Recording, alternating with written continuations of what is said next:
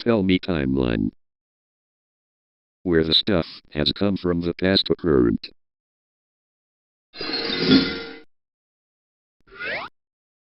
Back in January 12, 2004, the channel officially launched as FX289. On April 2005, rebranded as FX, aligning with the American FX network identity. On January 11, 2013, underwent a major rebrand to FOX, adopting the iconic global logo. On February 9, 2015, a new global presentation package was launched, and the channel's signature color was finalized as orange. And on July 1, 2021, after 17 years of broadcasting, Fox UK ceased operations. See you in MTV's YouTube channel timeline that I had to go through. Tell me timeline. Where the stuff has come from the past to current.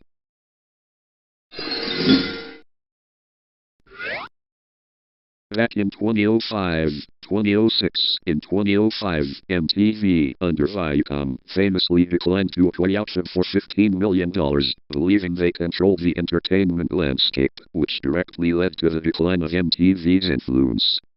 On 2006, 2010, MTV launched its official YouTube channel during this period, pivoting from a 24/7 music video channel to hosting clips from reality shows like Jersey Shore. On 2011-2015, as YouTube began eroding the relevance of music channels, MTV utilized its YouTube channel to host show clips, teasers, and some music content. On 2016-2020, the channel pivoted toward short-form content and highlights of major events like the MTV Moz to drive viral traffic. And on 2021-2026, by 2026, the MTV YouTube channel operates primarily as a promotional hub for reality TV, show highlights, and music-focused social media engagement, adapting to the user-driven content ecosystem that it originally ignored in 2005. See you in random OC lore timeline that I had to go through. Tell me timeline. Where the stuff has come from the past to current.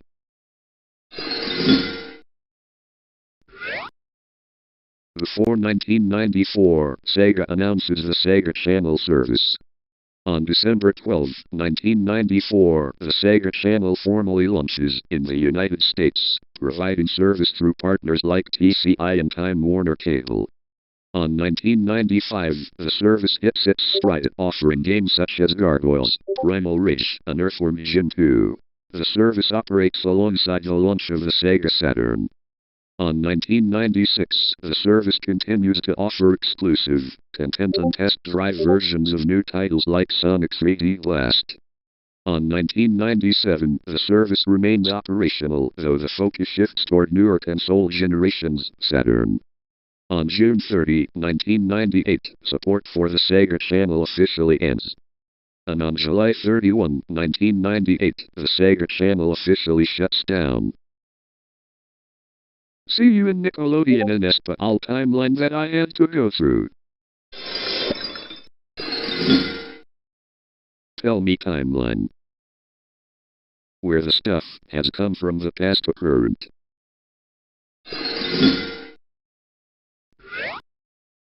Back in January 2023, Random OC Lore was released to the channel after the first final season of Random Elmo Lore before Season 5 comes out. The first one appeared in Random OC Lore was JGR, known as Jaden Gibson Roswell. At the start, this was firstly made on Microsoft Paint and Bandicam. And now, most parts, Flipaclip was used. By April 2023, JGR is taking a break from making Random OC Lore video parts after he made Jaden Band Server 2023. On January 2024, Random OC Lore is back for more video parts. On May 2024, JGR finally finishes Random OC Lore Season 1, along with the 2023 and 2024 video parts.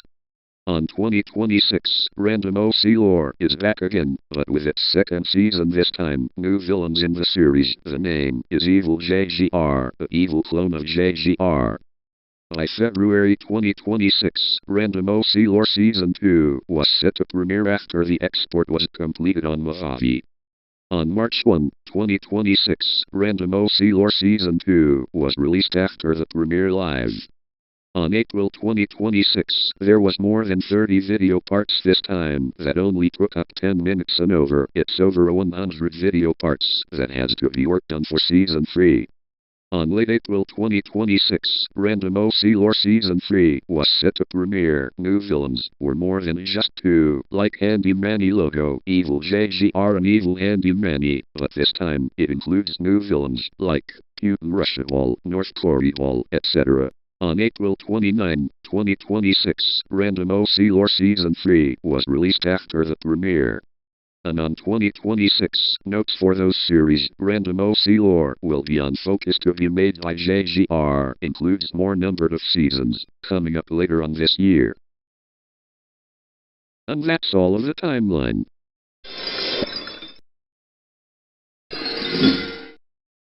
Tell me timeline. Where the stuff has come from the past to current.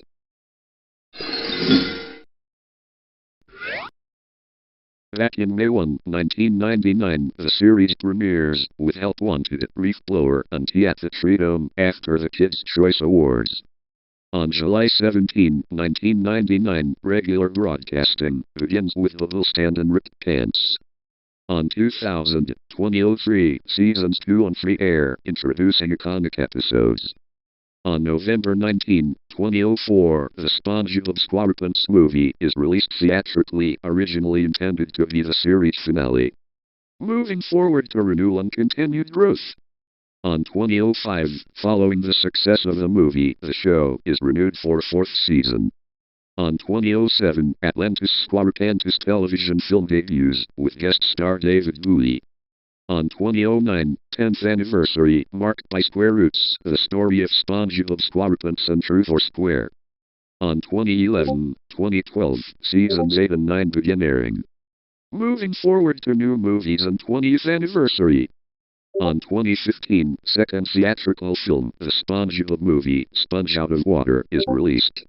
On 2017-2018, Seasons 10 and 11 run, with production returning to a focus on the classic style. On 2019, 20th anniversary, celebrated with SpongeBob's Big Birthday Blowout. On 2020, third movie, the SpongeBob movie, Sponge on the Run, is released on streaming/VOD. Moving forward to spin-offs, Modern Era and 25th anniversary. On 2021, spin-off series Camp Coral, SpongeBob's Under Years and the Patrick Star Show debut. On 2023, SpongeBob SquarePants presents The Tidal Zone, a crossover event, airs. On 2024, the franchise generates over $16 billion in merchandising revenue. On June 27, 2025, Season 16 premieres, making it one of the longest-running American children's animated series. And on 2026, the fourth theatrical film, the SpongeBob movie, Search for SquarePants, is scheduled for release. See you in the next one. Tell me timeline. Where the stuff has come from the past to current.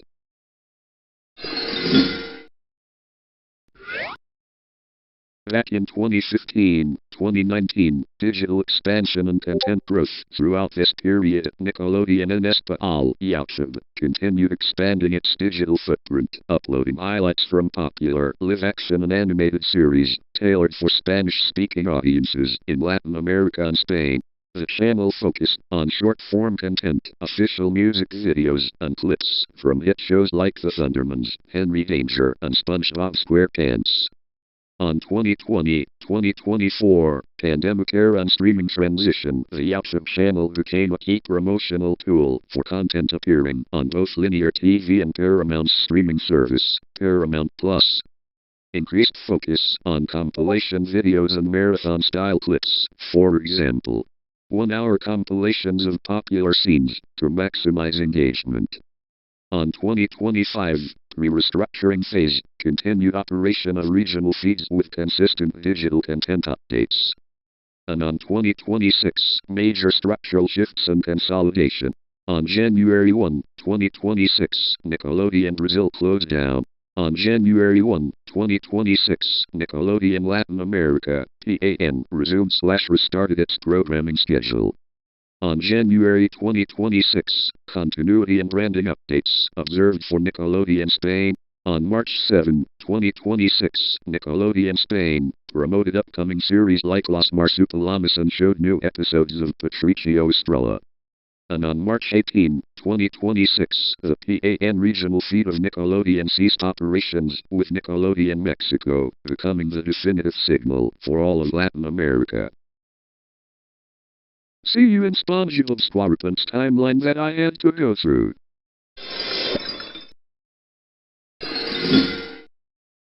Tell me timeline. Where the stuff has come from the past to current.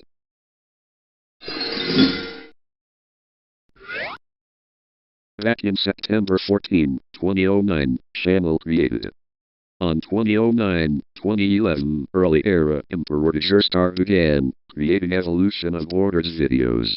These early, lower resolution videos focused on specific regions, for example, modern Israel, Egypt, and were often labeled as outdated or inaccurate as mapping techniques evolved. On 2012-2014 development, the channel gained traction by focusing on broader historical borders, improving the accuracy and style of the animated maps. On 2015, Breakthrough released Foundational History of the World Every Year projects, establishing a hallmark style of displaying changing borders, often from ancient times to the modern day. On 2016-2020, Growth and Complexity refined the History of the World series to include more frequent updates, year by year, and higher resolution mapping. The content began to define the mapping genre on YouTube. On 2021, Refinement continued producing high-quality mapping of historical empires and geopolitical changes. On September 2024, released a definitive, highly detailed version of the History of the World Every Year 3800 BC present, noting that vassals/protectorates are not generally shown and recognizing that it is impossible to have a 100% accurate simulation at that scale. And on 2025-2026 status, as of early 2026, the channel remains a pillar of historical mapping on YouTube with over 446k subscribers and over 144 million total views, serving as a primary repository for longitudinal historical visualizations.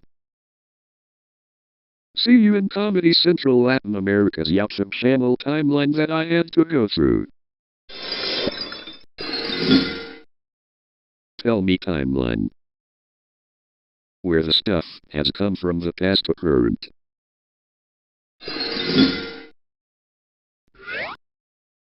Back in 2019, your Forger Love OS created her channel back then as an old channel. Later on, 2021, she moved on to her another channel, but this time a main one. The first video she uploaded on her current channel is Chicken Invaders Universe Lukim Exalter vs Christian F. During 2021, she uploaded shorts and videos, many of them were included. On 2021 or 2022, she renamed her channel from Lukim Exalter to Queen Alina Love OS. On May 4, 2022, Queen Alina Love OS's channel got falsely terminated. Later on May 2022, her channel is finally recovered from false termination. From 2022 to 2023, she uploads Friday Night Funkin' videos before uploading something different. On 2024, she uploads CS 1.6 content on YouTube as gameplay videos. On 2025, she renamed her channel from Queen Alina Love OS to Ahazaka Love OS. And later, on 2025, she renamed her channel again from Ahazaka Love OS to Your Forger Love OS. On 2026, she started to come back to upload more gaming content on her channel, but she also started making/uploading geometry-content since March 2026. Results as of May 2026. She has 1.05k subscribers, and she uploaded 217 videos, includes videos, shorts, and live streams. See you in the next one.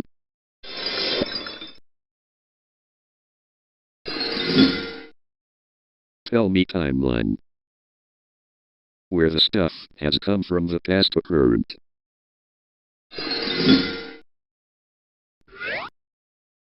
Back in 2014, 2016, local stand-up expansion. The channel established itself by heavily promoting Comedy Central Presenta stand-up with dedicated clips from Chile, Argentina, and Mexico. Content focused on bringing local comedians to a regional audience, highlighting popular routines. On 2017-2018, global hit integration. Increased focus on clips from global hits, dubbed or subtitled for the region, including South Park and Broad City. Experimented with compilation videos, such as Best Moments or Top 5 Clips. On 2019-2021, rebrand and digital shift. Following the February 2019 rebrand, the channel updated its graphics and content style to reflect a younger, web-native demographic. Enhanced focus on clips from drug history, Latin America, and localized content. On 2022-2024, the Paramount Plus era. The channel became a primary marketing feeder for Paramount Plus. Videos often included calls to action to watch full shows, like South Park or Acapulco Shore, on the streaming platform. Introduction of short-form shorts, content to keep up with YouTube algorithm changes. And on 2025-2026, current, high-volume animation and legacy comedy. On 2025, increased emphasis on nostalgic and adult animation, including special promos for Beavis and Butthead and Drawn Together. On 2026, as of May, the channel maintains a steady stream of content, functioning as a digital companion to the linear TV channel. Key content includes full-length stand-up segments, South Park clips, Home of South Park, and Rewind to the 90s promo spots. And 2026 content mix continues to highlight animated content, for example, Ugly Americans, and daily continuity highlights. See you in Luisito Comunica timeline that I had to go through.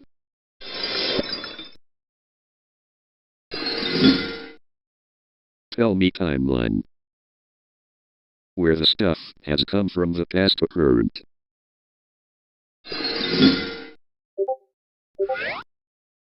Back in 1947-1949, early programs began with Lesbo Judas. On 1950s-1960s, introduction of Le Club du Judy, 1950, and Martin et Martin, 1951. On 1975-1987, TF1, following the creation of TF1, iconic shows included Les Visiteurs du Mercredi, 1975, Les Enfants, 1975, and Croque Vacances, 1980. Moving forward to the Club Dorsey era. On September 2, 1987, Club Dorsey launches on TF1, replacing earlier programming and introducing a new era of live variety skits, an anime hosted by Dorsey, Orion, Jackie, Clorvier, and Patrick. On 1988, Club Dorsey becomes daily, solidifying its dominance. On 1989-1994, peak popularity, featuring popular anime like Dragon Ball Z and Nicky Larson. On 1995-1997, declining ratings, increasing competition, and regulatory scrutiny led to the end of the show. On August 30, 1997, final broadcast of Club Dorsey. Moving forward to the TF/TFOU era. On September 1, 1997, TF. Jonas launches, replacing Club Dorsey and focusing on European animation and a more frantic pace without traditional live hosts. On 2000, launch of Foo FR, TF1's first children's website. On April 23, 2003, TFOU TV, a dedicated children's channel, launches on the TPS satellite package. On January 1, 2007, TF. Jonas is rebranded as TFOU on the main channel. On 2008-2010s, focus shifts toward popular IP like Dora the Explorer and new digital content. On January 8, 2024, scheduling changes. CTFOU split between TF1 and TFX during the week to make room for morning news. And on 2025-2026, Mercy Dorothy was broadcast on January 24, 2025, to high ratings, highlighting the lasting nostalgia of the era, while TFOU continues to air as the main youth block, holding roughly 10-20% market share. See you in your Forge Your Love OS timeline that I had to go through. Tell me timeline. Where the stuff has come from the past to current.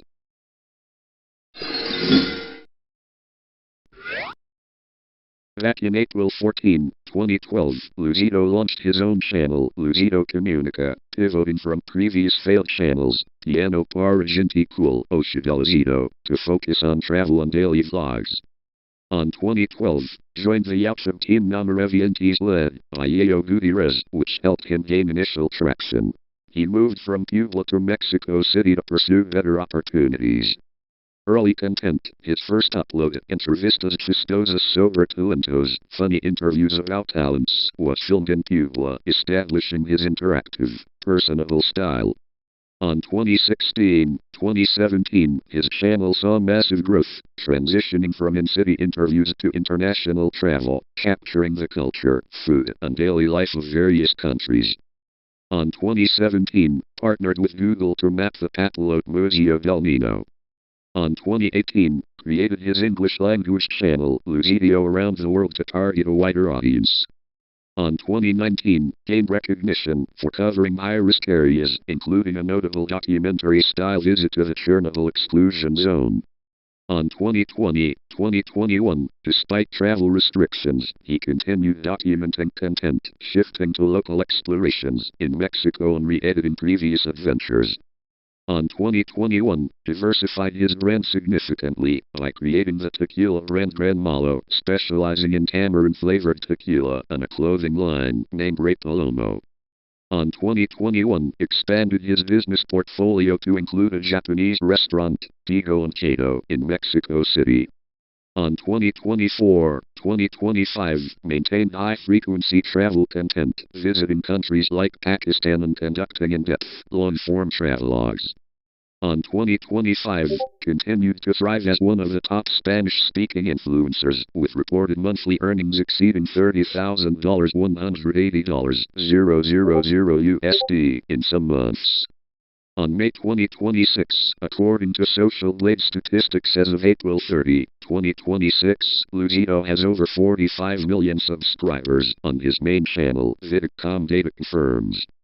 And on 2026 status, continues producing 90% long-form travel videos with a small percentage of Yautov shorts, focusing on high-quality storytelling and cultural deep dives. See you in Watch Mohocom timeline that I had to go through. Tell me timeline. Where the stuff has come from the past to current.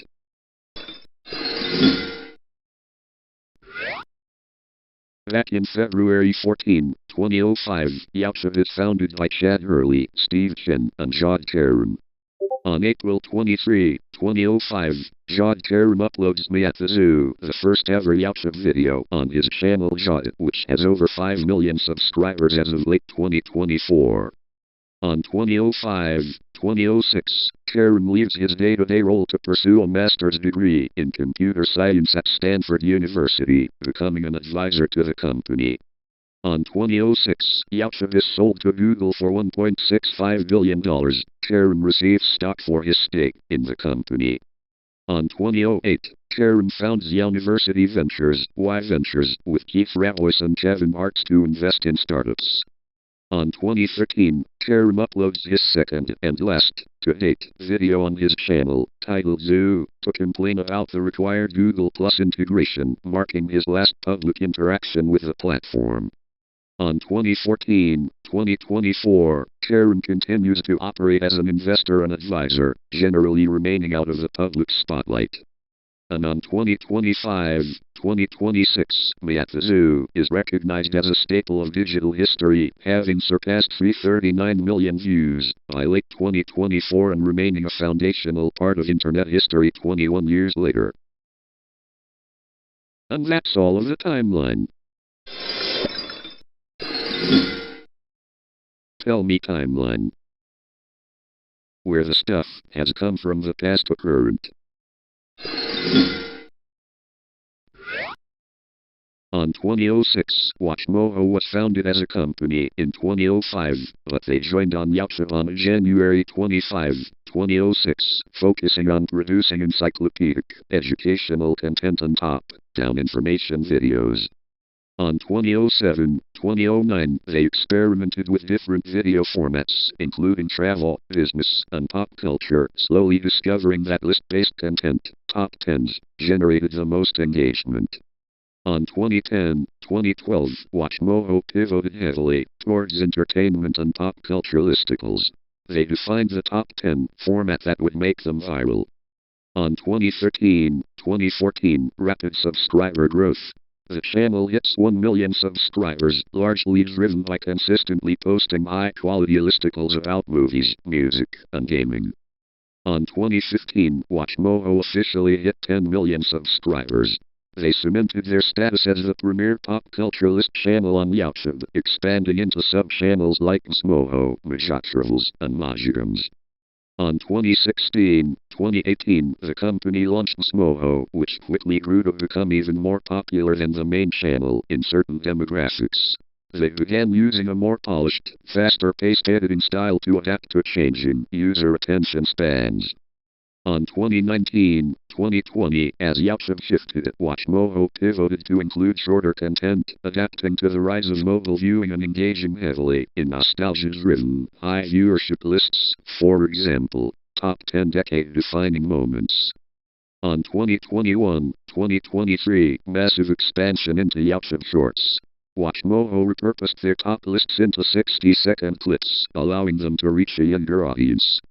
On 2024-2025, leveraging AI in production for faster scripting and editing to cover trending topics in real time. They began focusing on thematic timelines, for example, 30 most brutal deaths in history, WatchMojo TIMELINES. And on 2026, present, as of early 2026, WatchMojo remains a top YouTube staple, balancing their traditional long-form top 10s with rapid-fire shorts and AI-enhanced thematic documentaries, having transitioned from a 2006 blog-style media company to a 2026 multi-channel, short-form powerhouse. See, you enjoyed timeline that I had to go through. Tell me timeline. Where the stuff has come from the past to current.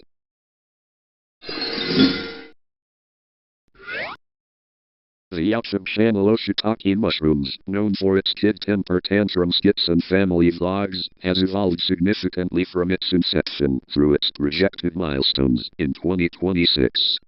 On 2006 to 2015, starting off the pre-channel era.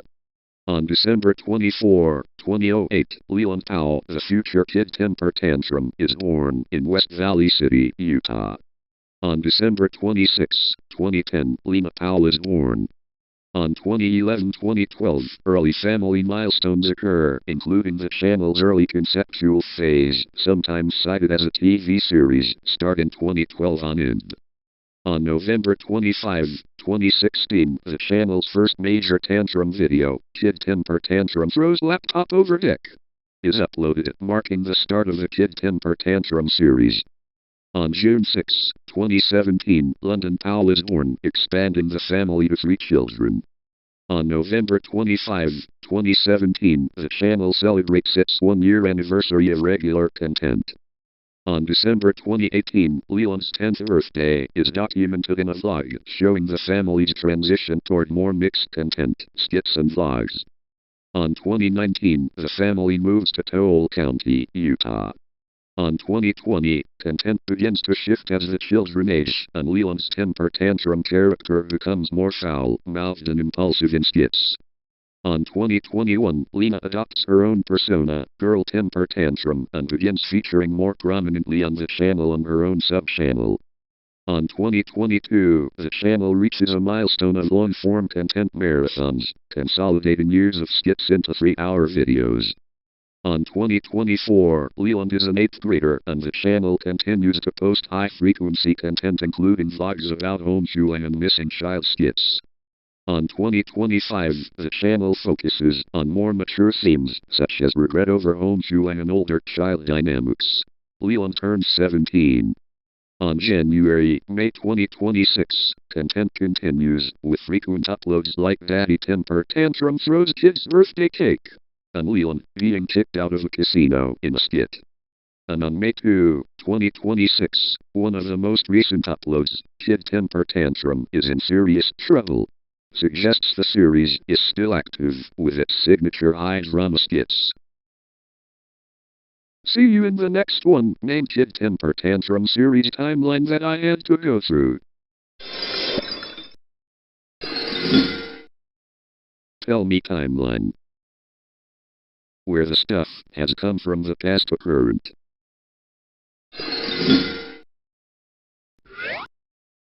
Back in 1980, the station officially changes its call sign from XEHL-TV to XEDK-TV. On 1980-1987, operates with early XEDK branding. On 1987-1994, various logo and branding updates occur during this period. On 1994-1997, known as the era Esper 6. On 1997, the station moves from analog channel 6 to channel 5, VHF. On late 1990s, 2010s, operates as part of the Televisa network structure. On 2016, the station transitions to digital, adopting Virtual Channel 9. On 2016-2020, the call sign changes from XEDK-TV to XEDK-TDT. On 2020-2022, Virtual Channel changes from 9 to 8. And on 2022-2026, as of 2026, XEDK-TDT continues to operate in the digital spectrum as part of Guadalajara's local network landscape. See you in that espresso timeline that I had to go through. Tell me timeline. Where the stuff has come from the past to current.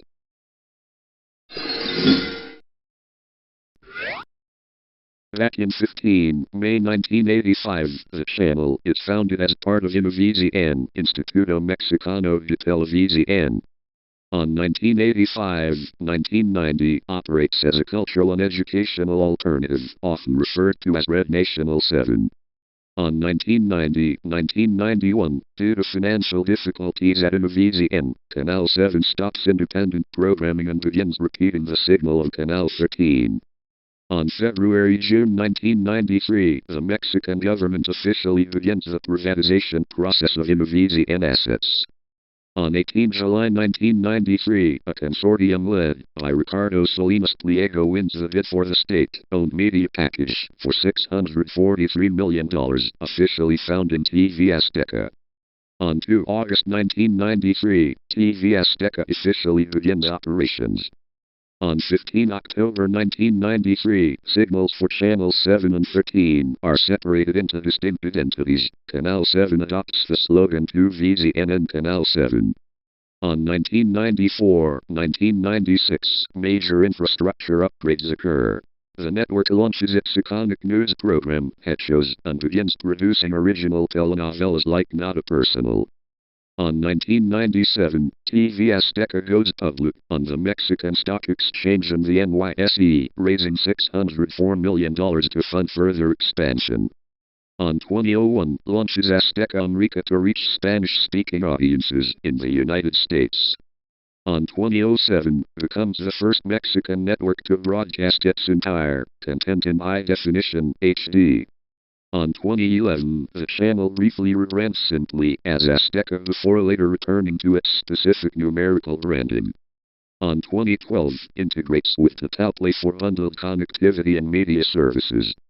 On 2015, a major rebranding updates the flagship channels to Azteca 7 and Azteca Uno. On 2017-2018, launches 8 Plus regional network and scales digital video offerings. On 2020-2024, navigates financial restructuring while shifting toward a digital-first strategy, including expansion into FAST channels and YouTube monetization. On 2025, Outlook prioritizes hybrid monetization and integrates AI-assisted production to reduce costs and production cycle times. And on 2026, focuses on high engagement, unscripted content, and selective sports rights. Official promos announce the return of major franchises like Mobile Suit Gundam Seed. See you in Oshitaki Mushroom's timeline that I had to go through.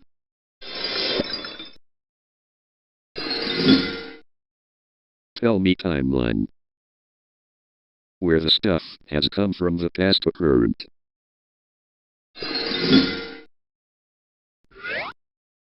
Back in 2013, early 2014, 3-channel/early days, while grounded videos were popularized by others in 2011, 2012, we first our 4000 video began, producing content in March 2014, with early videos often created via GoAnimate for schools.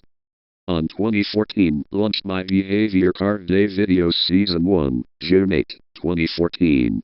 Posted I'm leaving GoAnimate for the night on July 28, 2014. On 2016-2017, active production of grounded videos featuring long-term punishments, for example, 636 years of grounding.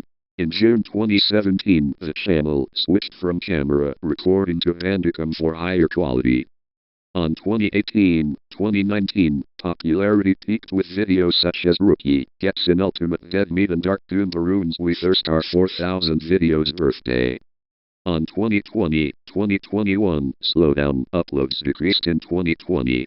In 2021, only one video was uploaded, The Microsoft Gang Reads Random Windows Errors Episode 20.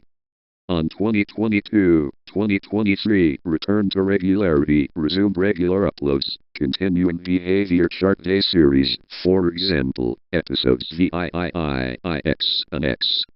On 2024-2025, continued producing high-numbered installments of Behavior Card Day, for example, Behavior Chart Day XII in September 2025. And on 2026, as of May 2026, the channel continues to be a staple in the GoAnimate grounded community, maintaining the formula established in 2014, with behavior card tropes continuing to be updated, such as the Behavior Chart Day series, often featuring complex, long-term punishments. And that's all of the timeline. Tell me timeline. Where the stuff has come from the past to current.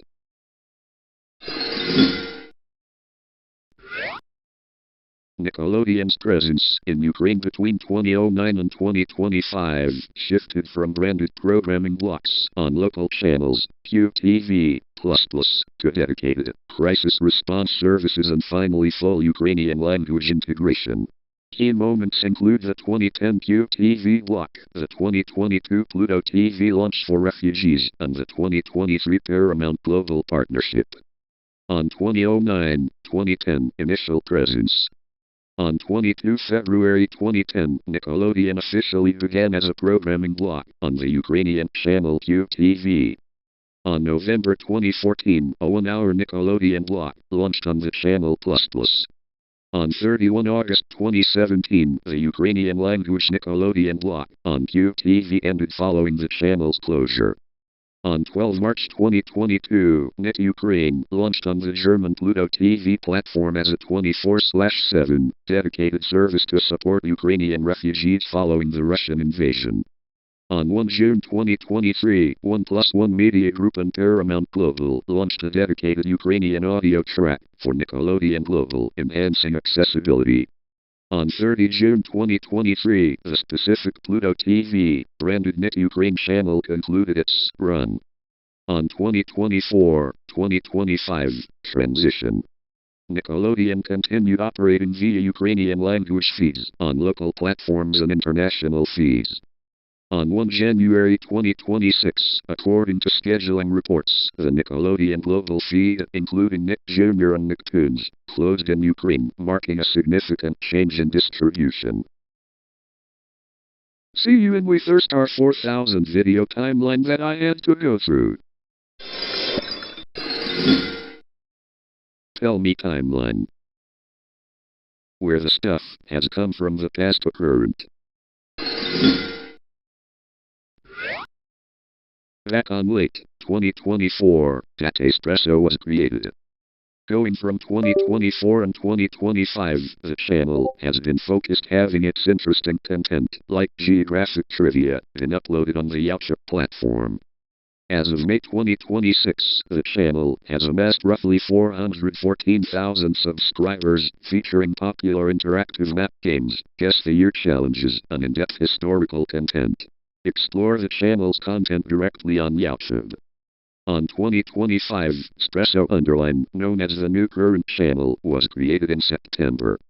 The Data Espresso channel, led by Christian Screen, focuses its 2025-2026 timeline on professional data strategy, migration consulting, and educational content, including a 2025 report with Matillion.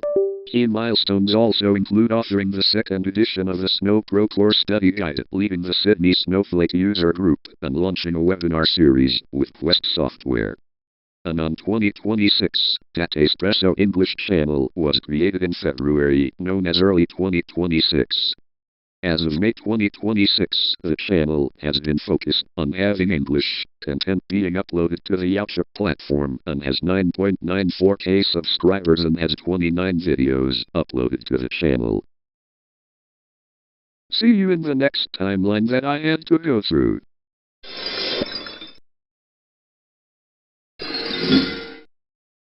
Tell me timeline. Where the stuff has come from the past to current.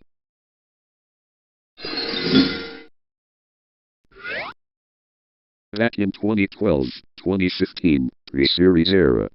While some sources like IMD list a 2012 start date, the channel's early content mostly consisted of family vlogs and miscellaneous clips rather than the structured Tantrum series. On 2016, the series begins.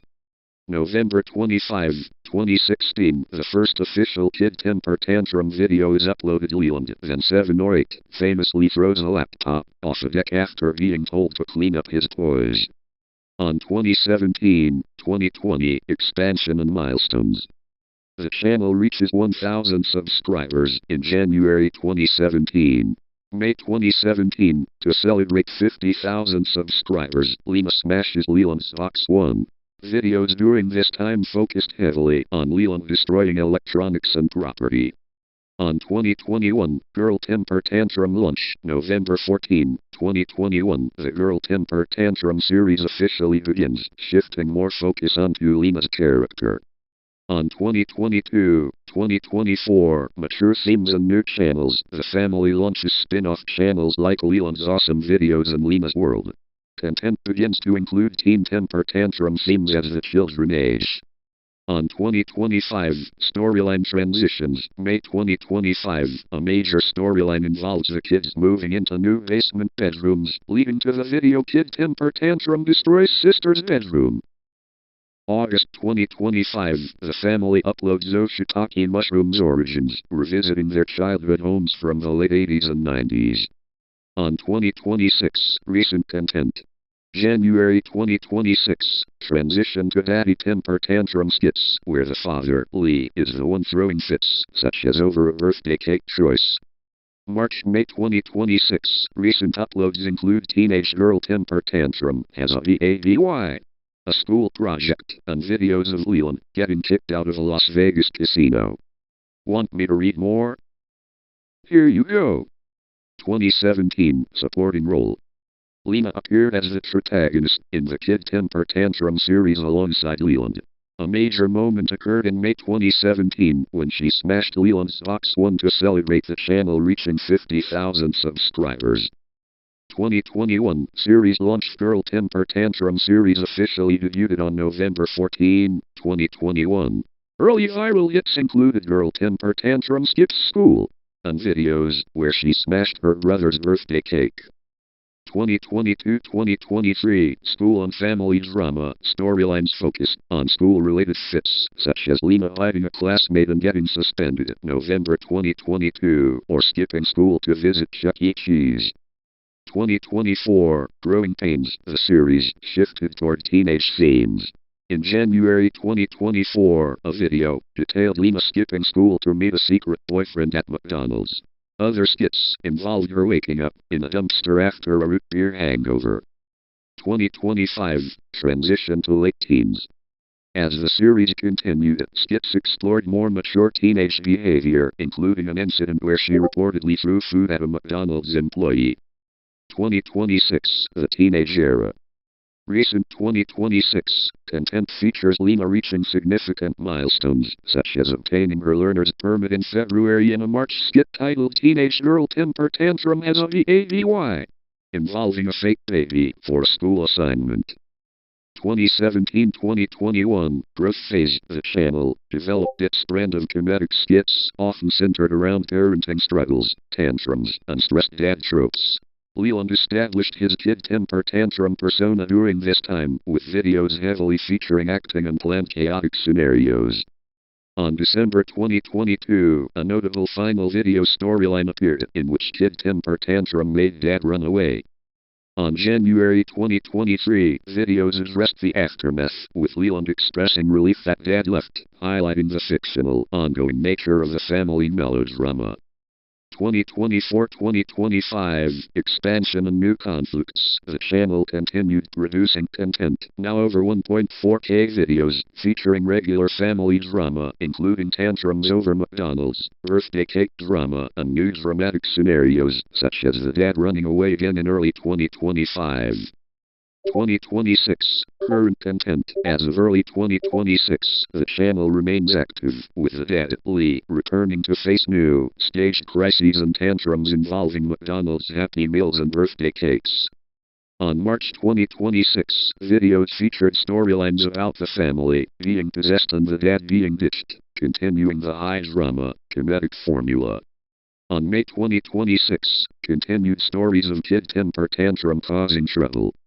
On 2022 Growth and School Skits, the channel focused heavily on school-related girl temper tantrums. A notable video in November 2022 featured London, the youngest sister, hiding a kid at school, resulting in her being sent home. Additional skipping school skits were popular during this time, often featuring Lena. October 2025, a video titled Girl Temper Tantrum SNEHAS Out of House for Pop Demon Hunter's Party was released, indicating new, more complex storylines. See this video from Oshitaki Mushrooms. On 2026, those series continued to be focused to be made. And finally, Kid Temper Tantrum at 3 a.m. Don't order DoorDash at 3 a.m. April 2025, Leland and the family deal with an evil twin following a late-night delivery. Kid Temper Tantrum sneaks out at midnight. July 2025, Leland sneaks out, breaks London's trophies, and demands McDonald's. Tube Slide Challenge, August 2025, a video addressing rumors about disappearing after going down a slide at 3 a.m. Kid Temper Tantrum regrets going back to school. August 2025, this video highlights the exhaustion of daily morning struggles, often starting in the very early hours. On to major series updates from 2025 to 2026. On February 2026, Leland stole his parents' credit card to buy 50 Happy Meals. And on April 2026, a major skit featured Leland traveling to Las Vegas to gamble and getting caught. And that's all of the timeline. Tell me timeline. Where the stuff has come from the past to current.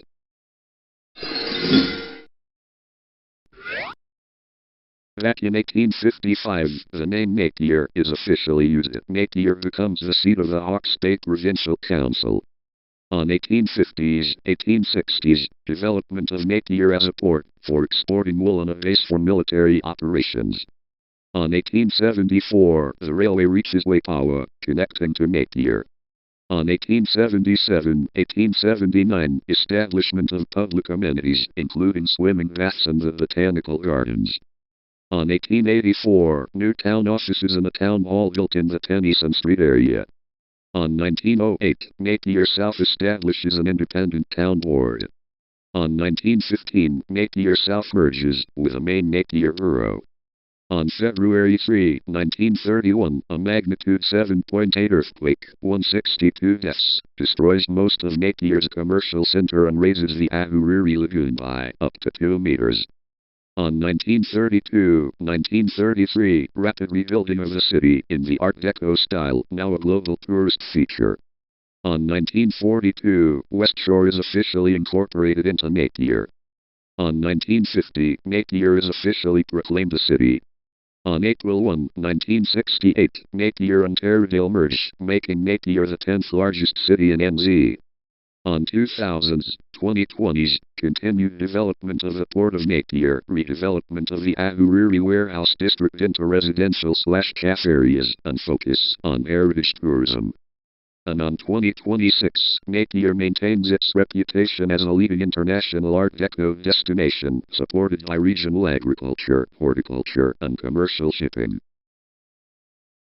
And that's all of the timeline. Tell me, timeline, where the stuff has come from the past to current.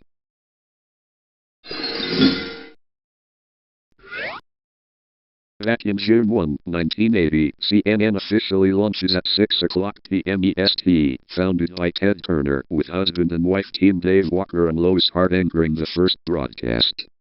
On 1980, initially criticized and nicknamed the Chicken Noodle Network, it covers major early stories including the Mount St. Helens eruption and the 1980 presidential election. On 1981, CNN gains credibility with exclusive coverage of the attempted assassination of President Reagan. On 1982, launch of Moneyline, later Lou Dobbs Tonight, and Crossfire. On 1983, Ted Turner buys the struggling satellite news channel, eliminating his main competitor. On 1986, CNN is the only network to broadcast the Space Shuttle Challenger disaster live. On 1987, launch of Larry King Live, which becomes a cornerstone of the network's primetime programming. On 1990-1991, CNN becomes the go-to source for the Gulf War, delivering live, round-the-clock coverage, including bombing raids from Baghdad. On 1991, the CNN effect is coined, suggesting real-time 24-hour news coverage impacts foreign policy decisions. On 1992, CNN solidifies its position as the primary source for breaking global news. On 1995, launch of CNN.com, expanding into digital news. On 1996, Time Warner acquires Turner Broadcasting System, bringing CNN under a larger corporate umbrella. CNN-FM and CNN-SI are launched. On 2001, extensive coverage of the disputed 2000 U.S. presidential election and the 9/11 terror attacks. On 2001, longtime anchor Bernard Shaw retires. On 2003, coverage of the Iraq War, facing increased competition from Fox News, launched 1996, on MSNBC. On 2005, live coverage of Hurricane Katrina, demonstrating in-depth reporting. On 2011, extensive coverage of the Arab Spring and the death of Osama bin Laden. On 2013, CNN expands focus on documentaries and original series, reducing reliance solely on breaking news. On 2017-2019, CNN is frequently in the spotlight due to tense public interactions with the Trump administration, highlighting its political coverage role. On 2018, AT&T completes its acquisition of Time Warner, renaming it Warner Media, which includes CNN. On 2020, extensive coverage of the COVID-19 pandemic and the 2020 U.S. election. On 2022, Warner Media merges with Discovery, Incorporated, creating Warner Brothers Discovery, WBD. On 2022, launch and rapid closure of the streaming service CNN+. On 2023-2024, major restructuring of on-air talent and editorial direction under new management, focusing on restoring a straight news brand amid competition from cable and digital platforms. On May 2026, CNN reports the death of founder Ted Turner at age 87, covering the legacy of his 24-hour news vision. And on 2026, CNN continues to operate under Warner Brothers Discovery, leveraging its international bureaus and digital presence. See you in MSAgent, aka Green, timeline that I had to go through. Tell me timeline. Where the stuff has come from the past to current.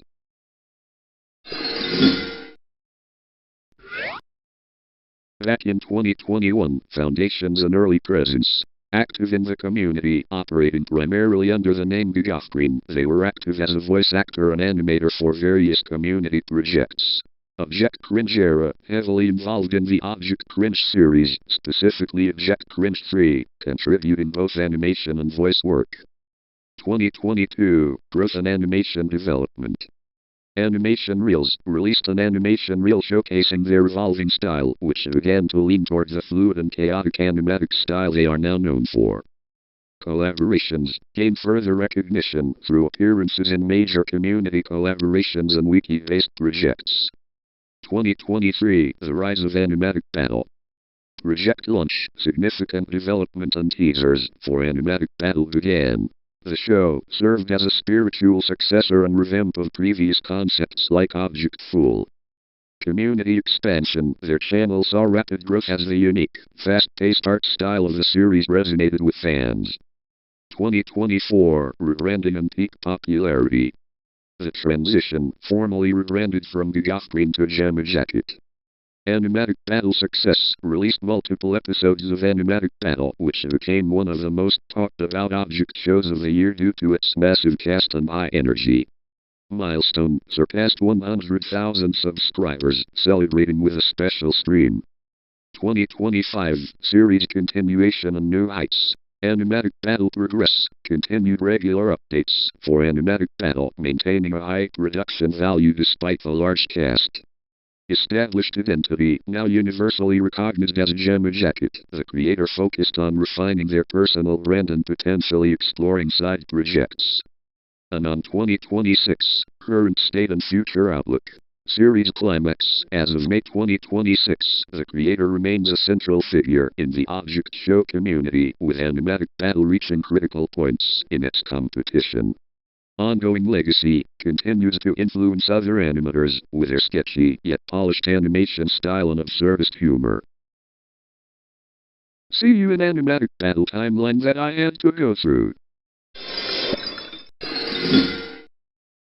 Tell me timeline. Where the stuff has come from the past to current.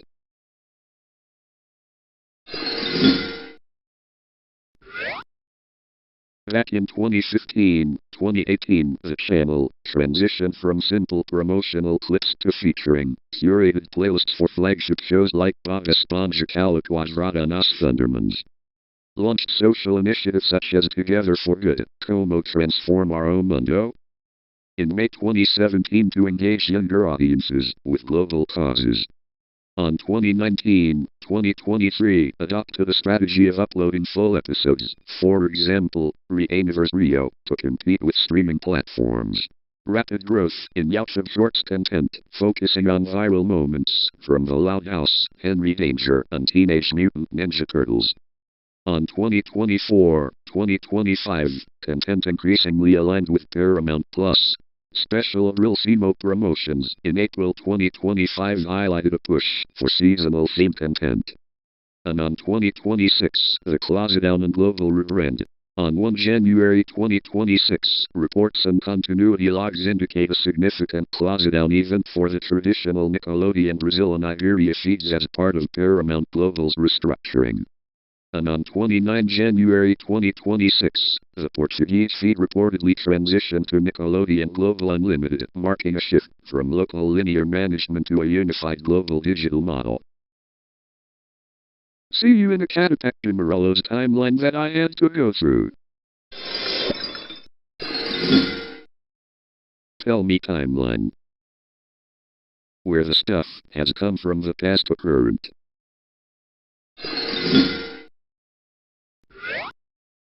On April 2022, Objectful, the first season and precursor to Animatic Battle, began its run. On 2023, Objectful concluded, setting the stage for the transition into a more structured series featuring the character Animatic as the host. On January 14, 2024, the first episode, M is for Magic, was released, featuring 64 contestants. On March 7, 2024, the second episode, Caffeination Day, premiered. On June 2024, writing for the original script of a future episode, initially planned as episode 3 or 4, was completed. On late 2024, production encountered delays. In October, Greenaguy announced a full rewrite of upcoming material to ensure higher quality. On January 14, 2025, the show celebrated its first anniversary with a special video revealing that audio editing for new content was underway.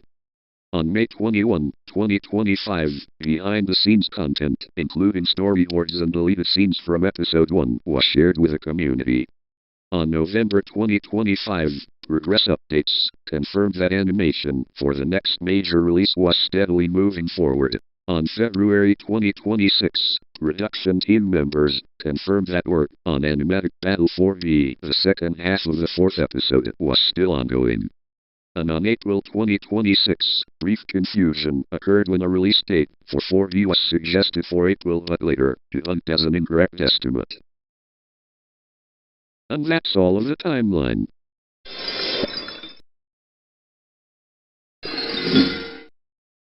Tell me timeline. Where the stuff has come from the past to current.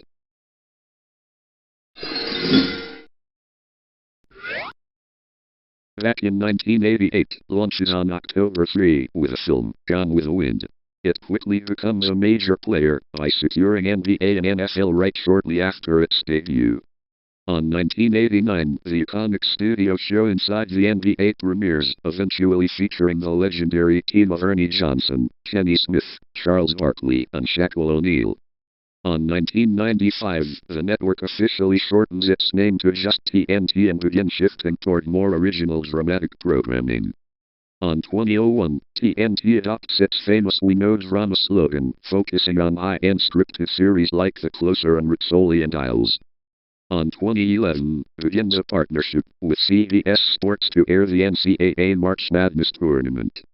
On 2014, signs a 9-year media rights extension with the NBA, valued at roughly $2.7 billion annually.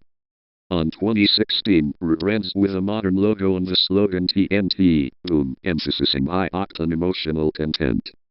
On 2021, secures broadcasting rights for the NHL, introducing NHL on TNT. On 2024, Warner Bros. Discovery officially rebrands its U.S. sports division as TNT Sports, unifying it with its international brands. On 2025, the current NBA deal expires. Despite legal challenges and matching attempts by WBD, the NBA moves forward with new partners NBC and Amazon for the 2025-26 season. And on 2026, in a landmark sub-licensing deal, TNT Sports continues to produce Inside the NBA to air exclusively on ESPN and ABC, starting with the 2025-26 season. The network maintains rights to the French Open and early rounds of the college football playoff to bolster its lineup. See you in Nickelodeon and Portuguese timeline that I had to go through. Tell me timeline. Where the stuff has come from the past to current.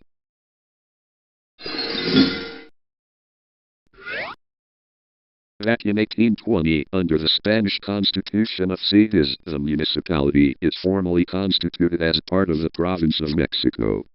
On 1824, following Mexican independence, Ecatepec is officially established as a municipality within the newly created state of Mexico.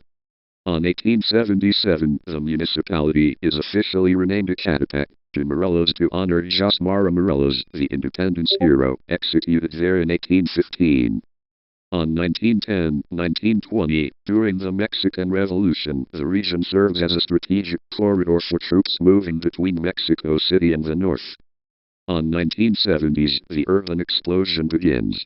Rural migration to the Valley of Mexico leads to exponential population growth, transforming agricultural land into dense residential zones. On December 1, 1980, the municipal seat, San Cristobal Ecatepec, is officially declared a city. On June 28, 1995, the Roman Catholic Diocese of Ecatepec is established, with the Sacred Heart of Jesus Cathedral as its seat. On 2010, Ecatepec reaches its peak as the most populated municipality in Mexico, with nearly 1.7 million inhabitants. On May 7, 2013, a major gas tanker explosion in the San Pedro Zalostoc neighborhood results in significant loss of life and property. On October 2016, the Mexicable, Mexico's first aerial cable car system for public transit, begins operations to improve mobility in the rugged hills of Ecatepec. On 2021-2024, local administration focuses on infrastructure and security, though the city continues to face challenges with poverty and crime rates. And on 2025-2026, Ecatepec remains a critical industrial hub and a keynote in the ongoing expansion of the Valley of Mexico transit network. And that's all of the timeline.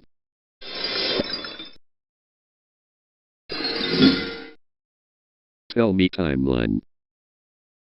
Where the stuff has come from the past to current.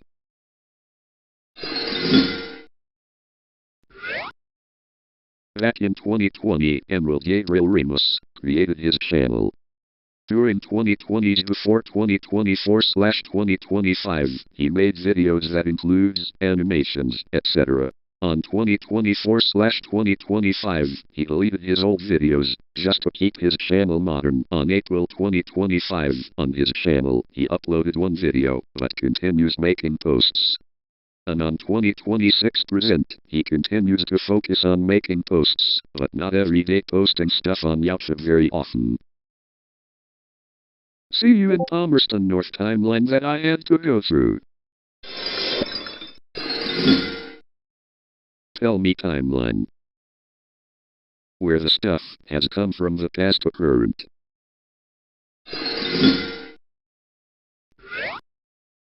Back in 1992, Cartoon Network launches on October 1 in 2 million homes, hosted by Droopy Dog.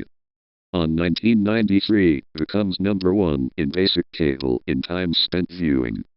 On 1994, premiere of Space Ghost Coast to Coast, the first original animated series, signaling a shift toward adult-oriented late-night animation. On 1996, launch of Dexter's Laboratory, the first of the major cartoons hit series. On 1997, premiere of Johnny Bravo, Cow and Chicken, and I Am Weasel. On 1998, the Powerpuff Girls debuts. On 1999, premiere of Ed, Edd n Eddy and Courage the Cowardly Dog. On 2001, launch of Samuel Jack and the Grim Adventures of Bully and Mandy. On 2004, Foster's Home for Imaginary Friends premieres. On 2005-2006, heavy focus on action with Ben 10 and Camp Laszlo. On 2007, Chowder premieres.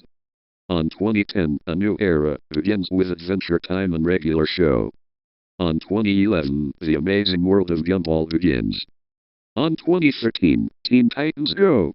Premieres, becoming a dominant force in scheduling.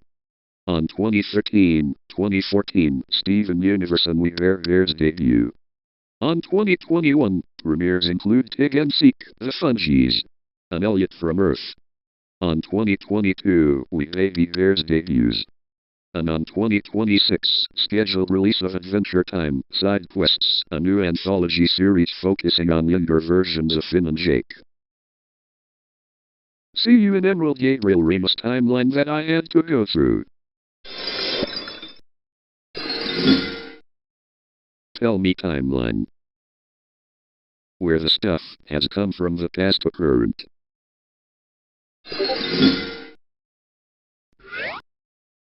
Back in 1866, official planning of the European settlement begins on land sold to the Crown. In 1864, first section sold in Wellington on November 9.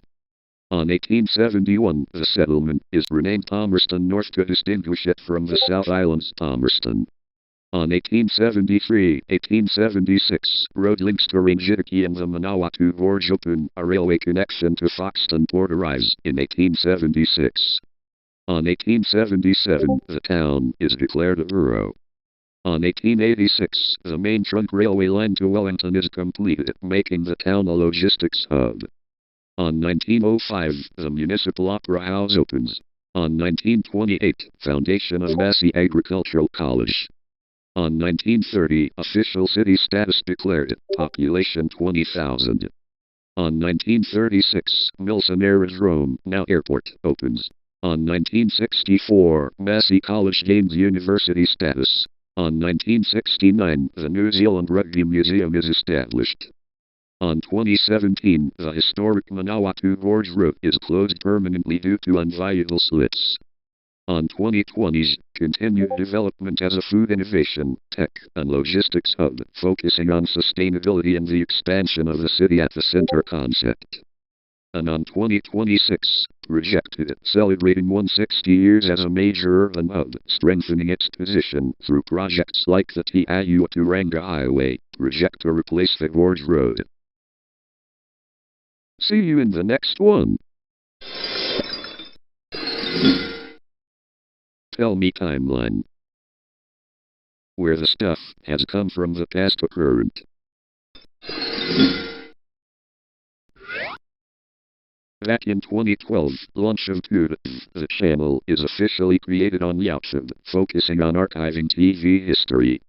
On 2015-2018 growth phase, the channel establishes its signature Toda Sexta S19H every Friday at 7 p.m. schedule for new chronologies. On 2021-2023, content diversification, expansion into bumper collections and detailed visual evolutions of major Brazilian networks like TV Globo and SBT. On 2025, remake focus, high engagement period, covering the remake of the classic telenovela Vale Tudo, 2025, analyzing fan literacy and media ecosystem changes. And on 2026, current status, the channel continues to serve a niche community of TV fans and archivists. Recent coverage includes the Trofeu Imprensa 2026 and upcoming super productions like the remake of Dona Veja. See you in Michael MJD timeline that I had to go through.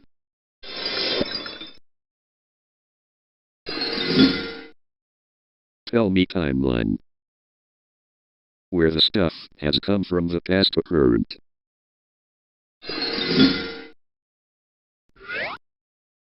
Back in 2010, launch, Michael MJD created his YouTube account on January 31, 2010.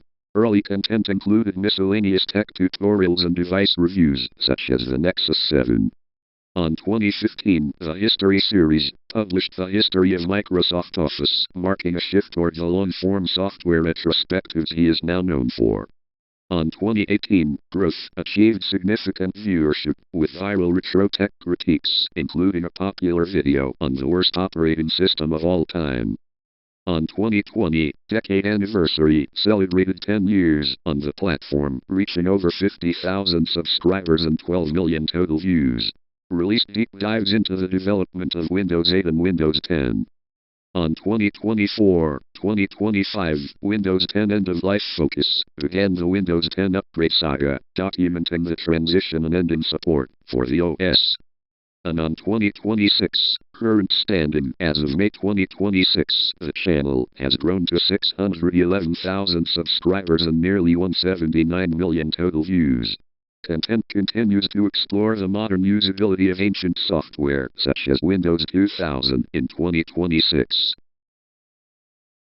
See you in Comedy Central Brazil's YouTube channel timeline that I had to go through. Tell me timeline. Where the stuff has come from the past to current.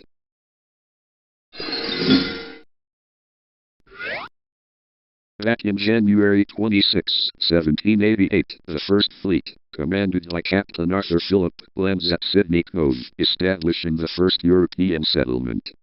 On 1790's Second Fleet arrives, an early colonial agricultural expansion begins. On 1829, the Swan River Colony, Western Australia, is established.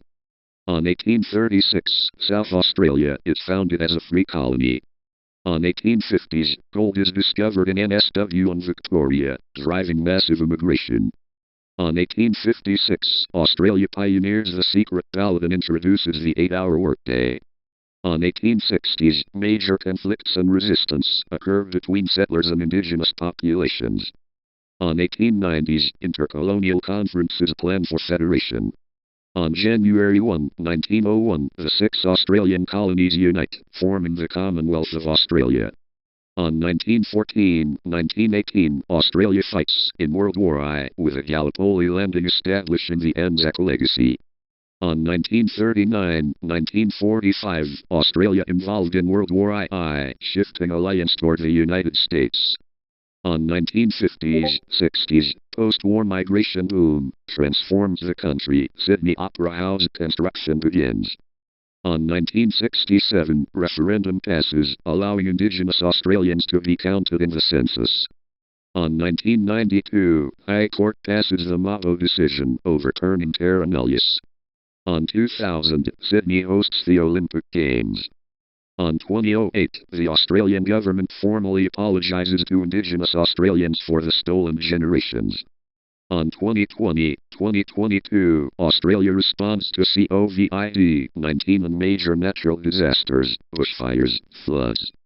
And on 2023-2026, continued focus on strengthening Indo-Pacific regional partnerships, renewable energy transition, and discussions on a voice to Parliament, with Australia continuing its role as a stable democracy in the Asia-Pacific region.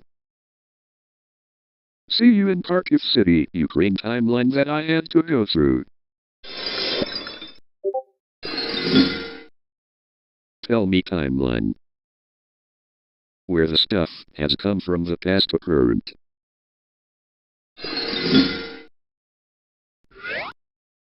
Back in 2014-2015, the channel heavily promoted local Brazilian stand-up specials and began curating clips from international hits with Portuguese subtitles.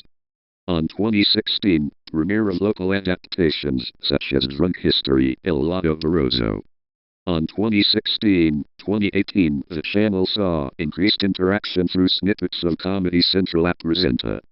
On 2019, the brand adopted a new global visual identity, updating its logo and font to Comedy Sans, specifically designed to improve short-form content on social media.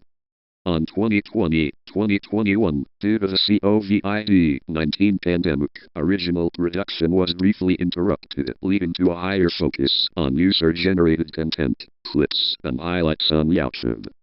In 2022-2024, focus on social media and streaming. The channel, identified as @ComediCentral, became a primary marketing tool for content also found on Paramount Plus, such as South Park, Todo Mundo Odia o Chris, and classic stand-up specials. On October 2025, Paramount Global confirmed the shutdown of linear channels in Brazil, including Comedy Central, effective December 31, 2025. December 2025, the channel began archiving its final broadcast moments and celebrating its library of content before the shutdown. And on 2026, shutdown and post-linear transition.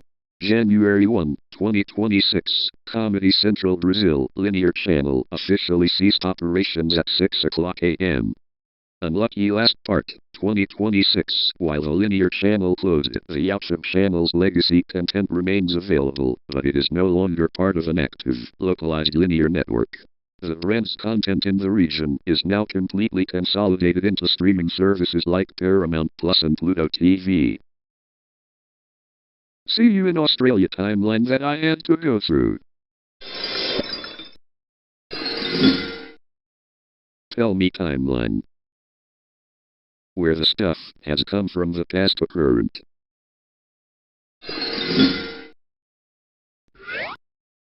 Antiquity, c. 575 BC, 3rd century AD, Greek traders established the settlement, followed by a Roman colony, Vigere, on the Via Domitia.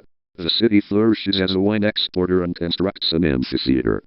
Medieval period, 5th-15th century, the city passes through Visigoth and Muslim rule, later becoming a key, albeit contested, trade hub. The devastating 1209 massacre during the Albigensian Crusade leads to a major, enduring rebuilding phase, including the St. Nazaire Cathedral. Early modern and modern, 1666-1900, Pierre-Paul Ric begins the Canal du Midi, 1666. Later, the 19th century railway and wine boom fuel a golden age, leading to grand architectural projects like the 1897 Arena. And one thing.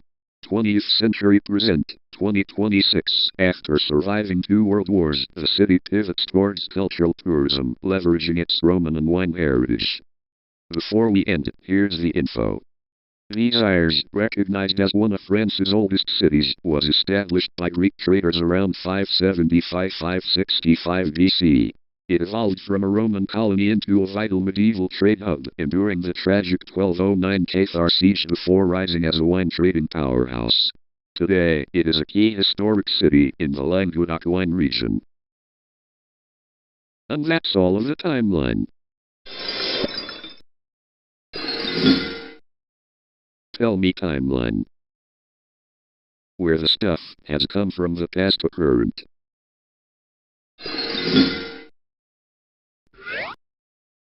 Back in April 1, 2000, official launch. Originally a programming block on Cartoon Network, starting in 1992, Boomerang launched as a 24-hour standalone digital cable channel. Its primary focus was the Hanna-Barbera and MGM archives, targeting the parents of the children watching Cartoon Network. On early 2000s, the channel operated commercial-free with a loop format, repeating 8-hour programming blocks 3 times a day. On 2005-2006, the channel introduced Boomeroyalty, a weekend block dedicated to a specific character of the month. On 2010, the iconic checkerboard logo, similar to Cartoon Network's, was slightly updated, removing the outer border to align with its parent network's brand refresh.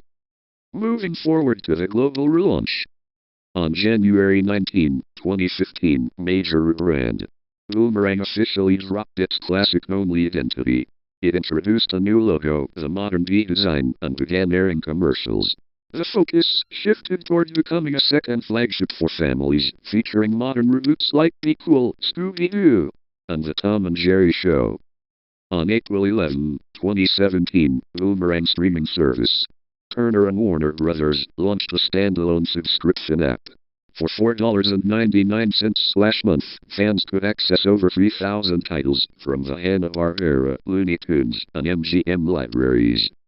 On 2018-2021, the channel began integrating more modern Cartoon Network reruns, such as The Amazing World of Gumball and Teen Titans Go, moving further away from its 1950s/60s roots.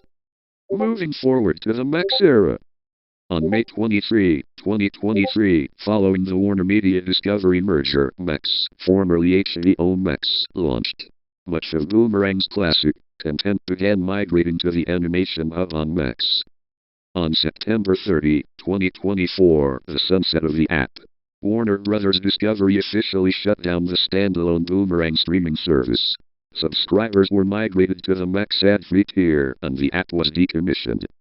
And on 2025-2026, the Boomerang linear cable channel continues to broadcast, though its reach has declined from a peak of 47 million households, 2019, to roughly 25 million as of late 2025. It now serves primarily as a destination for legacy animation and modern reboots, while the deepest archival vault lives on Max. See you in the next timeline, and we will give the Cosmic Fanatic 74 timeline update.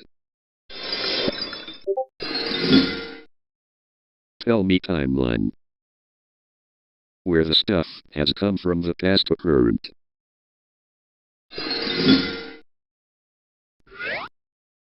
Back in 1654, Kharkiv is founded at the confluence of the Kharkiv and Lapan rivers. On 1656, the first written mention occurs in a Tsar's decree regarding fortifications. On 1654-1765, functions as the regimental center for the Kharkiv regiment within the Russian Tsardom. On 1689, construction of the Church of the Intercession, which remains a landmark. On 1765, the Cossack regimental system is abolished. The town becomes the capital of the Slobodka Ukraine Governorate. On 1805, Kharkiv University is established, sparking a cultural and scientific boom.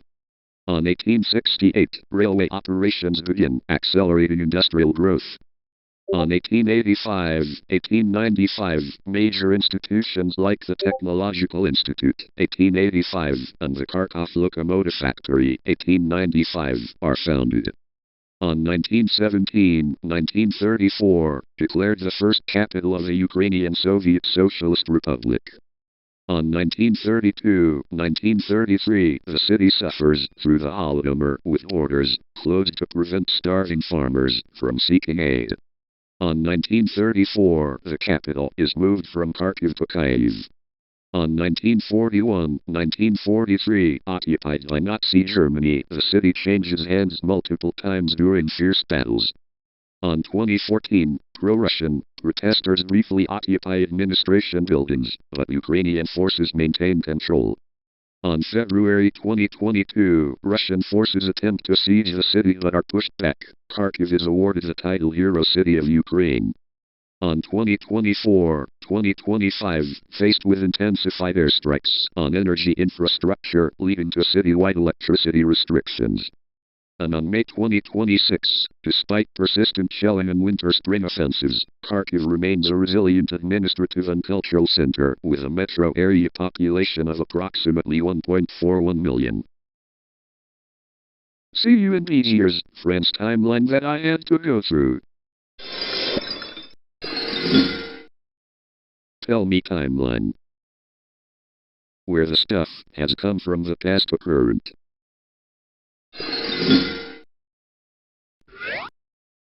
Let's read out the previous lines again, but rename one. Back in 2018, Nikos Akanikitos channel was created.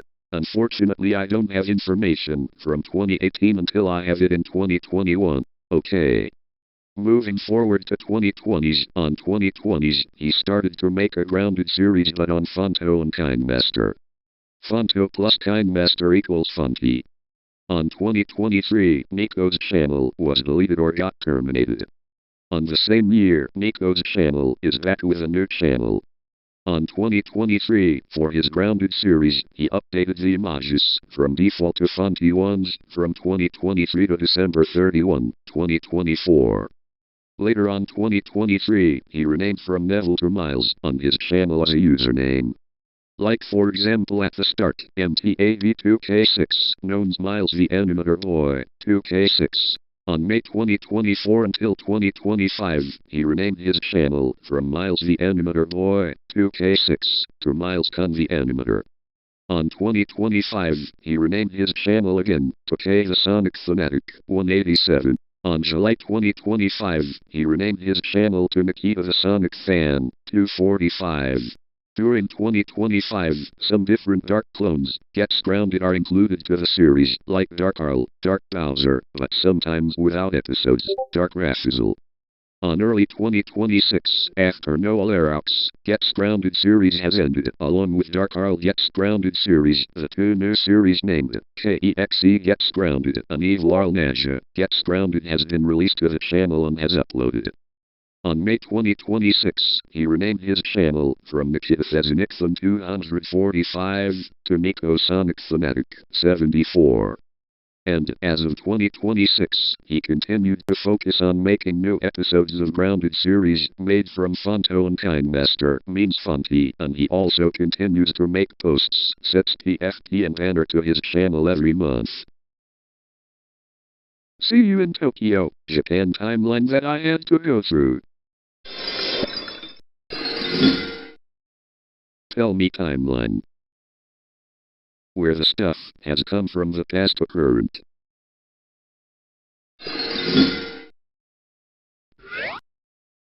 Back in 2014, Fake Elmo's arrival. From 2014-2016, Fake Elmo looked new until then. On 2017, Fake Elmo's mouth got bitten by a dog when Jaden is at school. Later on 2017, Fake Elmo's mouth is fixed. On 2021, Fake Elmo turned himself to evil, starting doing bad stuff. On 2022, like how many Fake Elmo escapes the fake cell? Over 100 times. On 2023, Fake Elmo stopped being roleplayed starting May 2023 until September 2023. On 2024, since 2022, Fake Elmo appeared so many animated videos, for example, Fake Elmo's Ground Venture, random videos, and more.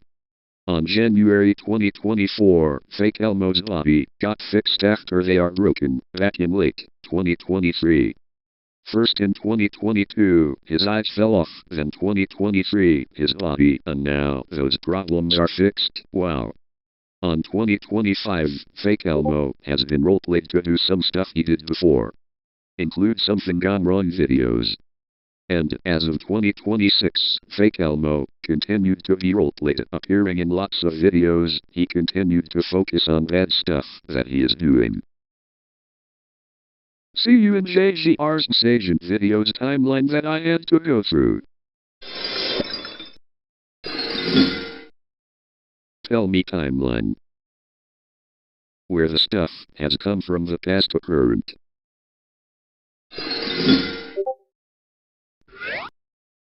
Back in late 1100s. On 1180, the name Ado first appears in records, referring to a fortified manorial center. On 1457, Odoakan builds the original Ado castle, recognizing the strategic value of the site. On 1603, Tokugawa Ieyasu establishes the Tokugawa shogunate. Ado becomes the de facto political center of Japan, while the emperor remains in Kyoto. On 1657, the Great Fire of Miriki destroys 60–70% of the city. The subsequent rebuilding leads to a more organized urban layout. On 18th century, Ado becomes the first city in the world to reach a population of over 1 million people. Moving forward to the Meiji Restoration and Modernization. On 1868, the emperor moves from Kyoto to Edo. The city is officially renamed to Tokyo. On 1872, Japan's first railway opens between Shimbashi, Tokyo, and Yokohama. On 1889, the Tokyo City Municipality is officially established. On 1914, Tokyo Station opens, serving as the gateway to the modernizing nation. Moving forward to the disaster and recovery. On 1923, the Great Kanto earthquake strikes. Fires fueled by wooden houses level half the city and kill over 100,000 people.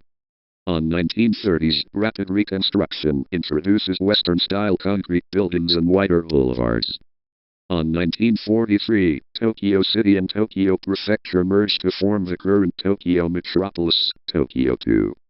On 1945, Allied firebombing of Tokyo, Operation Meeting House, destroys vast swaths of the city.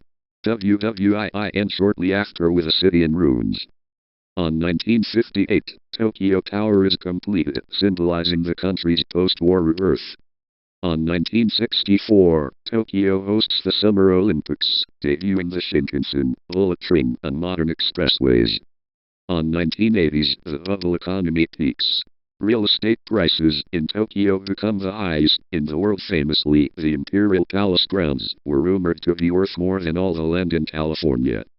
On 1991, the iconic Tokyo Metropolitan Government Building in Shinjuku is completed. Moving forward to the 21st century and beyond. On 2012, the Tokyo Skytree opens as the world's tallest freestanding broadcast tower, 634 m. On 2021, the delayed Tokyo 2020 Olympics are held under strict COVID-19 protocols, showcasing the city's adaptability. On 2023, completion of the Azabute Hills District, featuring Moriyama Tower, Japan's tallest building until 2027. On 2024-2025, major focus on sustainable I-City Tokyo, Sushi Tech Tokyo, emphasizing green hydrogen energy and urban tech startups. And on 2026, Tokyo remains a global leader in AI integration, with a smart city initiative fully digitizing administrative services and optimizing the world's most complex transit network for over 37 million people in the greater Tokyo area. See you in the next one.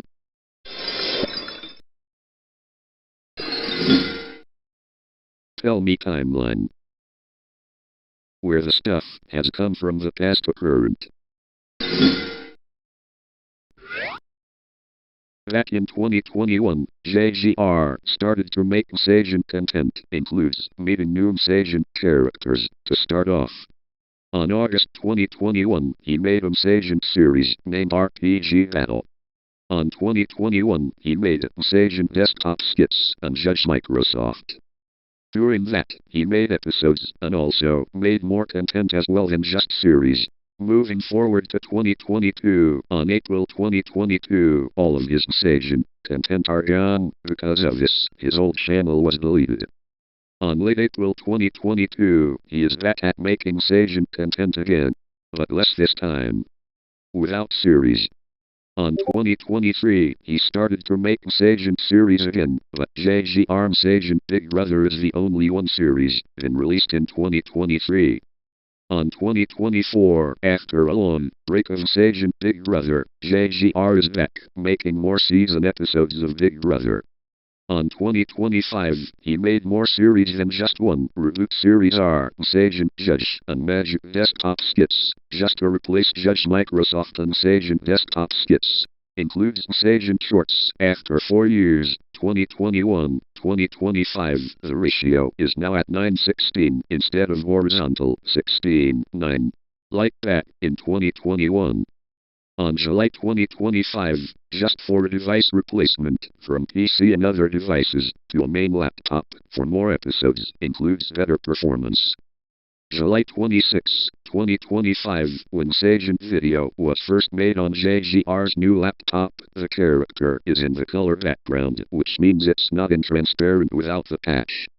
And on 2026, he continues to focus on making new MSAgent content, shorts, etc.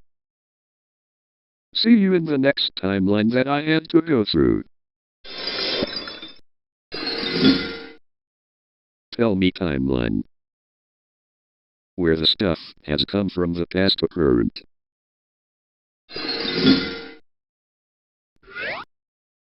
Back in 2024, JGR made a first logo history video, starting off with KFC. On 2024, he will be uploading logo history videos per day. Key features are 1 FPS on video while on YouTube, 6 FPS. Starting 2025, logo history videos will be animated. Key features are changing the FPS from 1 to 12, having the original ones updated and stay up to date. On late 2025, logo history now has its intro first, then historical parts. That means it will be edited on YouTube Create Mobile. And on 2026, he continues to focus on making logo history videos per day, animating the movement selections, and that is pretty much it. See you in JGR item history timeline that I had to go through. Tell me timeline. Where the stuff has come from the past to current.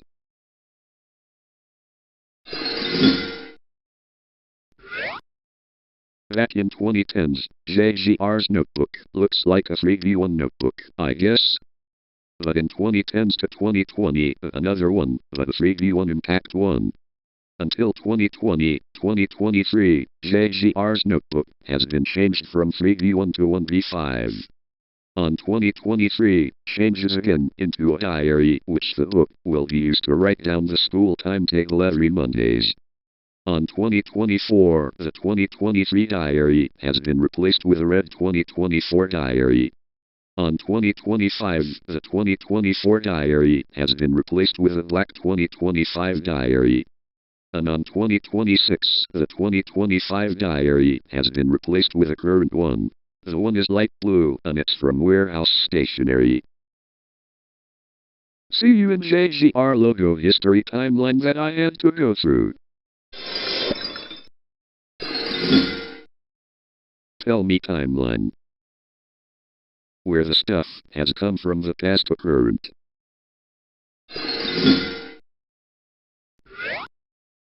Back in 2024, JGR made a first item historical video, starting off with TVNZ, known as Television New Zealand.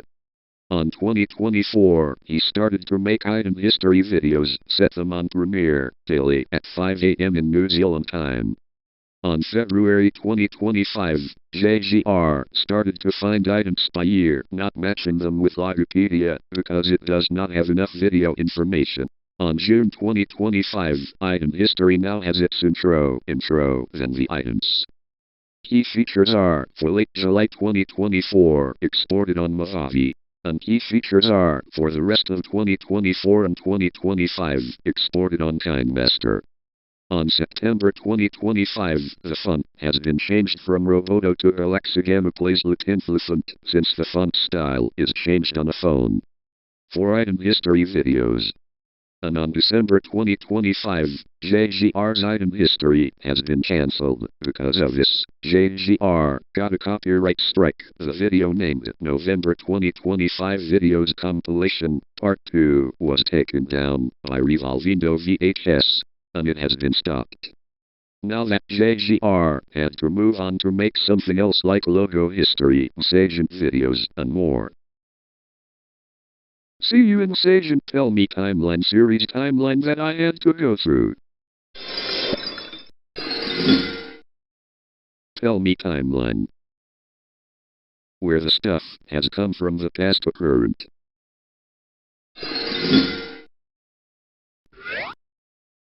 Back in March 2026, JGR started to make Tell Me timeline videos, starting off with JGR's previous channel.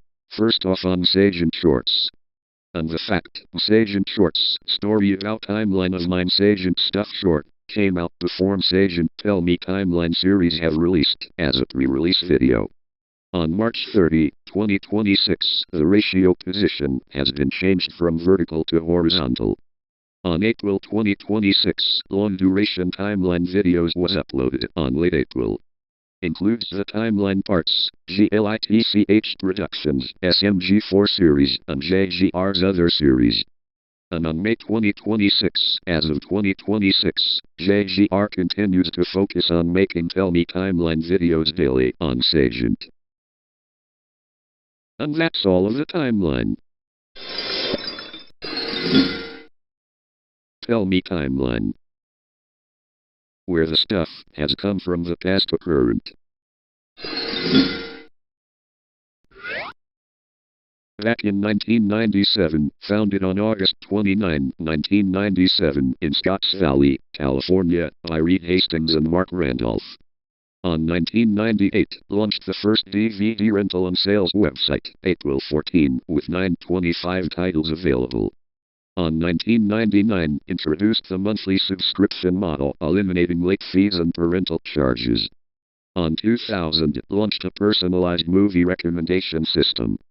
On 2002, completed IPO, NASDAQ, NFLX, at $1 per share. On 2003-2006, expanded DVD library and subscriber base, solidifying the subscription by mail model. On 2007, launched Watch Now streaming service, allowing members to instantly watch content. On 2008-2010, partnered with consumer electronics companies to stream on Xbox 360, Blu-ray players, and TVS. On 2010, launched streaming in Canada, the first international expansion. On 2011-2012, shifted focus to original content, started streaming in Latin America and Europe. On 2013, released first major original series, House of Cards, changing the model to on-demand binge-watching. On 2016, expanded, becoming available in over 190 countries, and fully moved to cloud computing, AWS. On 2018, won first Academy Awards, for Icarus and Roma. On 2019, joined the Motion Picture Association of America, MPAA.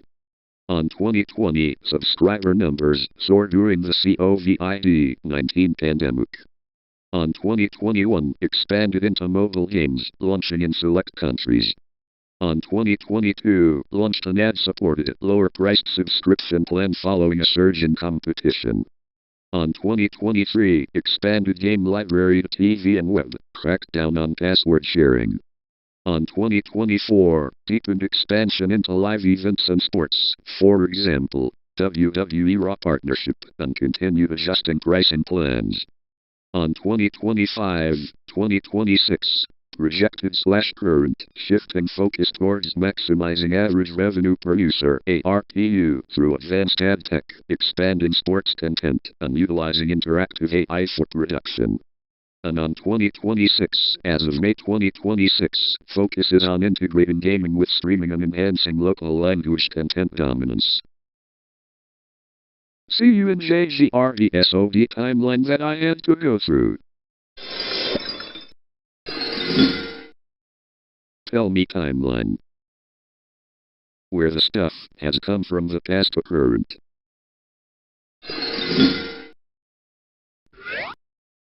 Back in 1874, the San Xavier Reservation is established by executive order. On 1882, the Gila Bend Reservation is established. On 1916-1917, the Maine Sells Reservation, now the Maine Tohono O'odham Reservation, is established by President Woodrow Wilson. On 1930s-1940s, intense groundwater pumping by non-indigenous farmers causes water scarcity and changes the region's agricultural landscape. On 1937, the tribe, then known as the Papagos, adopts its first constitution. On 1970, the Tohono O'odham Utility Authority is created. On 1976, the U.S. government awards the nation $26 million for lost lands and restores mineral rights. On 1978, Florence Village is established as part of the nation. On 1986, the nation adopts a new constitution, changes its name from Papago to Tohono O'odham, and establishes a free branch government. On 1993, First Indian Gaming Compact signed with Arizona, converting Papago Bingo to Desert Diamond Casino.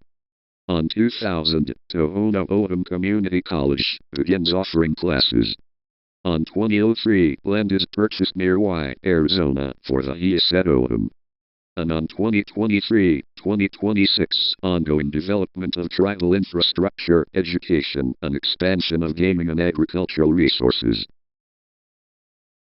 And that's all of the timeline.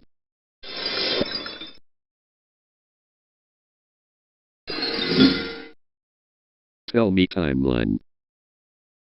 Where the stuff has come from the past to current.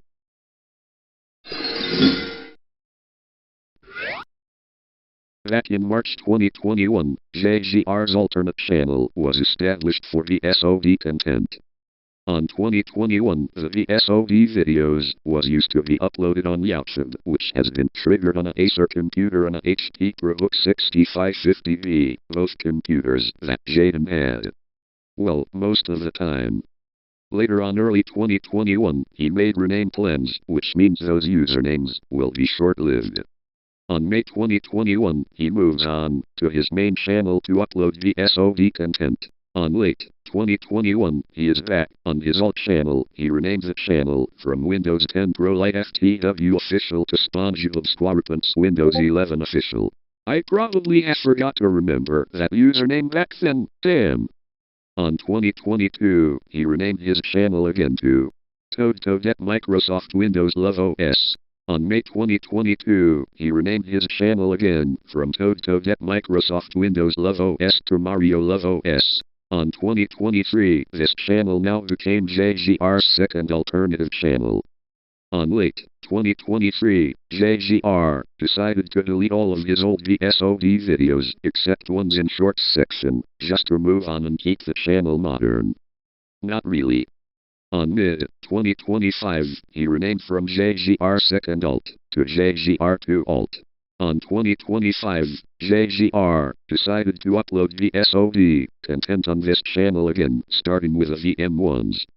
On December 2025, the Real VSOD Machine content are back again with new videos. Starting off, Tiny 7 VSOD includes Talenderline content on JGR's old laptop named HT ProBook 6550B. On January 2026, he made the first VSOD of the year on this channel, but a Mojave Crash 1.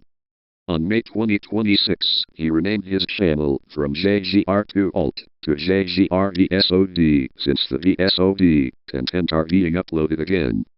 On 2026, as of April and May 2026, he continued to focus on making VSOD content on HP ProBook 6550B, Pavilion DV2, HTZ 400 workstation, and finally, his main laptop, ASUS Gaming F16.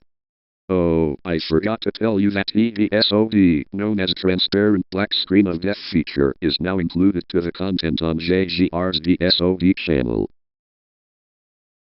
See you in Tohono O'odham Nation Reservation, Arizona timeline that I had to go through. Tell me timeline.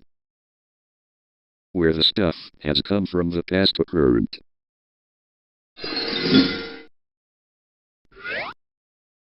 Back in 2018-2021, Alumnist's later work retrospectively covers this period, specifically analyzing the rapid-fire references in Battle for the FDI episodes like the FV-115. On 2022-2024, this period saw the channel rise to prominence with detailed breakdowns of TPOT and the return of the FDIA, Battle for Dream Island again. Her video EVERY reference in the FDIA 14, August 2024, is a key example of this era. On 2025, major releases included breakdowns for TPOT 15, January 2025, which highlighted numerous Mario and community-led references. And on 2026, as of early 2026, the channel continues to be a central hub for the community, recently releasing an Object Show Roundup 2026 intro, which features updated production values and new collaborations. See you in West Bank, Palestine timeline that I had to go through. Tell me timeline. Where the stuff has come from the past to current.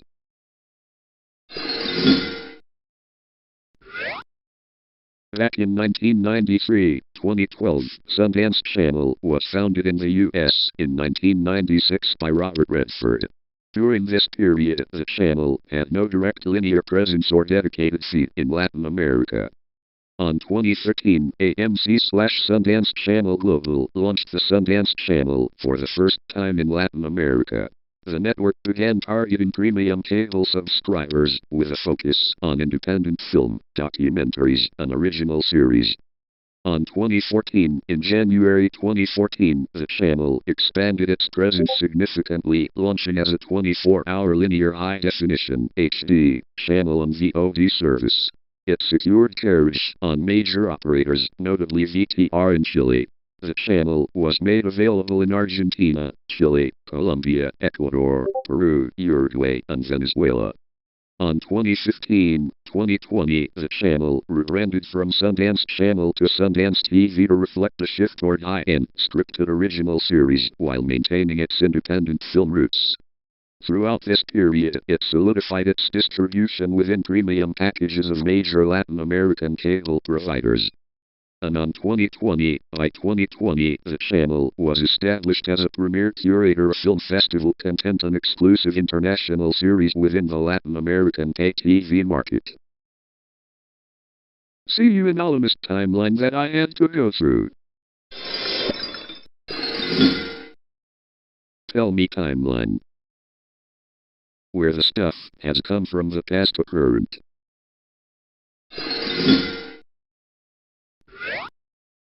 Back in 1948-1949, following the Arab-Israeli War, Nakba, the West Bank is occupied and later annexed by Jordan. The 1949 Armistice Agreement establishes the Green Line, separating the West Bank from Israel. In 1950s, the West Bank becomes part of the Hashemite Kingdom of Jordan. Palestinians in the territory receive Jordanian citizenship. On 1964, the Palestine Liberation Organization, PLO, is formed. In June 1967, following the Six-Day War, Israel occupied the West Bank and East Jerusalem. In December 1967, Israel initiates military administration of the territory, often referred to as the occupied West Bank or Judea and Samaria. On 1967 present, Israel begins constructing settlements in the West Bank, which are considered illegal by international law, a charge Israel disputes. On 1980, Israel officially annexes East Jerusalem. 1987-1993, the First Intifada, uprising, breaks out against Israeli occupation, starting in Gaza and spreading to the West Bank. On 1988, Jordan drops its legal and administrative claims to the West Bank. On 1993, the Oslo Accords are signed, creating the Palestinian Authority, PA, to provide limited self-rule in parts of the West Bank and Gaza. On 1995, the Oslo II Accord divides the West Bank into 3 administrative divisions: Area A, Palestinian Control; Area B, Joint Control; and Area C, full Israeli control. On 1990's present, continued expansion of Israeli settlements, checkpoints, and bypass roads. On 2005, the Second Intifada occurs, characterized by intense violence. On 2002, Israel begins building a separation barrier in the West Bank. The International Court of Justice later rules parts of it illegal.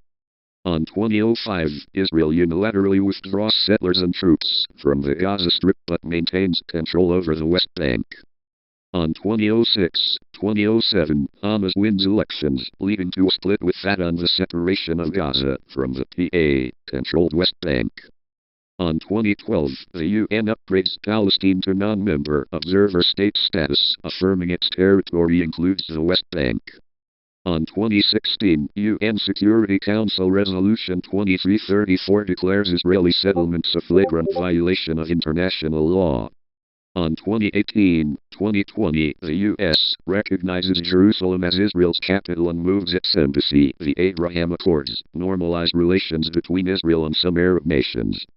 On 2023, significant escalation in West Bank raids and settler violence. Following the October 7 Hamas attack, Israel initiates Operation Swords of Iron in Gaza, leading to increased tensions and military actions in the West Bank. On 2024, the International Court of Justice, ICJ, releases an advisory opinion stating that Israeli occupation is unlawful and should end.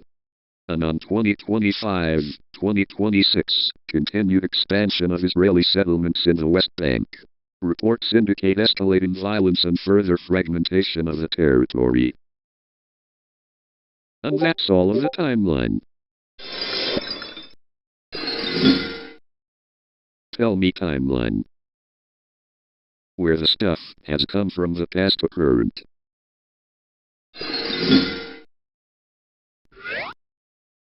Back in January 2016, Netflix officially launches in Russia. On December 2020, Netflix partners with National Media Group to run its service in Russia. On 2020-2021, production begins on several Russian original projects, including the drama Anna K.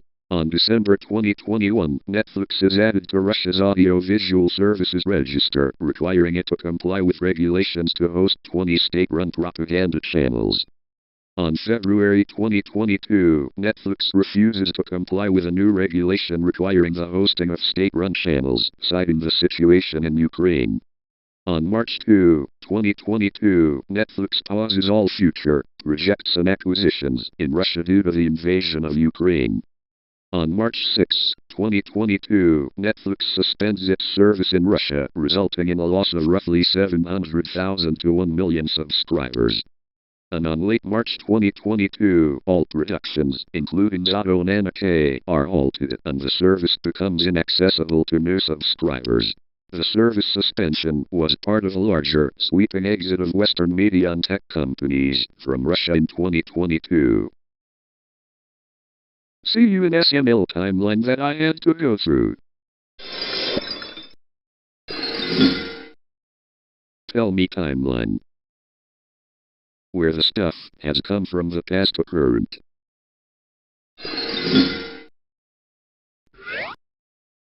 Back in 1499, Spanish explorer Alonso de Ojeda, accompanied by Amerigo Vespucci, is credited with discovering the island, naming it for the abundance of turtles.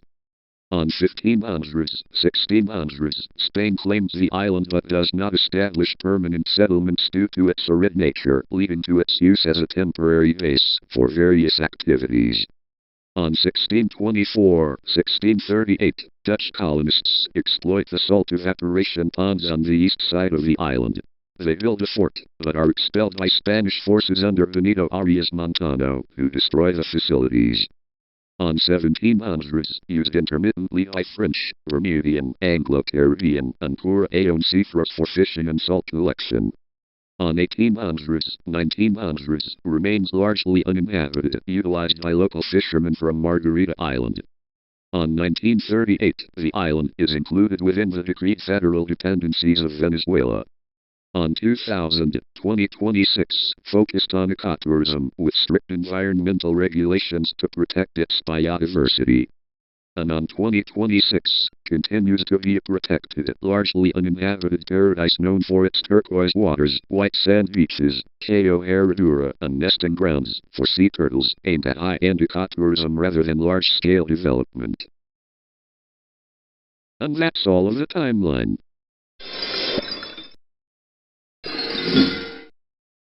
Tell me timeline. Where the stuff has come from the past to current.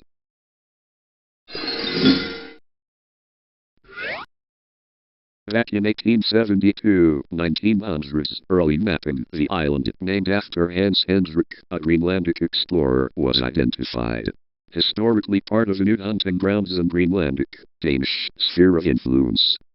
On 1930s, Denmark asserts sovereignty over the island via the Permanent Court of International Justice, citing its status as part of Greenland. On 1973, Canada and Denmark sign a maritime boundary treaty, but fail to agree on sovereignty over Hans Island, leaving it as a legal gray area in the middle of the boundary. On 1984, the Whiskey War begins when Canadian troops visit, leave a bottle of Canadian Club and a flag. Denmark's Minister for Greenland Affairs visits later, replacing it with schnapps and a Danish flag. On 1984, 2021, for 40 years, Danish and Canadian officials, along with soldiers, routinely visit to replace the other side's flag and booze, often leaving notes in good humor. On 2005, a brief flare-up in tensions occurs when Canadian Defence Minister Bill Graham visits the island, prompting a formal protest from Denmark. On June 14, 2022, a historic settlement is reached. A treaty officially splits the island roughly in half along a natural crack, creating a land border. And on 2023-2026, the agreement is formally implemented, creating a 1.2-kilometer land border. The island becomes a symbol of diplomatic resolution rather than conflict. And that's all of the timeline. Tell me timeline. Where the stuff has come from the past to current.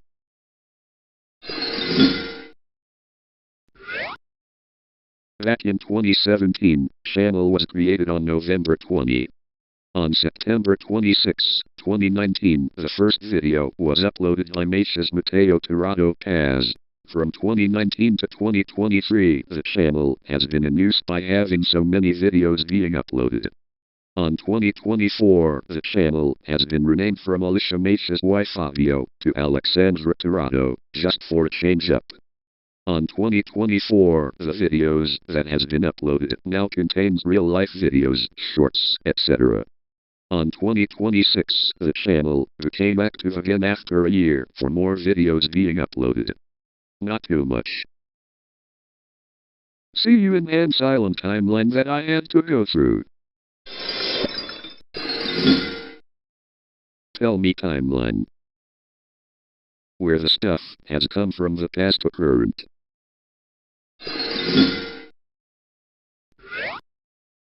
Back in 2020, Macias Mateo Tirado Paz created his channel, then uploads Discovery Kids bumpers using the camera app or sometimes screen recorder. On 2021, he joined the bad video community back then, just to make videos out of bad people just to attack them. In my opinion, it's just stupid way to do. To be honest, they should have done that in the first place, because joining toxic communities are just stupid as fuck. That leads their videos being removed for violating the guidelines rules. On 2023, after 2 years of being in the TVVC, known as the bad video community, he finally left the toxic-ass community. Later on 2023 or 2024, he rebranded his channel from MMTP to the SpongeBob channel. On 2025, Mace's Mateo Tirado Paz is back with a new channel, but back to upload more Discovery Kids bumpers and videos that include Spanish language. Not to mention is to keep the channel stay modern and safe. As of early or mid-2026, Mace's Tirado continued to focus on uploading more ID/continuity videos on YouTube, but can't know if it's my guess. See you in Tortuga Island, Venezuela timeline that I had to go through. Tell me timeline. Where the stuff has come from the past to current.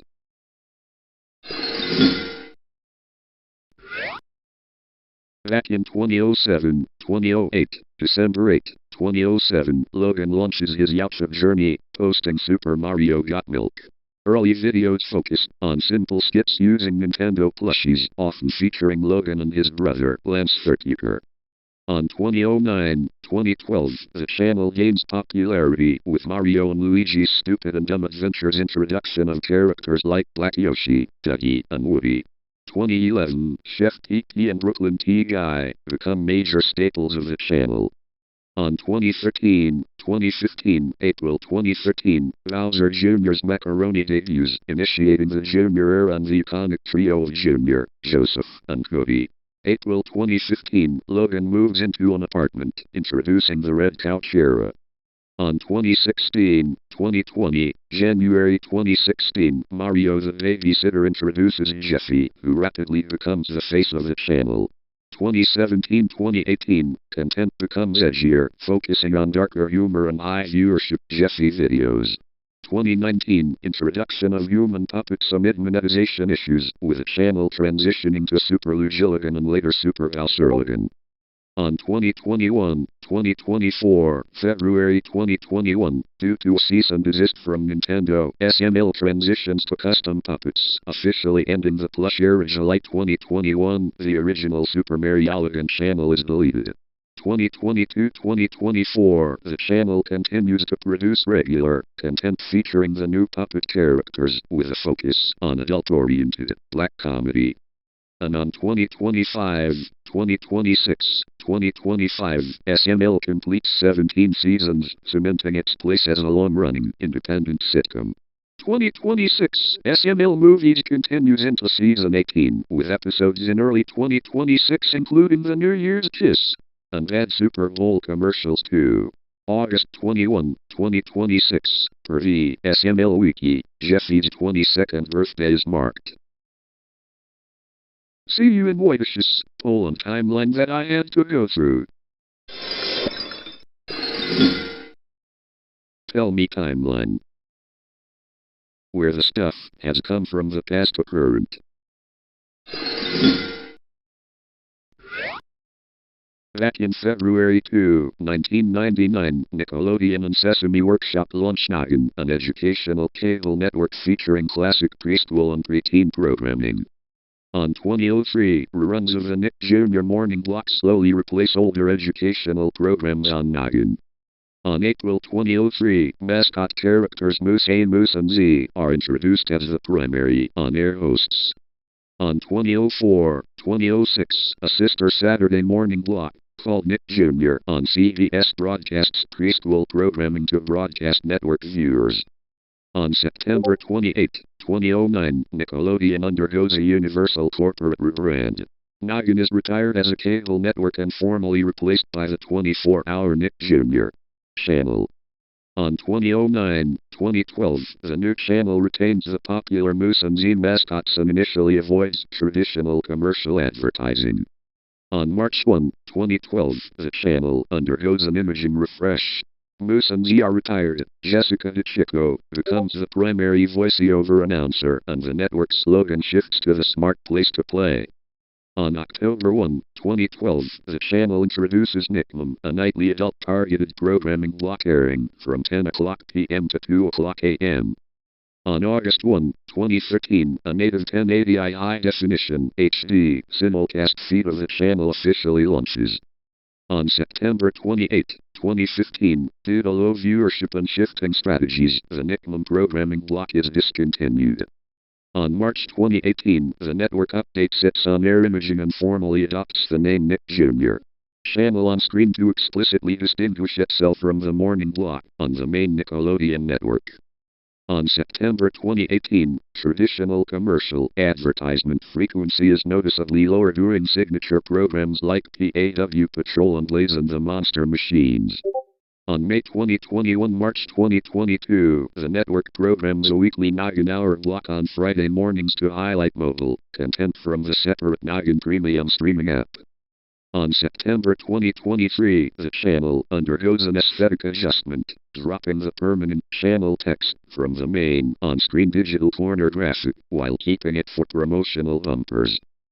On July 2024, following a wave of corporate restructuring and budget cuts by parent company Paramount Skydance, the standalone Noggin subscription app is permanently shut down.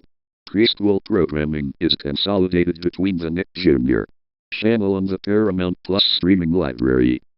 And on 2026, the network continues to broadcast as a 24-hour pay television home for major franchises including PAW Patrol, Dora, and Rebel and Crew. See you in Mace's Mateo Tirado Paz timeline that I had to go through. Tell me timeline.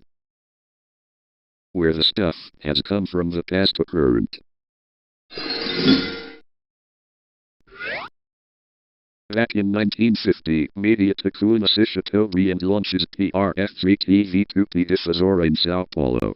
It marks the official birth of Brazilian and South American television. On 1951, the network expands by launching TV2P Rio de Janeiro on January 20. Later that year, it broadcasts Sua Vida Me Pertence, the first telenovela in Brazil. On 1952, Tupi begins adapting popular radio shows to the television screen. This anchors its status as the premier source of local entertainment. On 1955, the network achieves another historical milestone by broadcasting the first televised football matches in Brazil. On 1959, the introduction of videotape technology revolutionizes production. Recording ahead replaces high-stakes, live-only broadcasts and allows for program editing and reruns. On 1960, the network shifts from local stations to a broader system. It shares content via tape shipping and early coaxial hookups. On 1964, a military coup establishes a dictatorship in Brazil. Severe government censorship restricts artistic freedom and forces the network to air heavily edited programs. On 1965, TV Globo launches and rapidly evolves into a tech-forward competitor. This breaks Rede Tupi's absolute dominance in national ratings.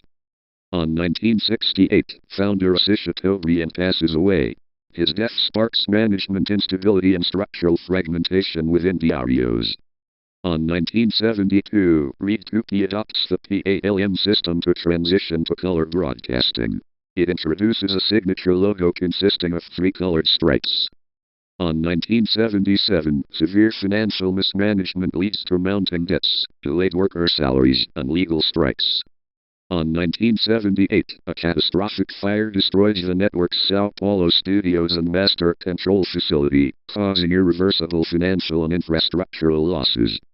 And on 1980, the Brazilian government officially revokes Rede Tupi's broadcasting concessions due to bankruptcy and financial instability. The network permanently signs off the air on July 18. See you in Mike Salcedo timeline that I had to go through.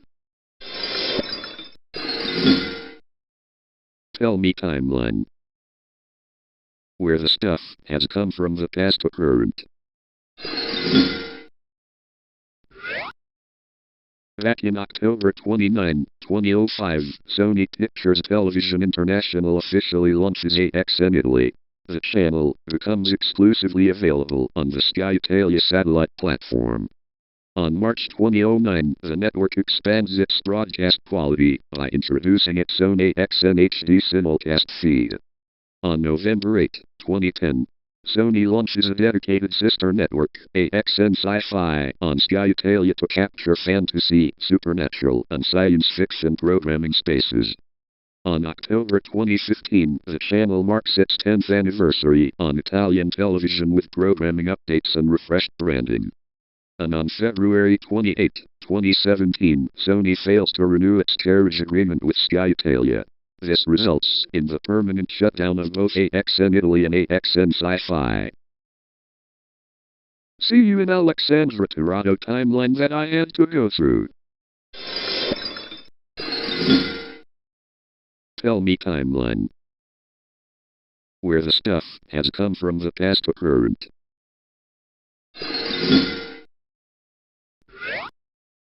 Wojciech, located in the Subcarpathian Voivodeship, has been part of the historical changes in southern Poland since the 15th century, transitioning from a private rural estate in the Polish-Lithuanian Commonwealth to a modern village. It experienced significant impacts from the 18th century partitions, both world wars, and the economic reforms following 1989. On 15th, 16th century, located in the Ruthenian Voivodeship, a period of agricultural development in the region during the height of the Jagiellonian dynasty. 1772, following the first partition of Poland, the area around Wojciech was annexed by the Habsburg monarchy, becoming part of the Kingdom of Galicia and Lodomeria. 1918, following World War I, the village returned to the newly independent Second Polish Republic. 1939-1945, during World War I, the region was occupied by Nazi Germany, experiencing severe population losses and economic disruption. 1945-1989, reincorporated into the People's Republic of Poland, experiencing communist-era agricultural policies. And on 1989-2026, following the fall of communism, the area has undergone economic transformation, benefiting from its inclusion in the Third Polish Republic and the European Union, focusing on rural development within the Podkarpacki Voivodeship. And that's all of the timeline. Tell me timeline. Where the stuff has come from the past to current.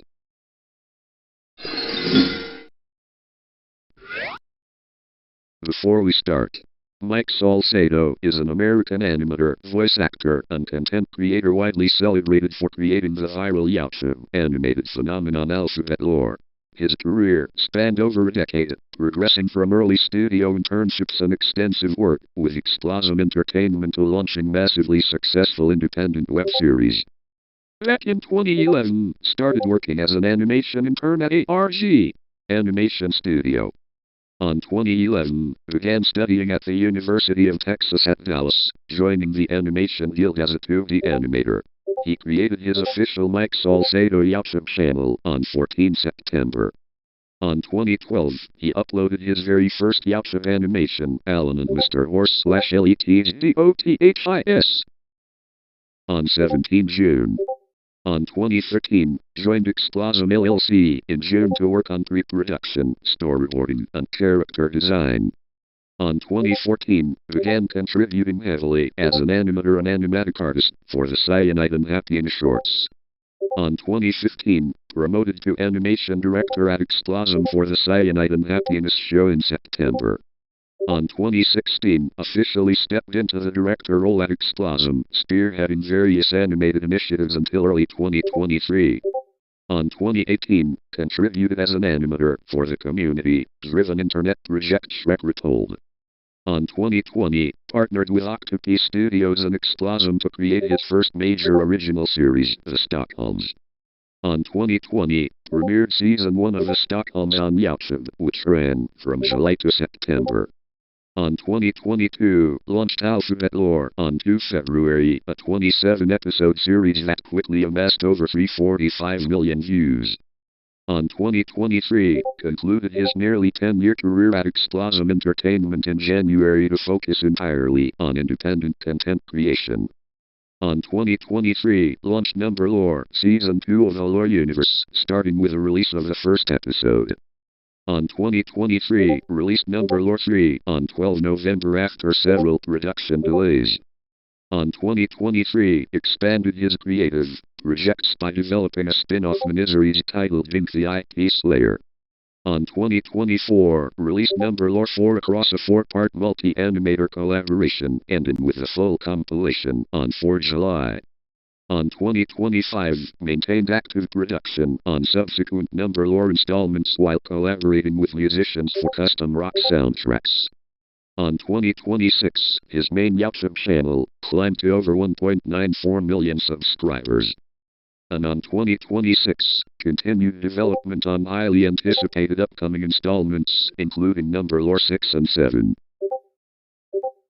See you in Soviet Union timeline that I had to go through. Tell me timeline. Where the stuff has come from the past to current.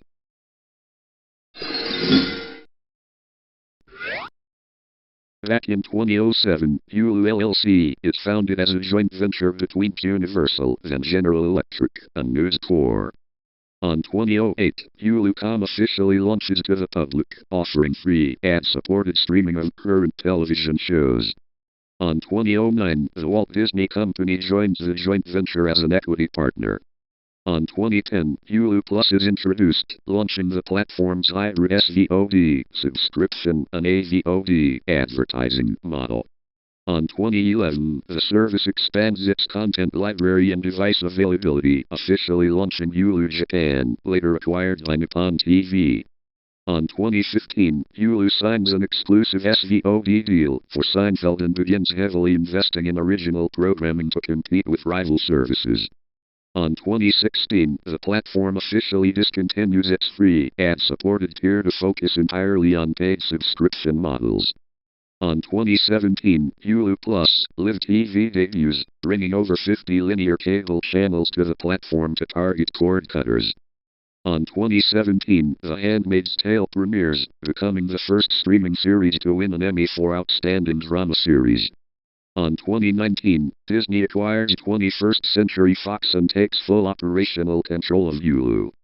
On 2020, FX on Hulu launches, significantly expanding the platform's catalog of prestige television. On 2021, Hulu's subscriber base reaches 41 million users. On 2023, Disney begins the formal process to acquire Comcast's remaining 33% stake in Hulu for at least $8.6 billion. On 2024, Hulu on Disney Plus officially launches in beta, integrating the Hulu catalog directly into the Disney Plus app for bundle subscribers. On 2025, Hulu Plus Live TV surpasses 4.6 million subscribers, maintaining market leadership in the vMVPD space. And on 2026, Hulu fully integrates its technical stack with Disney Plus, transitioning from its standalone app into a fully consolidated experience. See you in G4US timeline that I had to go through. Tell me timeline. Where the stuff has come from the past to current.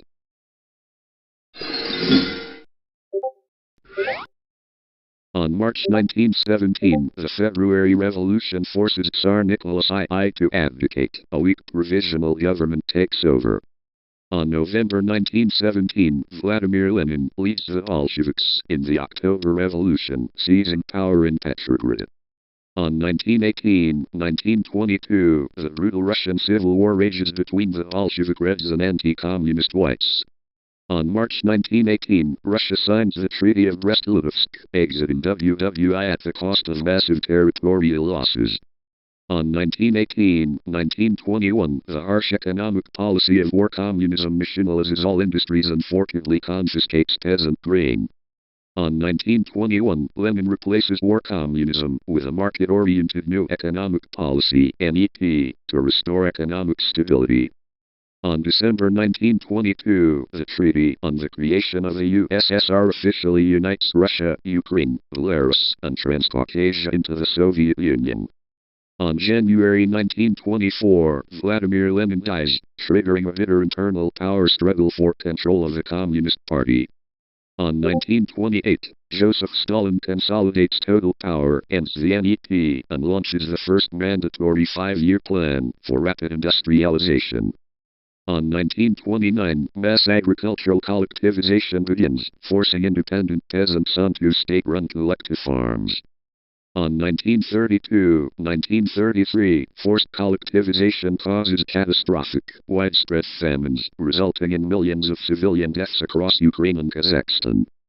On 1936-1938, Stalin initiates the Great Purge, executing or imprisoning millions of perceived political, military, and civilian enemies in Gulag labor camps. On August 1939, the USSR and Nazi Germany signed the Tactical Molotov-Ribbentrop Non-Aggression Pact. On June 1941, Germany violates the pact and invades the USSR, initiating the devastating Great Patriotic War. On February 1943, the Red Army achieves a decisive victory at the Battle of Stalingrad, turning the tide of WWII. On May 1945, Soviet troops capture Berlin, successfully ending WWII in Europe and cementing the USSR as a global superpower. On 1947, the Cold War begins as deep geopolitical and ideological tensions solidify between the USSR and the United States. On 1949, the Soviet Union successfully tests its very first atomic bomb, breaking the American nuclear monopoly. On March 1953, Joseph Stalin dies of a stroke, bringing an end to his brutal totalitarian regime. On 1956, Nikita Khrushchev denounces Stalin's crimes in his famous secret speech, launching a domestic de-Stalinization policy. On 1957, the USSR launches Sputnik 1, the world's first artificial satellite, initiating the global space race. On 1961, Yuri Gagarin becomes the first human in space, orbiting the Earth aboard Vostok 1. On 1962, the dangerous Cuban Missile Crisis brings the Soviet Union and the United States to the absolute brink of nuclear war. On 1964, Khrushchev is abruptly ousted by party elites. Leonid Brezhnev assumes leadership, initiating the long era of stagnation. On 1979, the Soviet military invades Afghanistan, sparking a costly, decade-long quagmire that drains vital state resources. On 1985, Mikhail Gorbachev becomes General Secretary and introduces systemic glasnost, political openness, and perestroika, economic restructuring, reforms. On April 1986, the catastrophic Chernobyl nuclear disaster occurs in Ukraine, exposing deep flaws in Soviet state secrecy and engineering. On 1989, Soviet forces completely withdraw from Afghanistan. Anti-communist revolutions successfully topple Soviet-backed regimes across Eastern Europe. On 1990, Baltic republics begin declaring independence. The Communist Party votes to relinquish its monopoly on political power. On August 1991, hardline communist officials stage a failed coup attempt against Gorbachev, severely shattering the party's authority. On December 8, 1991, the leaders of Russia, Ukraine, and Belarus signed the Belovezh Accords, declaring the Soviet Union dissolved. On December 25, 1991, Gorbachev resigns. The Soviet hammer and sickle flag is lowered from the Kremlin for the final time. And on December 26, 1991, the Supreme Soviet formally votes the USSR out of existence, replacing it with independent post-Soviet states. See you in the next one. Tell me timeline. Where the stuff has come from the past to current.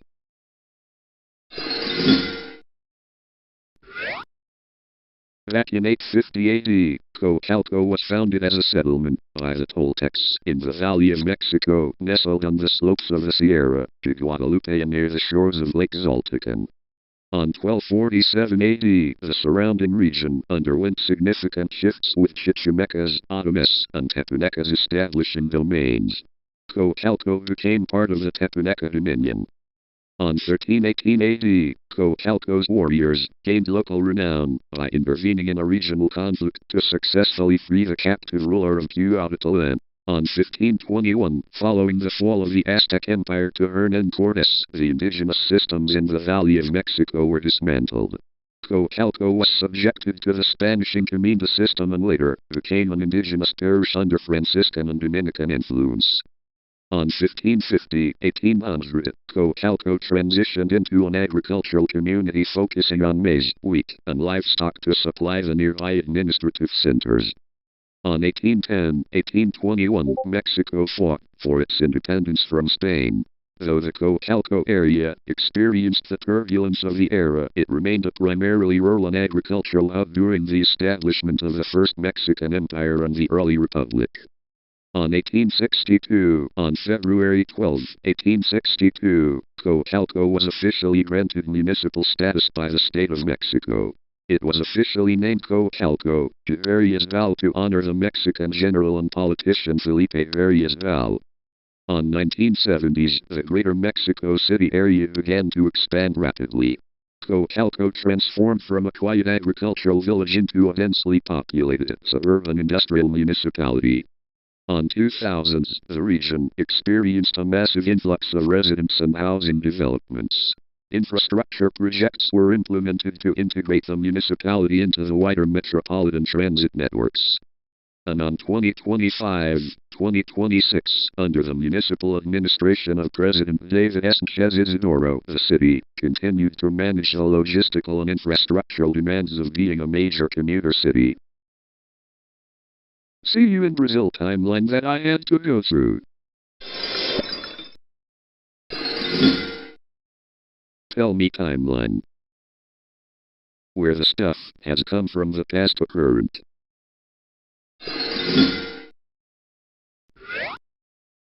Back in 1600s, the Tokugawa shogunate granted the Matsumae clan control over the southern tip of the island.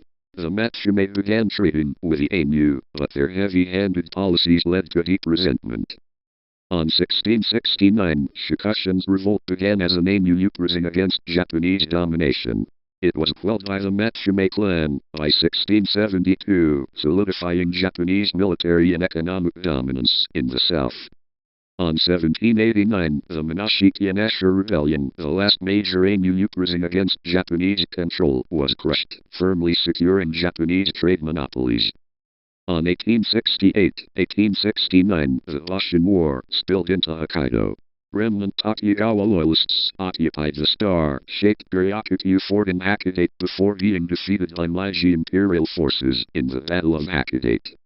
On 1869, the Meiji government officially annexed the island, renaming it Hokkaido, Northern Sea Route. The Kaitakushi Development Commission was established to kickstart land reclamation and infrastructure. On 1873, the Hokkaido Development Commission main Sapporo office was completed, cementing Sapporo as the new administrative capital. The region saw an influx of mainland farmers and the introduction of Western farming techniques. On 1908, the Seikan Ferry Sea Route opened, vastly improving transportation between Hokkaido and mainland Honshu. On 1945, following the end of World War II, Japan lost the southern half of Sakhalin, Karafuto, and the Kuril Islands. Many relocated Sakhalin Ainu were forced to resettle in Hokkaido. On 1947, the Local Autonomy Act was enacted, abolishing the Hokkaido Agency and establishing the modern Hokkaido prefectural government. On 1950s-1970s, Hokkaido experienced an industrial boom, driven by coal mining and steel manufacturing. However, as these heavy industries faded, the economy shifted toward agriculture, forestry, and tourism. On 1972, Sapporo hosted the Winter Olympics, introducing Hokkaido's world-class ski infrastructure to an international audience. On 1988, the Seikan Tunnel, an undersea railway tunnel connecting Honshu to Hokkaido, was completed, physically bridging the islands. On 2004, the Hokkaido Nippon Ham Fighters baseball team moved to Sapporo, quickly becoming a cultural institution. On 2008, the Japanese Diet formally recognized the Ainu as the indigenous people of Japan, paving the way for cultural revitalization and the opening of indigenous landmarks like the Upapoi National Ainu Museum and Park. On 2016, the Hokkaido Shinkansen began high-speed rail operations, cutting travel times between Tokyo and Hakodate. On 2023, construction and major urban renewal efforts accelerated across the prefecture, including new transit-oriented development in anticipation of the Shinkansen line's extension to Sapporo. And on 2026, Hokkaido operates as one of Japan's premier global tourism destinations, celebrated for its agricultural sector and international winter sports resorts. It navigates modern challenges, including a transitioning economy, continued cultural preservation for the Ainu, and major infrastructure upgrades to accommodate high-speed rail. Check local event guides like Welcome to Sapporo or explore the Hokkaido development history for more on the prefecture's continuing evolution. And that's all of the timeline.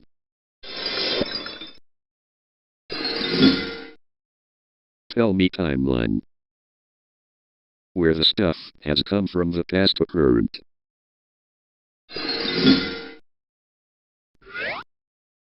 Back in 1998, 2001, Comcast executives plan a network targeting young men and gamers. On April 2002, G4 Media officially launches the channel with original video game shows like Arena, Icons, and Filter. On May 2004, Comcast acquires rival network TechTV. The channels merge to form G4 TechTV. On 2004-2005, fan-favorite tech staples like Splay and the Screensavers transition into the G4 lineup. On February 2005, the tech branding is completely dropped, returning the channel name simply to G4. On 2006, the Screensavers is retooled into Attack of the Show, becoming the flagship live pop culture show hosted by Kevin Pereira and Olivia Munn.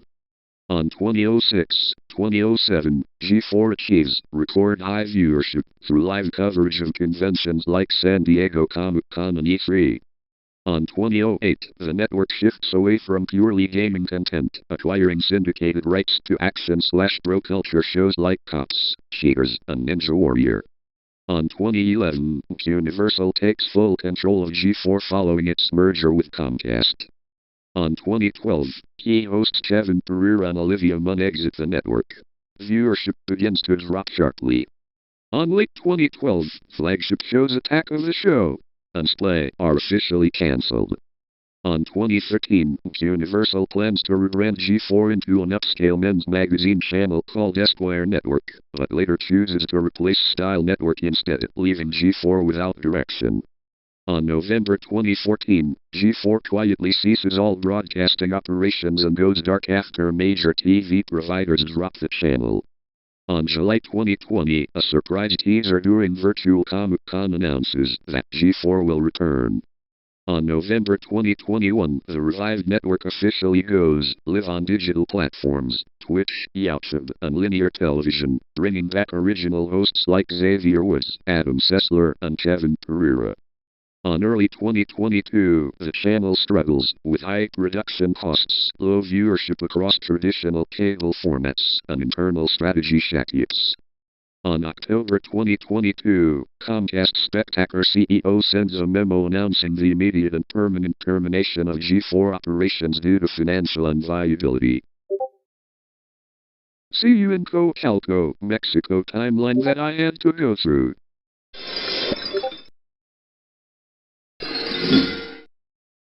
Tell me timeline. Where the stuff has come from the past to current.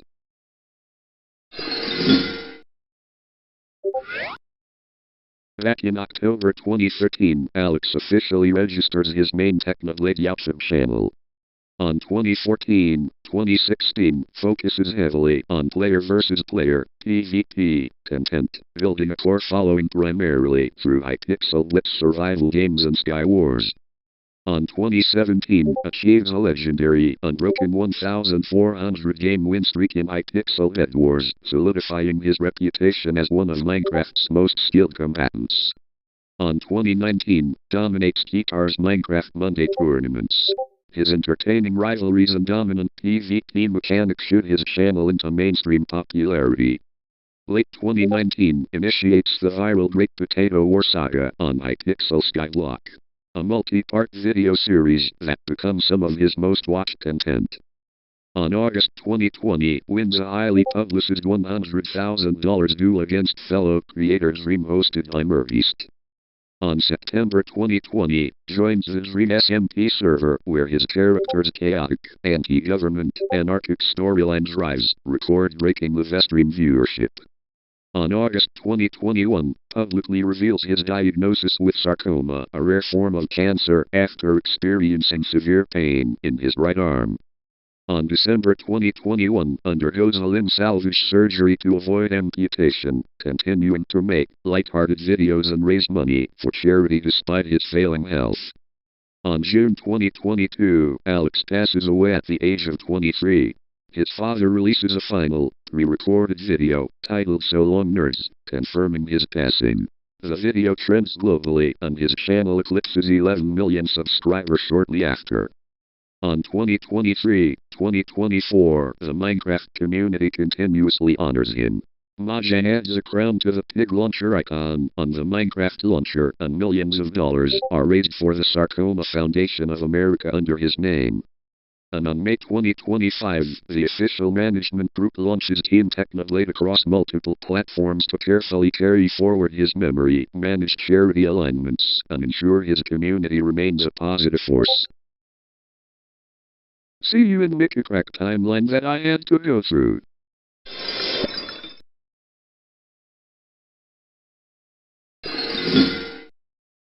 Tell me timeline. Where the stuff has come from the past to current.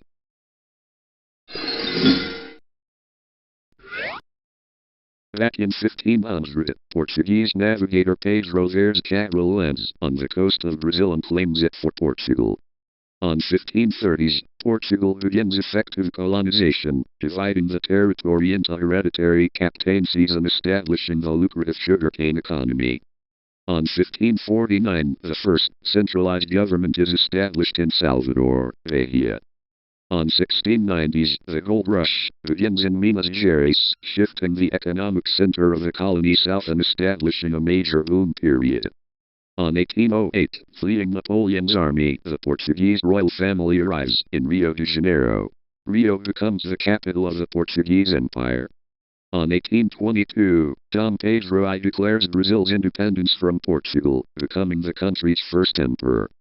On 1888, the Lei Áurea, Golden Law, is signed, abolishing slavery in Brazil. On 1889, a military coup overthrows the monarchy, establishing the first Brazilian republic. On 1930s, Getulio Vargas takes power following a revolution, initiating a period of modernization, labor rights, and centralized government. On 1960, the capital is officially moved from Rio de Janeiro to the newly constructed modernist city of Brasília. On 1964, a military coup overthrows President João Goulart, beginning a 21-year military dictatorship, characterized by heavy censorship and political repression. On 1985, the military regime ends, and civilian rule is restored. On 1988, a new, progressive Brazilian constitution is promulgated, cementing fundamental human rights and democratic institutions. On 2014, Brazil hosts the FIFA World Cup, followed by the Rio Summer Olympics in 2016. And on 2026, Brazil holds general elections in October to elect the president, vice president, and members of the National Congress. The nation continues its focus on Amazon environmental conservation, economic stabilization, and global diplomacy as one of the largest economies in Latin America. See you in Hokkaido Prefecture, Japan timeline that I had to go through.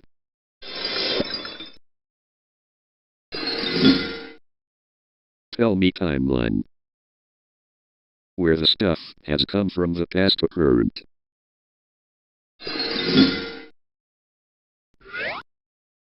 Back in 2017, service launches in select U.S. cities at $35/month, featuring roughly 40 networks.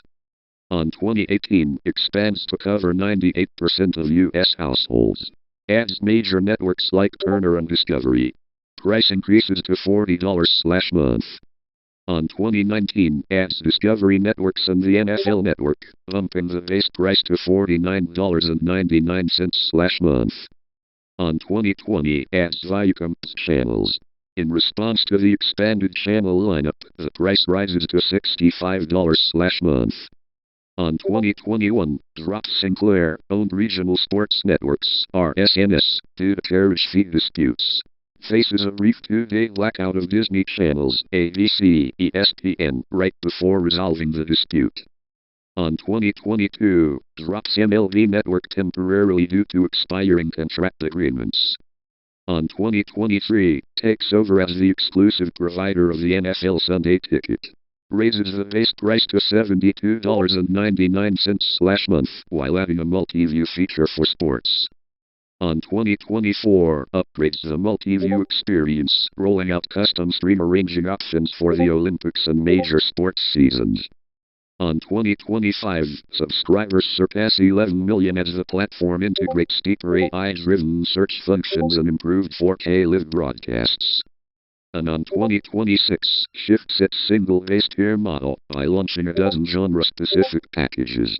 Subscribers can now purchase targeted bundles, such as a sports-only plan, starting at $64.99/month or a dedicated entertainment plan at $55/month.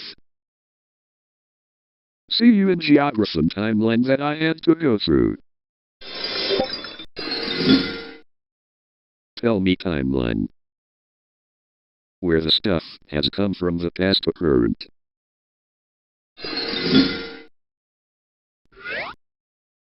Back in 2005-2006, the BBC enters the YouTube platform shortly after its launch, uploading small clips to gauge digital audiences.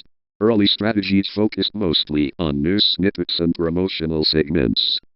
On 2007-2008, the BBC forms formal content agreements with YouTube, licensing highlight clips from flagship shows like Top Gear and various nature documentaries.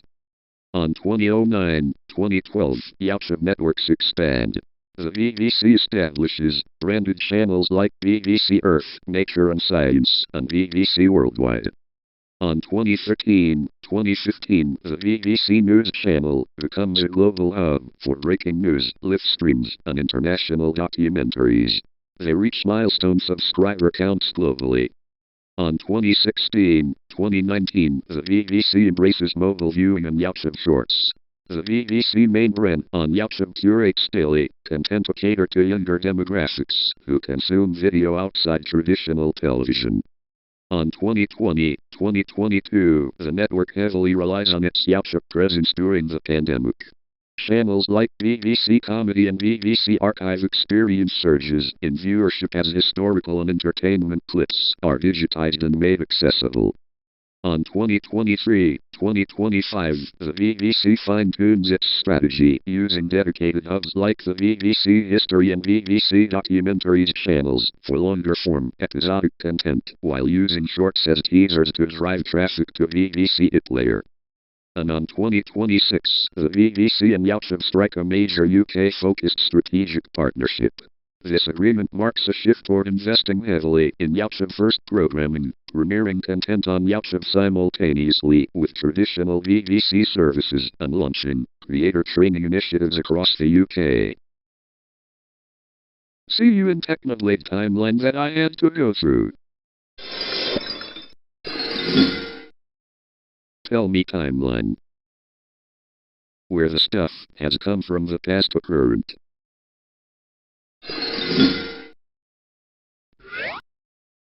Egypt's history spans over 5,000 years, evolving from ancient pharaonic kingdoms to a modern republic. It is best understood through a timeline of consecutive empires, regional conquests, and political transitions, comprehensively detailed by the British Museum Timeline of Ancient Egypt. On 3026 BCE, early dynastic period, Upper and Lower Egypt were united. Hieroglyphic writing developed, and pharaohs established centralized rule. On ca. 2686, 2181 BCE, Old Kingdom, known as the Age of the Pyramids. The Great Sphinx and the Great Pyramids at Giza were constructed. On 2181, 1550 BCE, First and Second Intermediate Periods, eras of political fragmentation and civil war that eventually stabilized it, fostering classical literature and art. On 1550, 1069 BCE, New Kingdom, Egypt's imperial peak. Wealthy pharaohs like Hatshepsut, Akhenaten, and Tutankhamun built grand temples, while Ramesses II expanded borders. On 1069-664 BCE, Third Intermediate Period, marked by declining centralized power and foreign influences from Nubia, Lydia, and Assyria. On 664-332 BCE, Late Period, a final era of native Egyptian rulers, punctuated by invasions and occupation by the Persian Empire. On 332-30 BCE, Macedonian and Ptolemaic period, Alexander the Great conquered Egypt in 332 BCE. This ushered in a Greek-speaking dynasty that ended with the death of Cleopatra VII. On 30 BCE, 642 CE, Roman and Byzantine era, Egypt became the breadbasket of the Roman Empire. Christianity took root and largely replaced the traditional Egyptian religion. On 642-1517 CE, Islamic conquest and empires, Arab Muslims conquered Egypt, making Cairo a center of the Islamic world. It was later ruled by the Fatimid, Ayyubid, and Mamluk sultanates. On 1517-1867 CE, Ottoman rule, Egypt became a province of the Ottoman Empire, though it maintained high autonomy later under the Muhammad Ali dynasty. On 1882-1953 CE, British occupation. Following the construction of the Suez Canal, British troops occupied the country. Egypt was made a formal protectorate in 1914, eventually gaining nominal independence in 1922. On 1953, Republic established. Following the 1952 revolution, the monarchy was abolished and the Arab Republic of Egypt was established under Gamal Abdel Nasser. On 1960s-1979 Arab-Israeli wars and peace, Egypt fought several wars with Israel, notably in 1967 and 1973, subsequently reclaiming the Sinai Peninsula after signing the Camp David Accords in 1979. On 2011 Arab Spring, popular protests forced longtime President Hosni Mubarak to step down, triggering significant political instability. And on 2026, contemporary Egypt. Egypt remains a central geopolitical, cultural, and economic power in the Middle East and North Africa, heavily focused on massive infrastructure projects, such as the new administrative capital and economic reform. See you in the next one. Tell me timeline. Where the stuff has come from the past to current.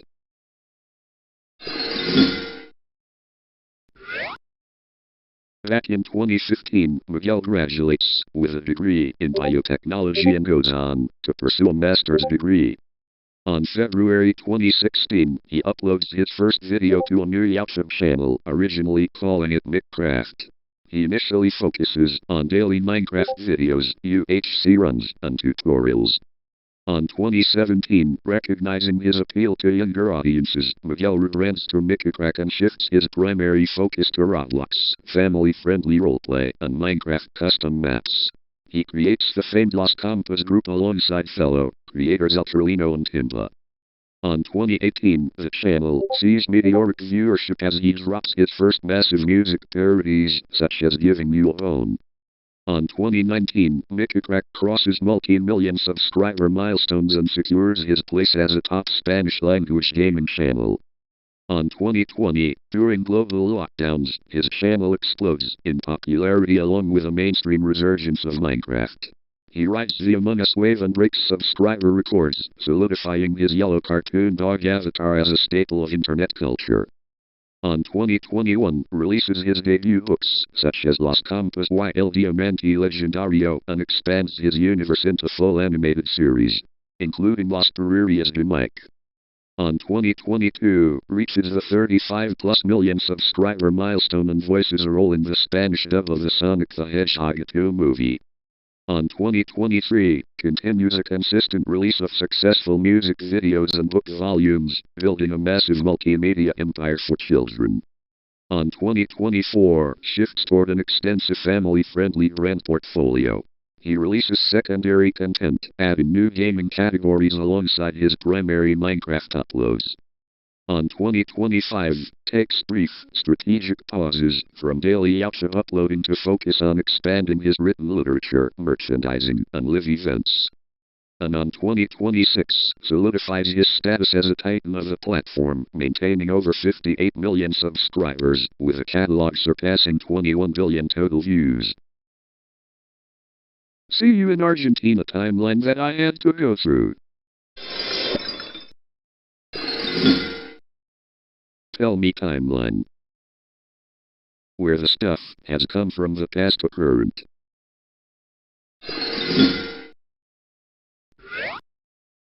Back in 2011, Libya adopted the red-black-green tricolor with a crescent and star, replacing the famous solid green design. On 2011, South Sudan introduced its official flag following its independence from Sudan.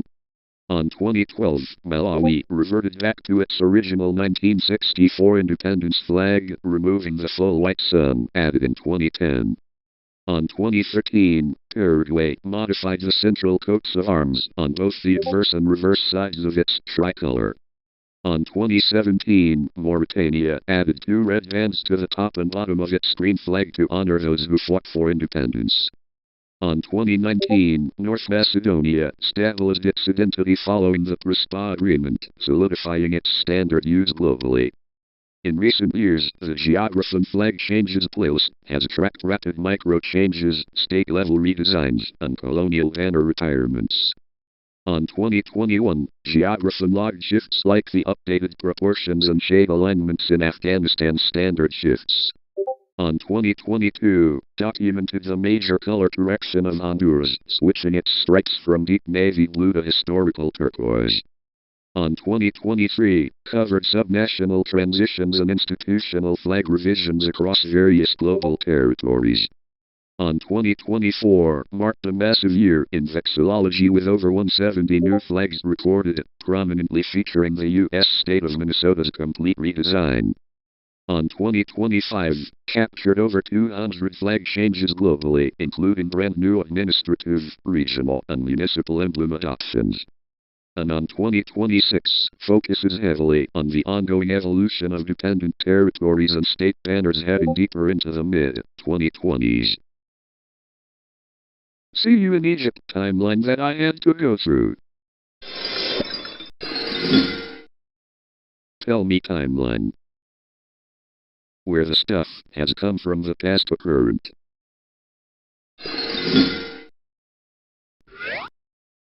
Back in 1975, the South African Broadcasting Corporation, SABC, runs experimental television broadcasts in major cities, beginning on 5 May. On 1976, nationwide television officially launches on 5 January with a single, state-controlled channel broadcasting evenly in English and Afrikaans, later named TV1.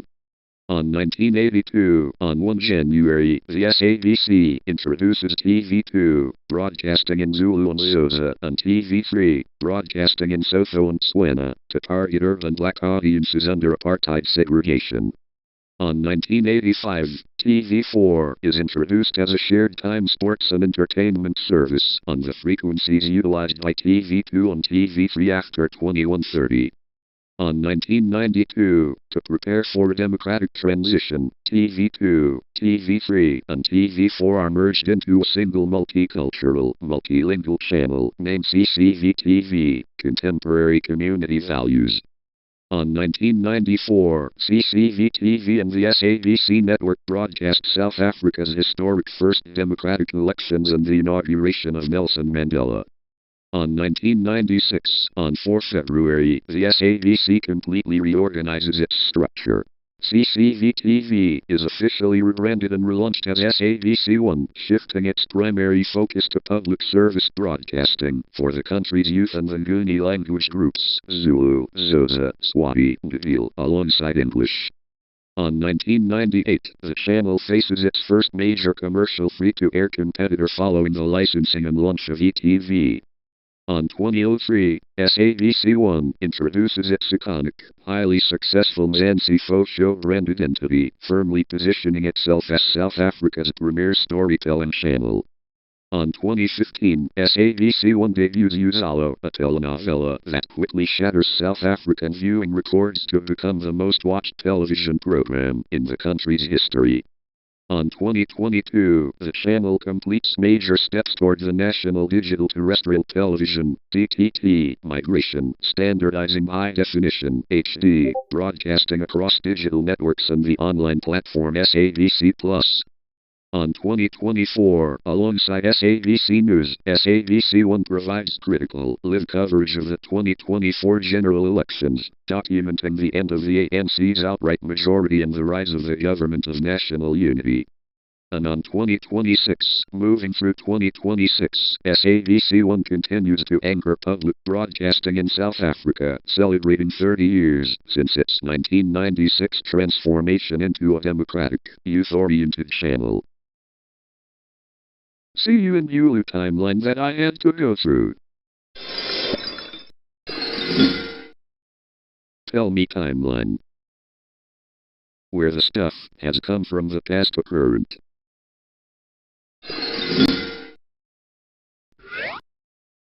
Back in 1776, the Spanish crown establishes the viceroyalty of the Rio de la Plata, grouping Argentina, Bolivia, Paraguay, and Uruguay together, with Buenos Aires as the capital. On 1810, the Primera Junta is established in Buenos Aires on May 25, beginning the Argentine War of Independence. On 1816, on July 9, the Congress of Tucumán formally declares independence from Spain. On 1829-1852, the Age of Roses, a turbulent period, dominated by the authoritarian and federalist rule of Juan Manuel de Rosas. On 1853, the national constitution is adopted on May 1, unifying the country. On 1880, the city of Buenos Aires is federalized. This begins a massive economic boom, fueled by European immigration and agricultural exports, beef and grain. On 1916, Hipólito Yrigoyen is elected president, marking the first time the secret ballot and universal male suffrage are used. On 1946, Colonel Juan Domingo Perón is elected president. Supported by his wife, Eva Evita Duarte, he establishes Peronism, a movement emphasizing labor rights, social justice, and state intervention. On 1955, a military coup, the Revolution Libertadora, overthrows Perón, sending him into exile. On 1976, on March 24, a brutal military coup overthrows President Isabel Perón, installing the national reorganization process. This marks the beginning of the Dirty War, a 7-year period where thousands of dissidents and activists are forcefully disappeared by the state. On 1982, the military junta, facing severe economic decline and unrest, invades the British-held Falkland Islands, Islas Malvinas, triggering the Falklands War. Argentina's defeat leads to the collapse of the military dictatorship. On 1983, Raul Alfonsin is elected president, successfully restoring democracy and putting former junta leaders on trial. On 2001, Argentina suffers one of its worst economic collapses in history, resulting in a debt default, massive unemployment, and rapid turnover of several presidents within weeks. On 2003-2015, the Kirchner era, Nestor Kirchner and Cristina Fernandez de Kirchner, dominates, marked by a return to left-wing Peronist, populist economic policies and nationalization programs. On 2019, Alberto Fernandez wins the presidency, inheriting severe debt. The economy struggles, with hyperinflation and prolonged financial instability into the next decade. On 2023, in one of the most dramatic political shifts in modern Latin American history, libertarian outsider Javier Milei wins the presidential election, promising a drastic rollback of government spending and radical free market reforms. On 2024-2025, President Milei aggressively cancels the deficit, deregulates the economy, and posts rare budget surpluses, though his deep spending cuts trigger widespread public pushback and protests, particularly in the educational sector.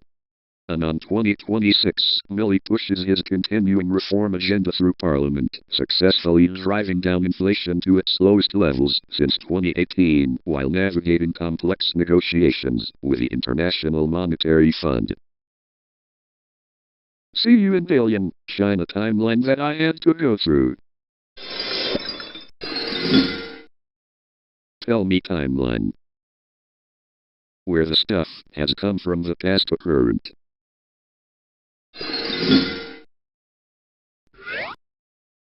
Back in 2000 BC to 221 BC, the region is settled during early prehistoric and Bronze Age Chinese societies. Historical records indicate localized inhabitants and agricultural development during this time.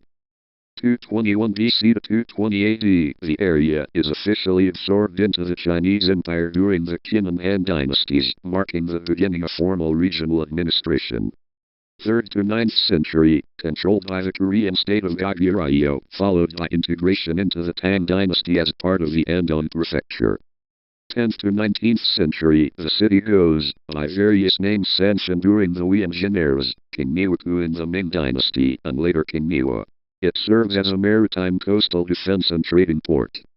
In 1858-1860, British and French forces occupy the area during the Second Opium War, briefly surveying and mapping the region. On 1898, the Russian Empire leases the southern Liaodong Peninsula.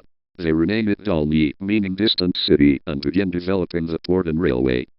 On 1905, following the Russo-Japanese War, Japan takes control of the region and renames it Darun. Japan rapidly expands the city into a heavy industrial, shipbuilding, and railway manufacturing powerhouse. On 1945, Soviet forces capture the area at the end of World War II. The city falls under joint Soviet-Chinese administration.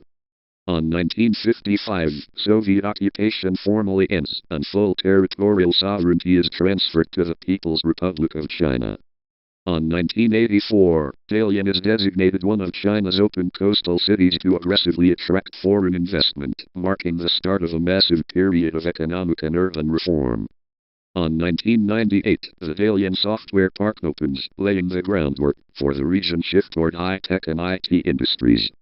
On 2003, construction of Xinghai Square is finalized, establishing the location as the largest city square in Asia.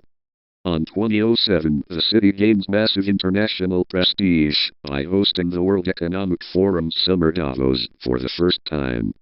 On 2014, the Dalian Metro officially opens, drastically improving municipal transport and accessibility. On 2017, the Liaoning Free Trade Zone expands into Dalian, boosting international logistics, maritime trade, and cross-border finance. And on 2026, Dalian stands as a premier sub-provincial port city in a bustling metropolis. Driven by free trade zone policies, it functions as one of northeastern China's principal economic drivers, seamlessly blending its complex colonial architecture with modern, forward-facing infrastructure. See you in a criterion peculiar timeline that I had to go through. Tell me timeline. Where the stuff has come from the past to current.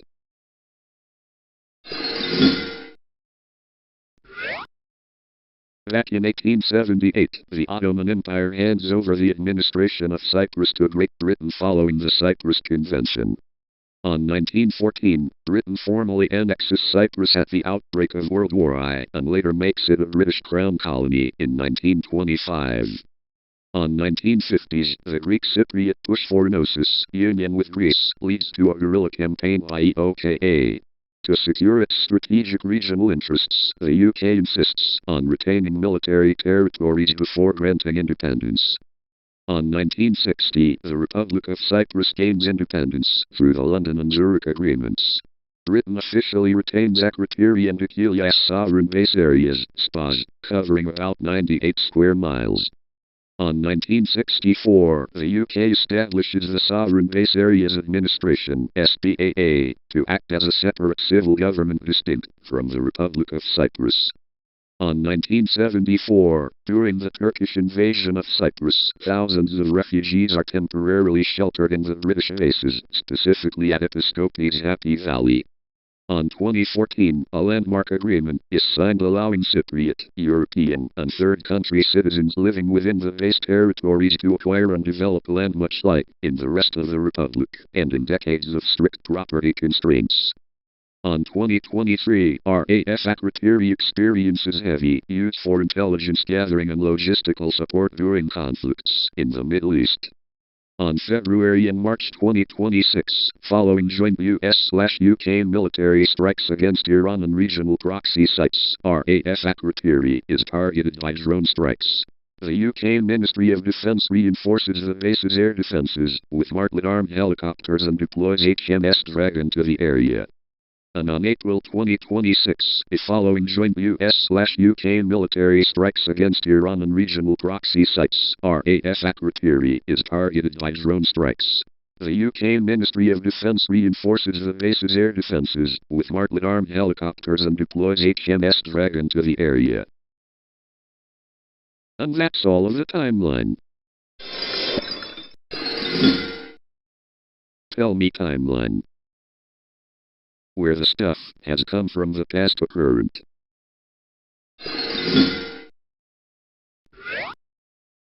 Back in 1541, Spanish conquistador Pedro de Valdivia founds the city of Santiago de Nueva Extremadura. The settlement faces immediate and ongoing resistance from the indigenous Mapuche people. On 1553, the Mapuche led a massive uprising, capturing and killing Pedro de Valdivia at the Battle of Tucapel. This begins the Arauco War, a centuries-long conflict. On 1598, following the Battle of Curalaba, a major indigenous uprising pushes the Spanish out of all territories south of the Biobío River. On 1647, the Magno Terremoto, Great Earthquake, strikes Santiago, destroying much of the city and claiming thousands of lives.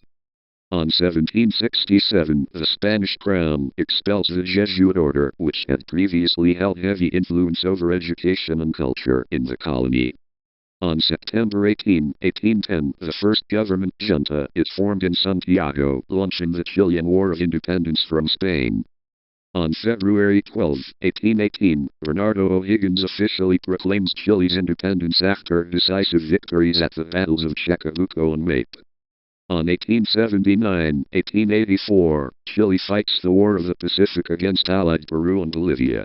Chile wins and gains a significant portion of resource-rich northern territory. On 1925, a new constitution increases presidential powers and separates the Catholic Church from the state. On September 11, 1973, a military coup led by General Augusto Pinochet overthrows the socialist government of President Salvador Allende. This begins a brutal military dictatorship, characterized by severe human rights abuses. On 1988, Pinochet loses a national plebiscite, paving the way for the return of civilian rule. On 1990, Patricio Aylwin is inaugurated as the first democratically elected president after the dictatorship, marking the start of the transition to democracy. On 2006, Michelle Bachelet takes office as Chile's first female president, instituting key social and economic reforms. On October 2019, widespread social unrest, the East Toledo social outburst, erupts across the country over inequality and the cost of living, resulting in mass protests and a push for constitutional change. On 2022, Gabriel Boric assumes the presidency, bringing a new wave of progressive leadership. On 2023, Chilean voters reject the proposed conservative rewrite of the Constitution, which followed a similarly rejected progressive draft in 2022. And on 2026, Chile continues to navigate its modern democratic era under the presidency of Gabriel Boric, dealing with ongoing economic, social, and environmental challenges. And that's all of the timeline. Tell me timeline. Where the stuff has come from the past to current.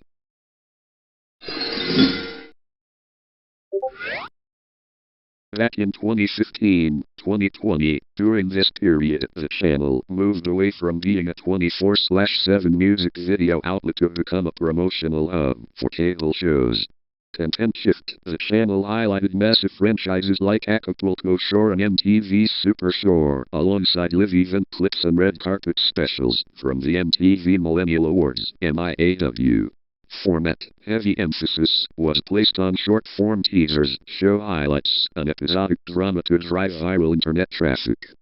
And on 2021-2026 content, the YouTube channel became a primary engagement engine centering on digital-first content, reality show recaps, and music-focused social media trends. Format. The channel adapted rapidly to user-driven habits, heavily utilizing YouTube Shorts to promote digital creators, Latin urban artists, and reality stars. In June 2023, the MTV Latin America television network merged its separate North and South feeds into a single pan-regional feed broadcasting from Mexico City. See you in Ottoman Empire timeline that I had to go through. Tell me timeline. Where the stuff has come from the past to current.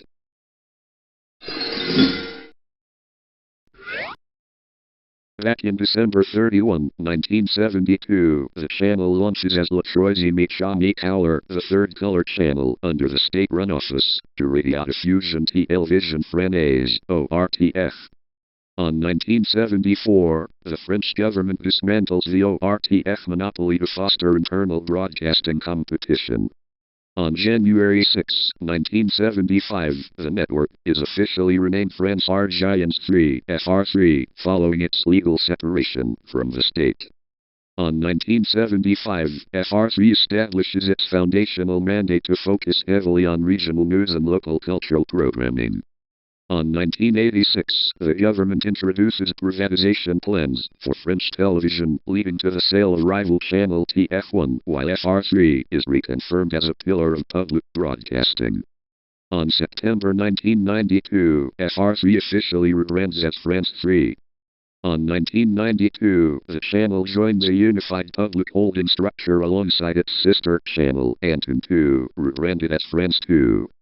On 2000, France 3 is formally integrated into the newly consolidated France Télévisions public broadcasting group.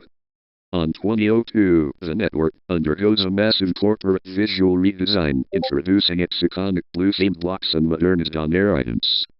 On 2009, new public broadcasting laws abolish commercial advertisements on France 3 during late-night and prime-time hours.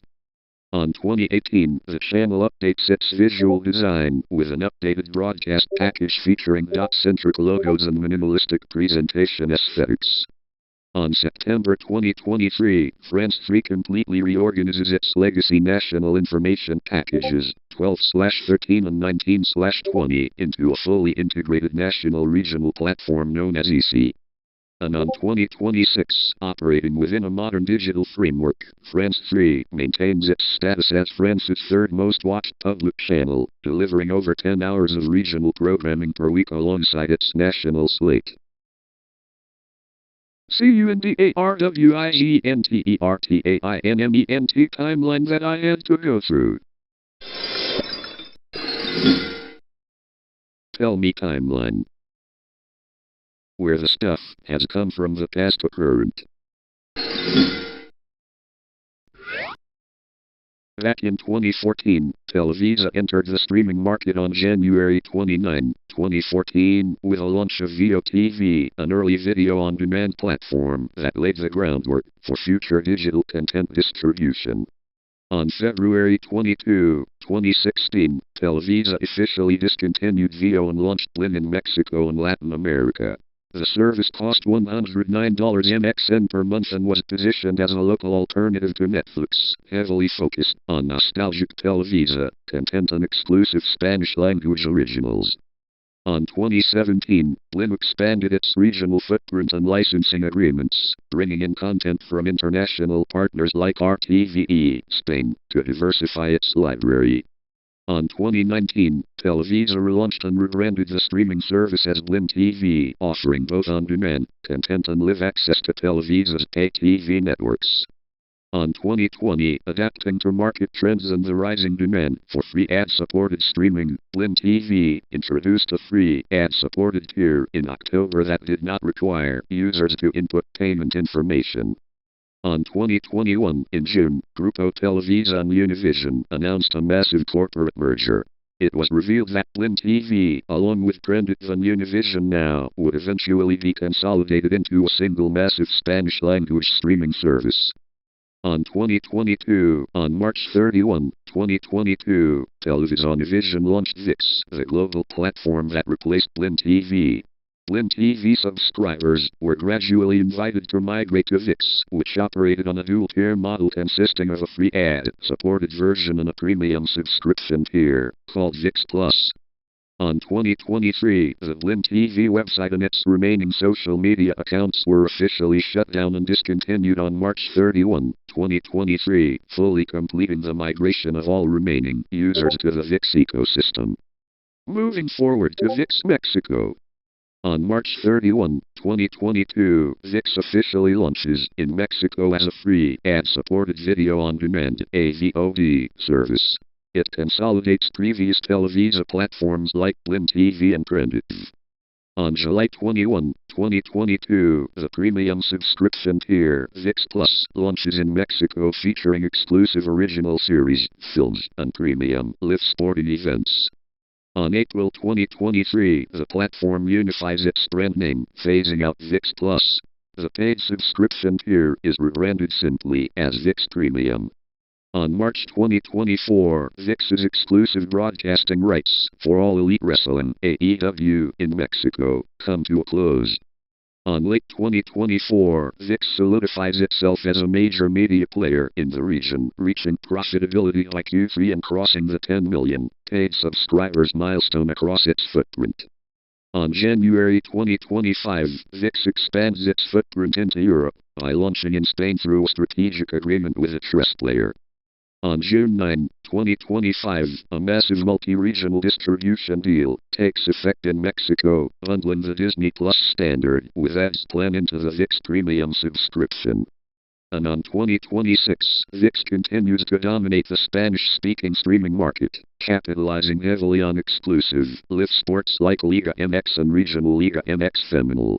It operates a hybrid AVOD/SVOD model that leverages the combined production legacy of Televisa and Univision. See you in MTV Latin America's YouTube channel timeline that I had to go through. Tell me timeline. Where the stuff has come from the past to current.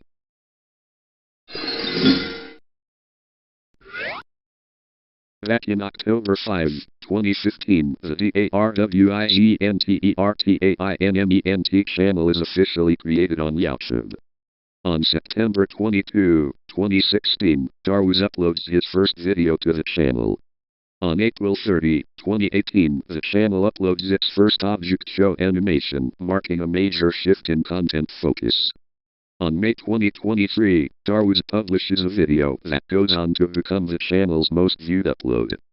And on 2024-2026, DARWIGENTERTAINMENT remains highly active on YouTube, continuing to produce and release original animated projects. See you in Chile timeline that I had to go through.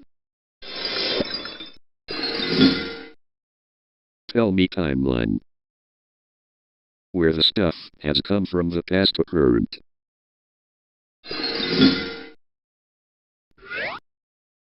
Back in 1299, Osmanli declared independence from the Seljuk Sultanate, establishing the Ottoman dynasty. 1326, Ottomans captured Bursa, making it their first major imperial capital city. On 1354, Gallipoli was occupied, establishing the first permanent Ottoman stronghold in Europe. On 1389, Murad defeated a Christian coalition at the Battle of Kosovo, securing control of the Balkans. On 1402, Turco-Mongol conqueror Timur defeated and captured Sultan Bayezid I at the Battle of Ankara, triggering an 11-year civil war. On 1453, Mehmed I, the Conqueror, breached the walls of Constantinople, ending the Byzantine Empire and creating the permanent Ottoman capital. On 1517, Sultan Selim I conquered the Mamluk Sultanate, absorbing Egypt, Syria, and the holy cities of Mecca and Medina into the empire. On 1520, Suleiman the Magnificent ascended the throne, launching the Ottoman Golden Age. On 1521, Ottoman armies captured Belgrade, opening the path for advancement deep into Central Europe. On 1526, Suleiman crushed the Hungarian military at the Battle of Moses, absorbing most of Hungary. On 1529, the First Siege of Vienna failed due to poor winter logistics, marking the absolute limit of Ottoman expansion northward. On 1571, a Holy League naval alliance defeated the Ottoman fleet at the Battle of Lepanto, shattering the myth of Ottoman naval invincibility. On 1683, the Grand Vizier's army suffered a catastrophic defeat at the Second Siege of Vienna by Allied European forces. On 1699, the Treaty of Karlowitz forced the empire to cede Hungary and parts of the Balkans, initiating a permanent territorial retreat. On 1718, the peaceful tulip period began, sparking cultural growth, westernization, and early printing presses. On 1821, the Greek War of Independence broke out, ending in official Greek autonomy by 1830. On 1839, the Tanzimat Reform era was launched to modernize law, education, and the military along European lines. On 1853, the Crimean War erupted, forcing the empire to rely heavily on British and French alliances to fend off Russian expansion. On 1876, the first Ottoman constitution was promulgated, briefly establishing a constitutional monarchy before autocratic reversal. On 1908, the Young Turk Revolution restored the constitution and stripped absolute power from Sultan Abdülhamid I. On 1914, the empire entered World War I on the side of the Central Powers. On 1918, the Armistice of Mudros concluded Ottoman combat, resulting in the Allied military occupation of Istanbul and partitioning. On 1919, the Turkish War of Independence commenced, led by military officer Mustafa Kemal. On 1922, the Grand National Assembly abolished the Ottoman Sultanate, prompting the final Sultan, Mehmed I, to flee into exile. And on 1923, the International Treaty of Lausanne recognized new national borders, leading to the official declaration of the Republic of Turkey. And that's all of the timeline. Tell me, timeline, where the stuff has come from the past to current.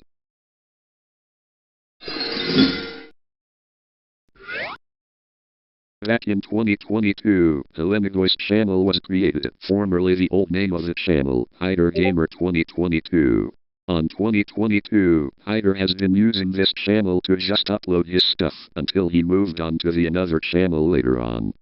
On 2025, the Lenegoist took over the channel. She makes random shorts. And on 2026, she continued to focus on making shorts using Yautja on mobile, receiving views. That leaves old videos from 2022 have been deleted, except for one fake Woody Gets Grounded video, which is old nowadays. See you in Isla Gelga, Lagarda, Mexico timeline that I had to go through. Tell me, timeline, where the stuff has come from the past to current.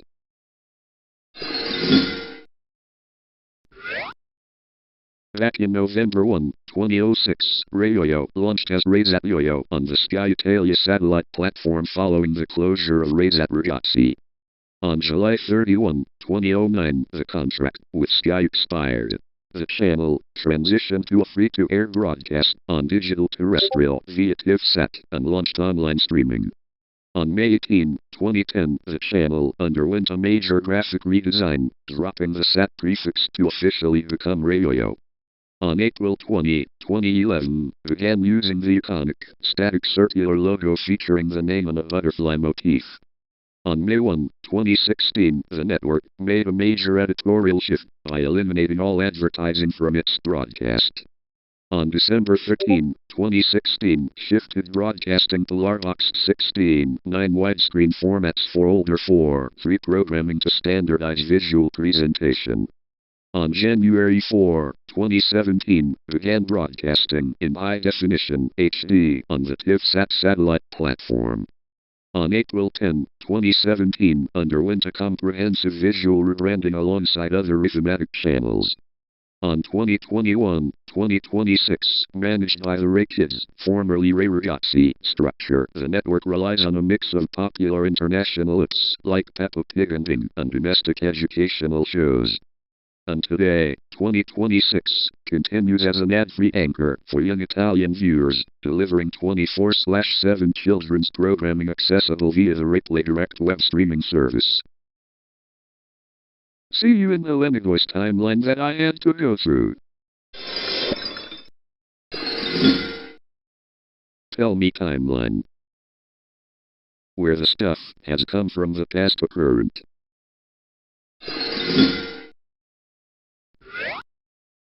Back in 2004, the H1 Classic Europe grew in popularity across Europe, laying the structural groundwork for curated, decade-focused music blocks by broadcasting massive amounts of 1980s pop, rock, and new wave music video blocks. On 2011, MTV Classic officially launched in the United Kingdom and Ireland, using retro branding to capture audiences looking for a nostalgia-focused viewing experience.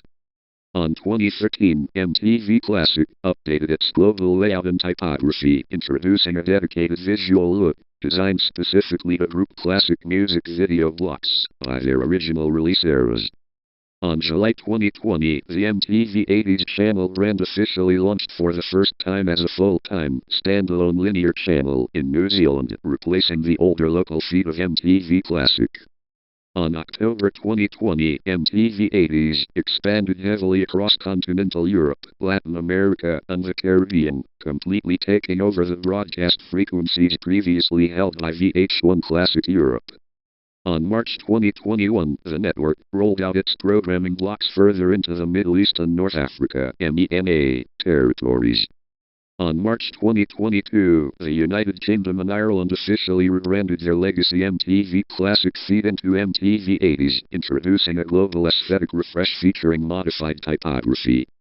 On August 2023, the channel officially launched in Australia, replacing the regional MTV Classic feed to align with the rest of the international market.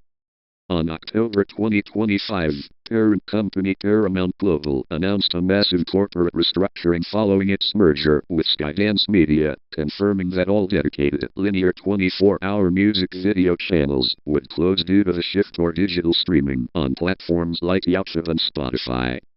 On November 2025, the Australian feed of MTV 80s permanently ceased operations. On December 2025, the New Zealand broadcast feed went dark early in the month. And on 31 December 2025, MTV 80s officially shut down globally alongside its sister networks, MTV 90s, MTV Live, Club MTV, and MTV Music. In a final nod to history, the network signed off by playing video, Killed the Radio Star, by the Buggles, the very first video to air on the original network, in 1981. See you in the MSAgent network Ocarumust timeline that I had to go through. Tell me timeline. Where the stuff has come from the past to current.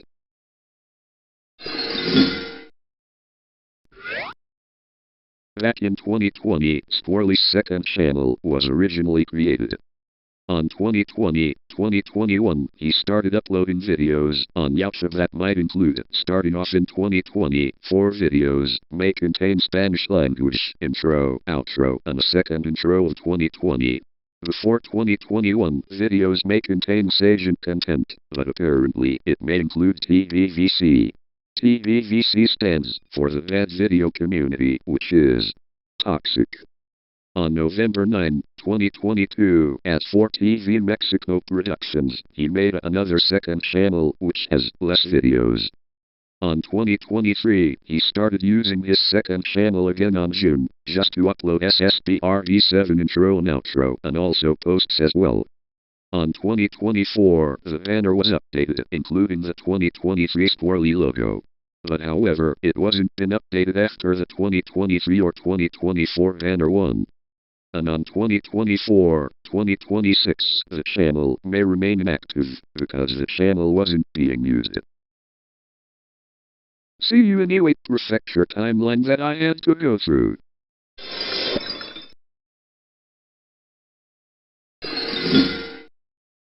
Tell me timeline. Where the stuff has come from the past to current.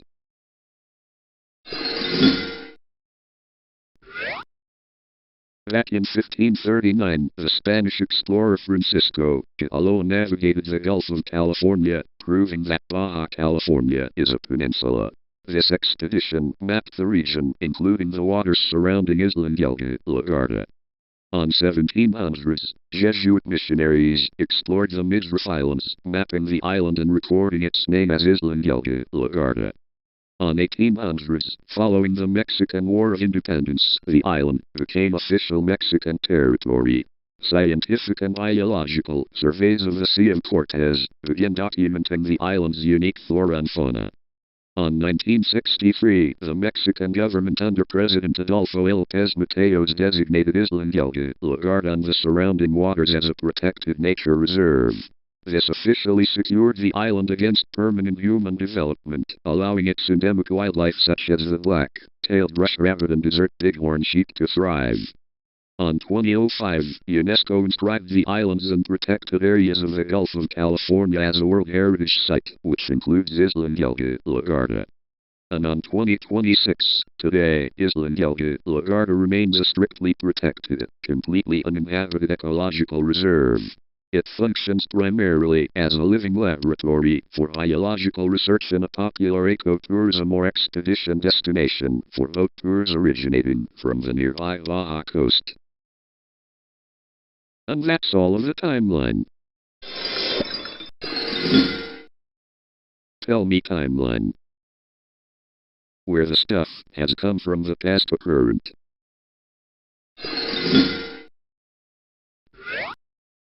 Situated in the Tahiti region, Iwate is Japan's second largest prefecture, known for its deep ancestral roots. Originally inhabited by the indigenous Emishi, it transitioned from a remote frontier to the golden capital of northern Japan, before recovering from recent natural disasters to embrace sustainable technology and tourism. Back in 300 BC AD 300, the region is inhabited by shaman and early Yayoi hunter-gatherers. Wet rice cultivation gradually spreads into the southern valleys, although northern communities maintain a hunter-gatherer lifestyle. On 802-812, the Yamato court pushes into Emishi territory under General Sakanu no Tamura. The Emishi surrender. Fort Izawa is built in present-day Oshu, 802, followed by Fort Chua, 803, and Fort Takutan in Morioka, 812, to secure the frontier. On late 11th, 12th century, the northern Fujiwara clan establishes a wealthy, autonomous realm in Hiraizumi, southern Iwate. It flourishes as a center of Buddhist culture and trade, rivaling Kyoto until it falls to Minamoto no Yoritomo in 1189. On 1600s, 1800s, the Nanbu and Date clans control the region. Morioka develops as a vital castle town, while the coastal Sanriku area thrives on deep-sea fishing and trade. On 1876, in the aftermath of the Boshin War and early Meiji Restoration, Iwate Prefecture is officially formed with its current borders. On 1896-1933, a series of devastating mega tsunamis strike the Sanriku coast, radically shaping coastal engineering and disaster resilience in the region. On 1970s-1990s, Iwate modernizes heavily with the expansion of the Tohoku Shinkansen, connecting Morioka to Tokyo and establishing itself as an industrial and agricultural hub for Tohoku. On March 11, 2011, a massive 9.0 magnitude earthquake and subsequent tsunami ravaged the Sanriku coastline. Towns like Miyako, Rikis and Takata and Otsuchi suffer catastrophic damage and loss of life. On 2011-2020, Iwate undergoes a historic reconstruction effort, completely rebuilding seawalls, relocating towns to higher ground, and restoring coastal railway lines.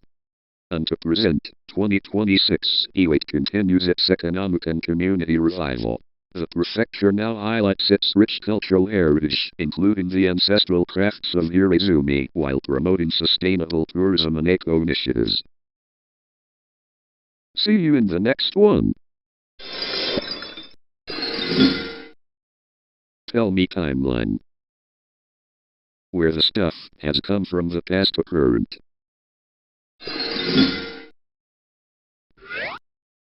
Back in July 1, 1999, the channel that would eventually become MTV 90s originally launched on this day as MTV Base in the UK and Ireland, primarily focusing on hip-hop, R&B, and urban music. Concurrently on the flagship MTV network, the late 90s TRL era took hold, shifting the daytime focus toward teen pop, nu metal, and commercial hip-hop. On May-June 2016, to test the waters for 1990s nostalgia, MTV launched a temporary MTV 90s pop-up channel in the UK and Ireland, temporarily replacing MTV Classic for a month. The branding, visual aesthetics, and experimental promos used during this brief run laid the visual groundwork for the permanent channel years later. On October 5, 2020, MTV 90s launched as a fully dedicated, standalone 24-hour music network across Europe, officially replacing MTV Rocks. Operating as a commercial-free network, its programming grid was packed with curated blocks of Eurodance, grunge, Britpop, 90s hip-hop, and alternative rock. On May 2021, the channel significantly expanded its global reach, launching across the Middle East and North Africa (MENA) via the Vine network, and debuting in the Netherlands, where it replaced MTV Music 24. On 2022, as part of a massive structural reorganization by Paramount, MTV 90s officially replaced its structural predecessor, MTV Base, permanently in the United Kingdom and Ireland on March 31. Later that year, on September 1, it launched in Southeast Asia, taking over the main MTV Asia feed. And on December 31, 2025, following corporate restructuring and a sweeping decision by Paramount International Networks to phase out traditional linear thematic music networks, MTV 90s officially ceased broadcasting globally at 07 o'clock CET. The final music video, played on the European channel before the signal went dark, was fittingly Goodbye by the Spice Girls. See you in Bobo Brothers timeline that I had to go through. Tell me timeline. Where the stuff has come from the past to current.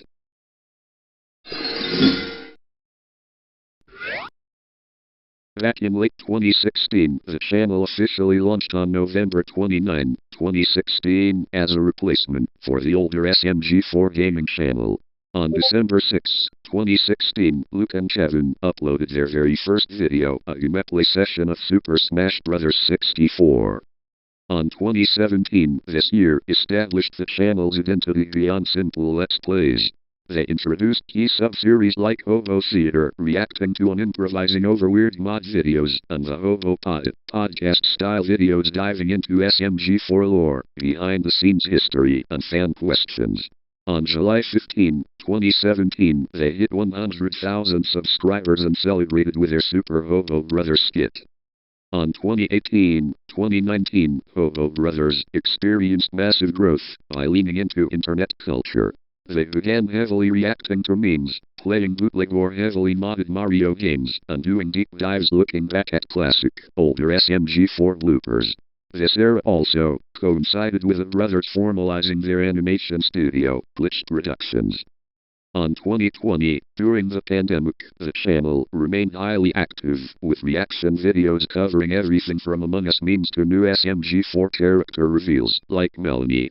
However, behind the scenes, Luke and Kevin's workload for Glitch Productions was exponentially increasing with the production of Meta Runner, Sunset Paradise, and the main SMG4 channel. And on December 31, 2020, on the final day of the year, Hobo Brothers uploaded a video titled Goodbye for Now. Kevin and Luke explained that managing a near-daily casual channel alongside a rapidly expanding animation studio was no longer sustainable. They put the channel on an indefinite hiatus to solely focus on Glitch Productions. See you in Aomori Prefecture, Japan timeline that I had to go through. Tell me timeline. Where the stuff has come from the past to current.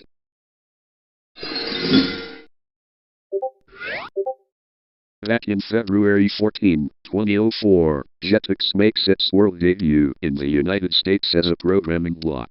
It airs during the morning on ABC Family and in the evening on Toon Disney. On April 2004, the Jetix brand is introduced to Europe as an after-school programming block on regional Fox Kids channels, starting with the UK and Ireland. On August 1, 2004, Fox Kids France becomes the very first full, 24-hour dedicated Jetix television channel in the world. On August 2004, the Jetix block expands heavily across Latin America, kicking off the transition from Fox Kids Latin America. On October 1, 2004, Fox Kids Scandinavia completely rebrands into Jetix. On January 1, 2005, the bulk of international Fox Kids channels, including the UK, Central and Eastern Europe, CEE, Greece, and the Middle East, MENA, officially rebrand into Jetix. The toddler-oriented sister block/channel Fox Kids Play officially rebrands as Jetix Play across Europe. On February 2005, Fox Kids Netherlands rebrands into Jetix. On March 1, 2005, Fox Kids Italy and Fox Kids Israel finish their transition and launch as full Jetix networks. On June 10, 2005, Fox Kids Germany is the final Fox Kids channel in the world to rebrand into Jetix, completing the initial global transformation. On autumn 2006, in the United States, Toon Disney becomes the exclusive home for the Jetix block, permanently ending the block's run on ABC Family. On 2007, Jetix expands its specialized local programming blocks internationally, introducing popular, curated segments like Jetix Max, Youth Extreme Sports, and Jetix Ninja. On November 1, 2008, Jetix Play expands its daily programming window from 12 hours to 17 hours across Eastern Europe and the Middle East to satisfy rising multi-market distribution demands. On December 8, 2008, the Walt Disney Company reaches a major agreement to buy out public shareholders and increase its stake in Jetix Europe to 96%, planning to entirely delist the company from the Euronext Amsterdam Stock Exchange and unify its television networks. On February 13, 2009, the Jetix US programming block and Toon Disney Channel merge and shut down permanently. They are replaced by the brand new network, Disney XD. On April 1, 2009, Jetix France is the first European version to shut down and rebrand into Disney XD. On July 3, 2009, Jetix Latin America is discontinued and rebranded as Disney XD. On September 19, 2009, Jetix CEE, serving Central and Eastern Europe, is discontinued. In markets where Disney Channel didn't already exist, the network transitions into Disney Channel rather than Disney XD. On September 28, 2009, Jetix Italy management executes a buyout to separate its localized assets, creating switchover media, while the core Jetix channel reverts entirely to Disney and rebrands as Disney XD. On October 3, Jetix channels in Greece and the MENA region are retired and rebranded into Disney XD. On November 14, 2009, Jetix India officially ends operations and transforms into Disney XD. On January 1, 2010, Jetix Netherlands finishes its transition, making it the last main European channel to switch to Disney XD. On August 10, 2010, the final standalone Jetix channel in the world, Jetix Russia, ceases broadcasting at 18 o'clock and is fully replaced by the regional Disney channel. And on September 1, 2010, the secondary toddler channel, Jetix Play, shuts down permanently in the Middle East and Europe. It is replaced by Playhouse Disney, later Disney Junior, bringing an absolute end to the Jetix era. See you in SSBRE7 Akasporli's second channel timeline that I had to go through. Tell me timeline. Where the stuff has come from the past to current.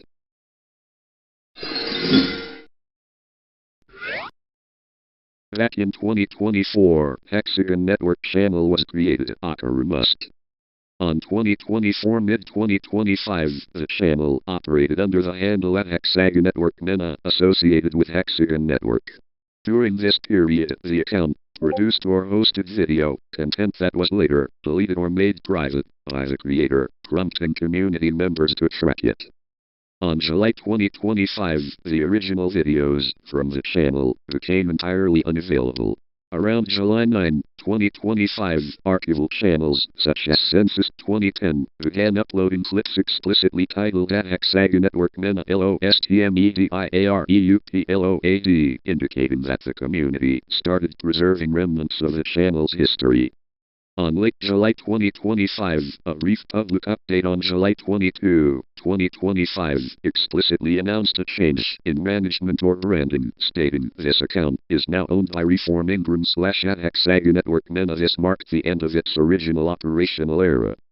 And on August 2025 and 2026, today, small-scale creators and fans continued to reference the channel's remaining assets, creating Roblox-style fan animations and additional short archive clips, based on the legacy of the original at Hexagon Network MENA content. Bonus timeline.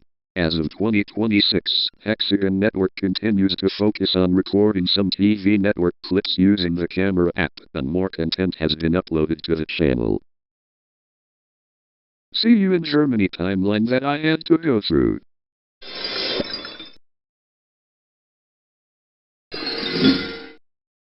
Tell me timeline. Where the stuff has come from the past to current.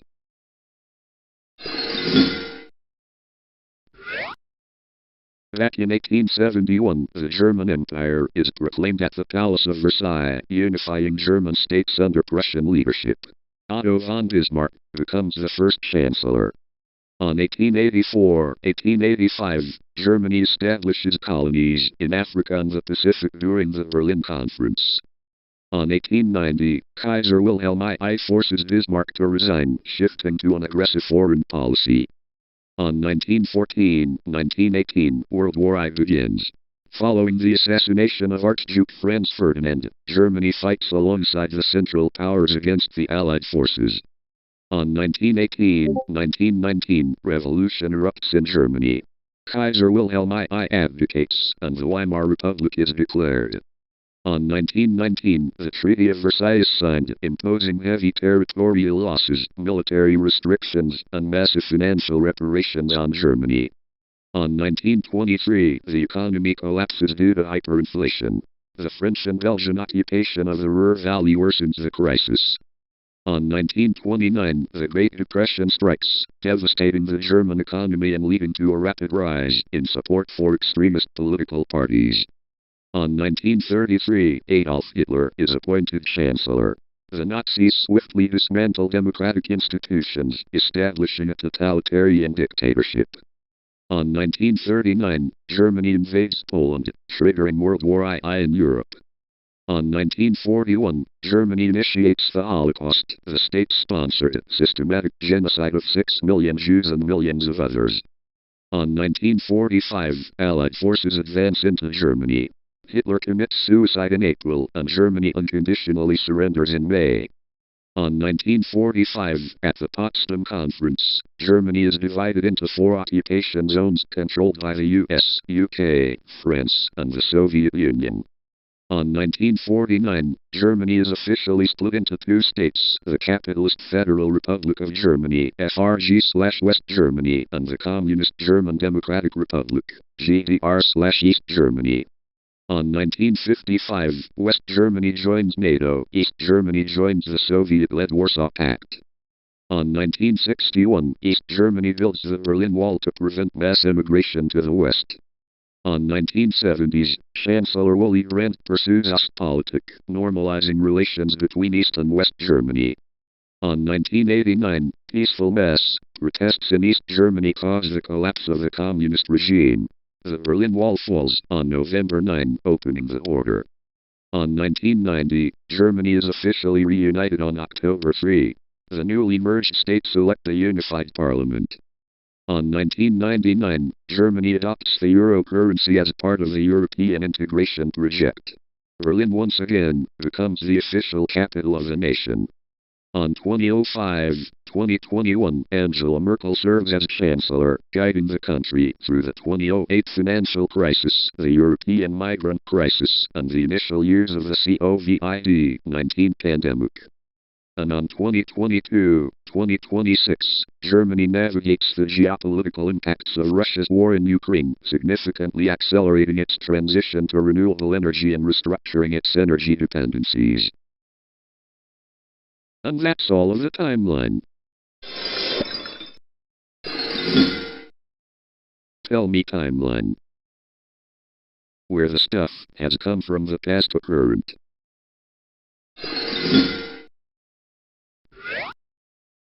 Back in 13,000 BC to 300 BC, Jomon period, Aomori was the epicenter of Japan's Jomon culture. The region was home to massive, complex, unsettled hunter-gatherer communities. On 3900-2300 BC, the Sane Maruyama site thrived.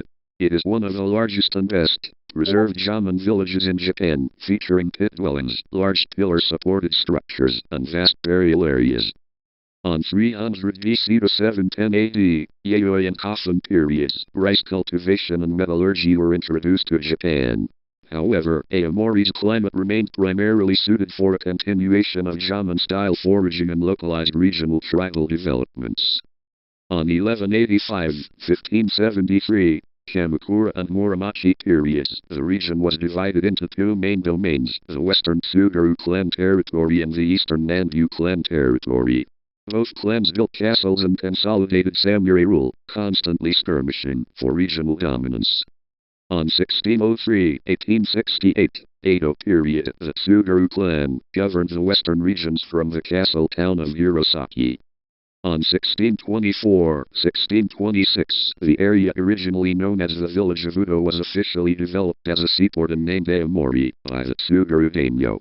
Its name meaning blue forest originated from the thick green woods used as a coastal landmark for ships. On 1868-1912, Meiji period, the Meiji Restoration transformed Japan's administrative landscape.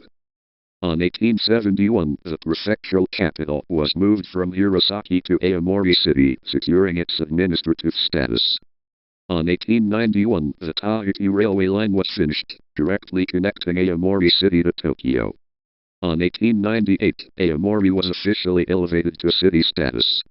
On 1908, the famous Seikan ferry service was launched, connecting Aomori to Hakodate in Hokkaido.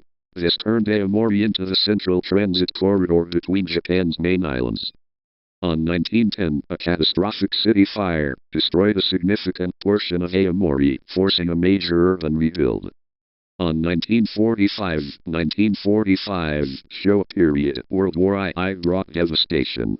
On July 28, 1945, intense American air raids destroyed approximately 88% of Aomori City. On 1980s, 2000s, post-war reconstruction gave way to major infrastructure expansions and cultural preservation. On 1986, the Aomori Prefecture Tourist Center (ASPAM) opened. Its striking pyramid design remains a prominent symbol of the prefecture. On 1988, the Seikan ferry service retired its core passenger operations as the undersea Seikan tunnel opened to rail traffic. On 2021, the Jomon prehistoric sites in northern Japan, including Aomori's Sane Maruyama, were officially designated as a UNESCO World Heritage Site. And on 2026, Aomori serves as a central logistics, agricultural, and cultural hub in northern Japan. The region is famous globally for its apple production, the magnificent Nobuta Matsuri summer festival, and a highly resilient local economy bridging Honshu and Hokkaido. And that's all of the timeline.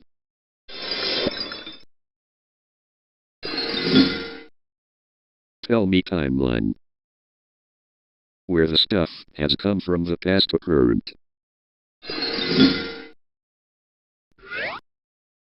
Back in 2004, following the merger of NBC and Vivendi Universal, the freshly formed NBC Universal began aggressively exporting the Universal Channel brand across Latin America and Europe. capitalizing on its massive library of procedural dramas and movies. On 2007, NBC Universal acquired Sparrowhawk Media Group, transforming it into NBC Universal Global Networks. This dramatically accelerated Universal Channel's reach across the UK, Europe, the Middle East, and Africa, EMEA. On 2008, the channel established a dominant footprint across emerging markets, launching dedicated feeds with localized items in Asia, Poland, Romania, and South America. On 2010-2011, Comcast initiated its acquisition of Universal. The international channels experienced a significant injection of high-budget programming, premiering major network dramas simultaneously with U.S. timelines. On 2013, Universal launched a massive, unified global rebrand. Universal Channel dropped its older planetary logos in favor of a sleek typography look centered on the tagline 100% characters, focusing heavily on character-driven programming like Law and Order, House, and Suits. On 2018, the network dropped Channel from its name, officially rebranding globally as Universal TV.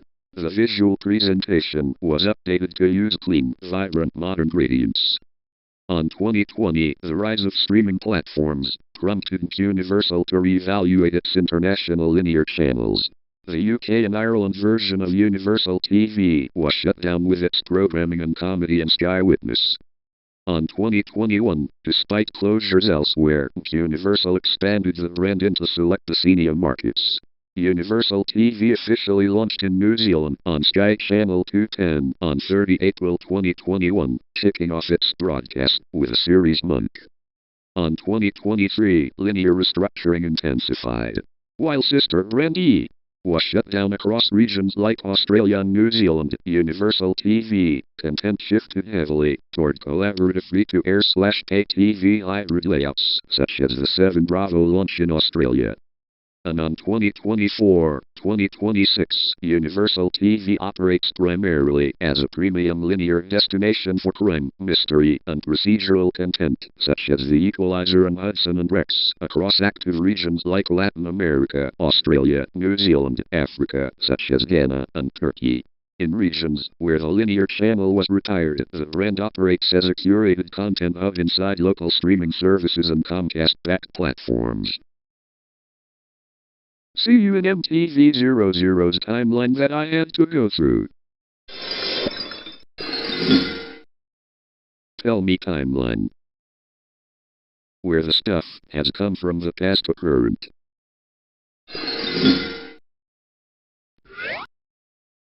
Back in July 2007, launched as a beta, Windows-only, peer-to-peer downloading service. On December 25, 2007, officially went live to the public, with its first major relaunch, debuting streaming video capabilities. On July 2008, second major relaunch integrates live TV and radio simulcasting, adds an electronic program guide, EPG, and introduces offline viewing. On 2009, upgrades introduced including high-definition, HD, programming support and expansion to mobile phones, connected TVs, and gaming consoles. On May 2010, third major relaunch features social media integration and recommendations, as well as launching a dedicated download manager for desktop. On 2011, the 7-day catch-up viewing limit was officially extended to a 30-day window. On 2014, a major platform overhaul shifts its layer from a basic catch-up layer to a central online TV portal, introducing deep machine learning recommendations, curated collections, and fresh personalized features. On November 2015, the standalone BBC Media Player app was retired, and live TV streaming began operating natively within the app. On 2016, a TV license became a mandatory legal requirement to watch or download content on its layer, following changes in government regulations. On 2018, the standalone iPlayer radio brand was retired, and its audio and podcast functions were officially folded into the newly launched BBC Sounds app. On September 2019, the BBC announced that signed-in accounts would be required for all users, primarily to personalize content and enforce the TV license fee.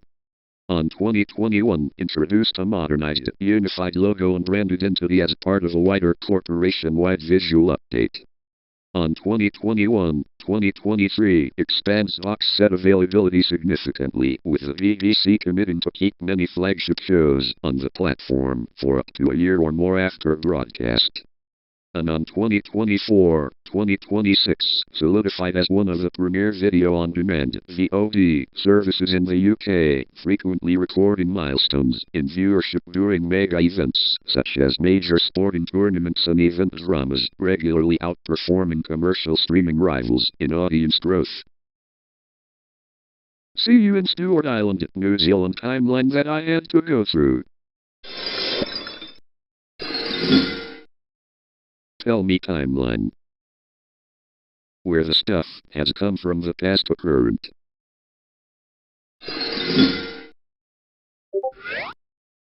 Back in 18,000 to 11,000 BC, nomadic hunter-gatherers occupied the Japanese archipelago, leaving behind some of the earliest pottery fragments and iconic clay figures, in the region. 8th century, the area sits at the northern frontiers of the expanding Yamato imperial state, leading to prolonged conflicts with the indigenous Emishi people. On 1601, feudal lord Dake Mazamian built Sendai Castle, Aobajo, on the Heroes River, officially founding the modern city and turning the Sendai domain into one of the largest, most prosperous fiefdoms in Japan. On 1613, Mazamian commissioned the Dake Maru and sent Samurai Tsunaga Hazakura to sail across the Pacific to Mexico, Spain, and Rome in one of the earliest official Japanese diplomatic missions to the Americas and Europe.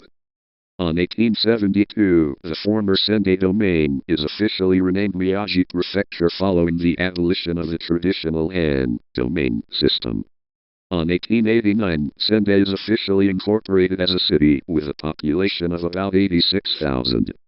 On 1945, Sendai is heavily damaged by U.S. air raids during the final months of World War II, destroying much of its historical castle architecture. On 1989, Sendai is designated as a government ordinance city. It officially surpasses 1 million residents by 1999, earning the moniker City of Trees due to robust urban greenery. On March 2011, the Great East Japan earthquake and subsequent tsunami caused unprecedented devastation and loss of life along Miyagi's coastal communities, triggering nuclear and infrastructural crises. And on present day, as of 2026, fully revitalized, Miyagi serves as an economic hub boasting high-tech industries, deep-sea fisheries, renowned agriculture, and vibrant tourist sectors spanning from the mountain hot spring villages to the islands of Matsushima. See you in the next one.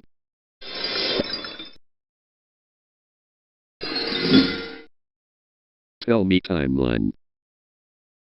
Where the stuff has come from the past to current.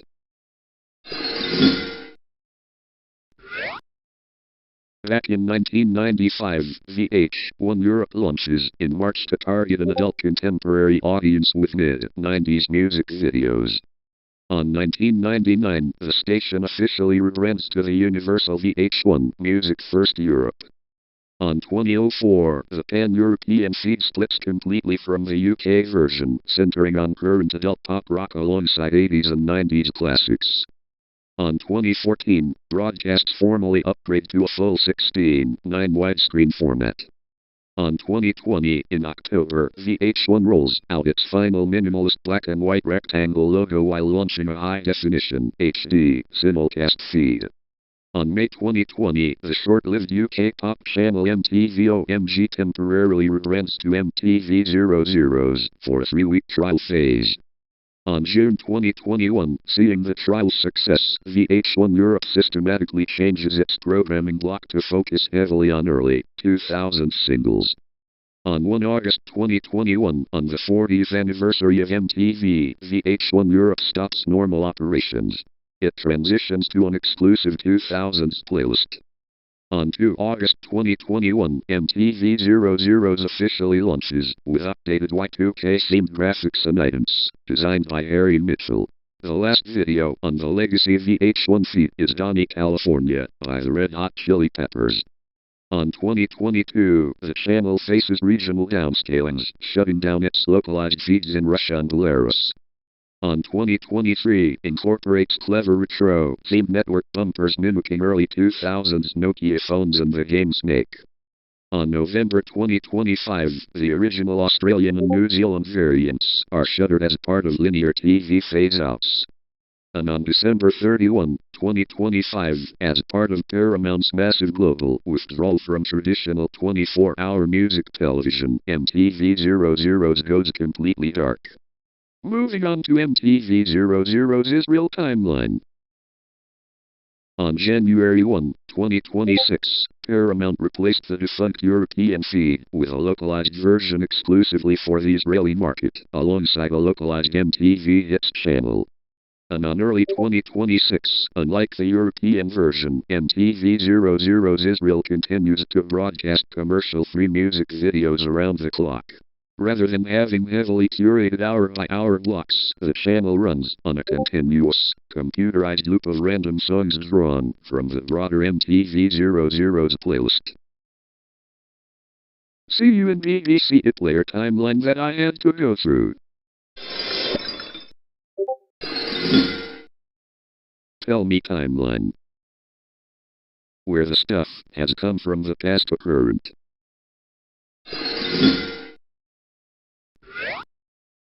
Back in late 1200s, 1300s, ancestors of the Maori arrived by canoe from East Polynesia. They refer to the land as Rikiura, meaning glowing sky, referring to vibrant sunrises, sunsets, and the aurora australis, or Tipunga o Te Waka Amai. The island is used primarily as a seasonal base to hunt moa, fish, and harvest titi, mutton bird. On 1770, British explorer Captain James Cook sights the island, though he maps it as a peninsula of the South Island. On 1809, First Mate William Stewart visits aboard the sealing ship Pegasus and maps the coastline. His European namesake, Stewart Island, officially sticks. On early 1840s, the area becomes a maritime hub for European sailors and whalers. Intermarriage with local Maori women creates deep familial and cultural links to the region. On 1841, the island is designated as the short-lived paper province of New Leinster, later becoming part of New Munster. On 1863, Stewart Island is incorporated into the province of Southland. On 1864, the New Zealand government purchases most of the island from the Gaitayu Iwi tribe. On 1876, provincial governments are abolished, and the Stewart Island County is gazetted. On late 1800s, 1930s, sawmilling and timber extraction dominate the economy, with relics still visible today at Maori Beach and Keikiki Bay, alongside localized sheep farming and fishing. On 1895, an official Stewart Island County Council is finally established. On 1989, the Stewart Island County is dissolved and integrated into the broader Southland District. On 2002, Rikiura National Park is established, cementing the island as a protected haven for rare birds and native bush. On 2010s, the permanent population hovers around 400 residents, concentrated primarily in Avan Half Moon Bay, working mostly in conservation, ecotourism, and commercial fishing. On 2019, Rikiura is officially certified as a dark sky sanctuary, attracting astronomers and nature photographers due to its minimal light pollution. And on present day, 2026, the island thrives as an ecotourism destination, famous for its 276 kilometers of Department of Conservation tramping tracks, including the Rikiura Track Great Walk, and the ongoing traditional titi harvest by local Rikiura Maori. See you in time or less timeline that I had to go through. Tell me timeline. Where the stuff has come from the past to current.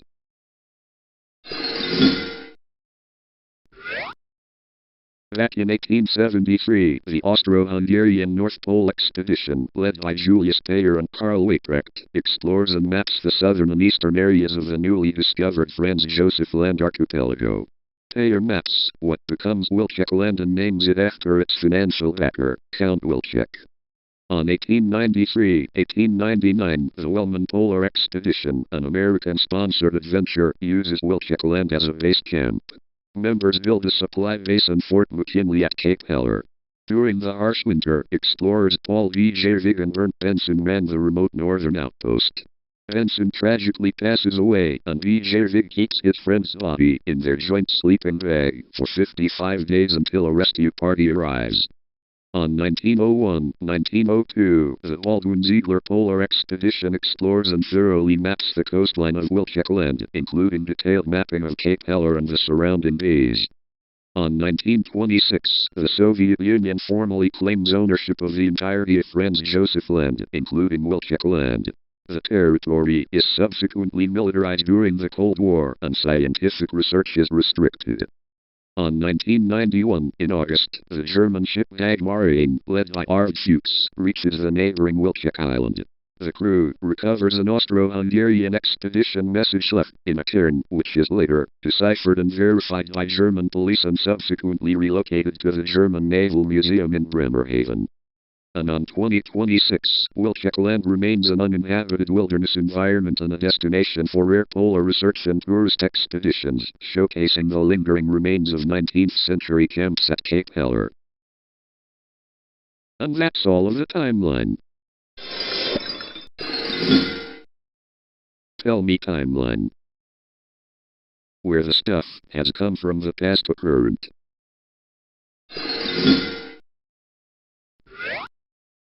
Back in 1980, CNN signs on from Atlanta, Georgia, at 6 o'clock p.m. ET, founded by media mogul Ted Turner. The first broadcast is anchored by husband and wife team David Walker and Lois Hart, leading with the attempted assassination of civil rights leader Vernon Jordan. On 1982, CNN gains massive early credibility and audience reach, appearing on the cover of Time magazine as a tenacious challenger to the traditional Big Three networks, ABC, CBS, NBC. On 1985, CNN's domestic reach rose to over 33 million homes. On 1986, CNN cements its status as a breaking news juggernaut by becoming the only television network to broadcast the Space Shuttle Challenger disaster live. On 1991, CNN achieves international prominence and record-breaking audiences as anchors Peter Arnett, Bernard Shaw, and John Holliman report live with audio from a Baghdad hotel during the outbreak of Operation Desert Storm. On 1996, Ted Turner's Turner Broadcasting System merges with Time Warner. CNN launches its website, CNN.com. On 1990s, CNN solidifies the CNN Effect, a political theory that 24-hour global news broadcasts can drive and alter the course of foreign policy by broadcasting real-time human crises into the living rooms of global leaders. On September 11, 2001, CNN provides defining, hours-long, live coverage of the 9/11 attacks in the United States, cementing its role as the go-to network for national tragedies. On 2005, the network expands its online footprint heavily, launching digital video features and online reporting hubs as internet news consumption begins to rise. On 2008, CNN covers the historic U.S. presidential election of Barack Obama, utilizing groundbreaking holographic technology and enhanced touchscreens for its on-air broadcasts. On 2016, CNN heavily covers the tumultuous U.S. election, adapting rapidly to the fast-paced, highly polarized political climate and the rise of mobile news consumption. On 2018, Time Warner is acquired by AT&T, bringing CNN under the umbrella of Warner Media. On late 2010s, CNN launches CNN Plus, an ambitious subscription streaming service, as the industry battles a widespread viewer migration from traditional cable to digital video and social media. On 2020, the network plays a massive role in covering the global COVID-19 pandemic and the U.S. presidential election, relying heavily on remote broadcasts and localized data tracking. On 2022, Warner Media merges with Discovery Incorporated to form Warner Brothers Discovery. The newly formed company shuts down the newly launched CNN Plus streaming service just weeks after its debut, pivoting to different digital strategies. On 2024, CNN continues to pivot its programming and digital offerings, navigating an evolving news landscape, while competing heavily with other traditional media outlets and digital native news platforms. On 2025-2026, CNN centers its broadcasting strategy on extensive digital-first programming, mobile delivery, and major live events, including coverage of the second Trump administration. And on May 6, 2026, revolutionary media visionary and CNN founder Ted Turner dies at age 87 in Atlanta, Georgia, closing a seminal chapter in American media history.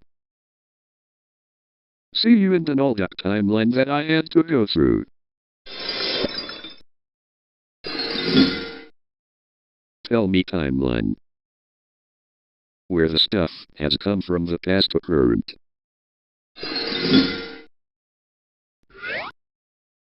Back in 1556, Dominican friars established a permanent Catholic mission, marking the formal beginning of Portuguese influence.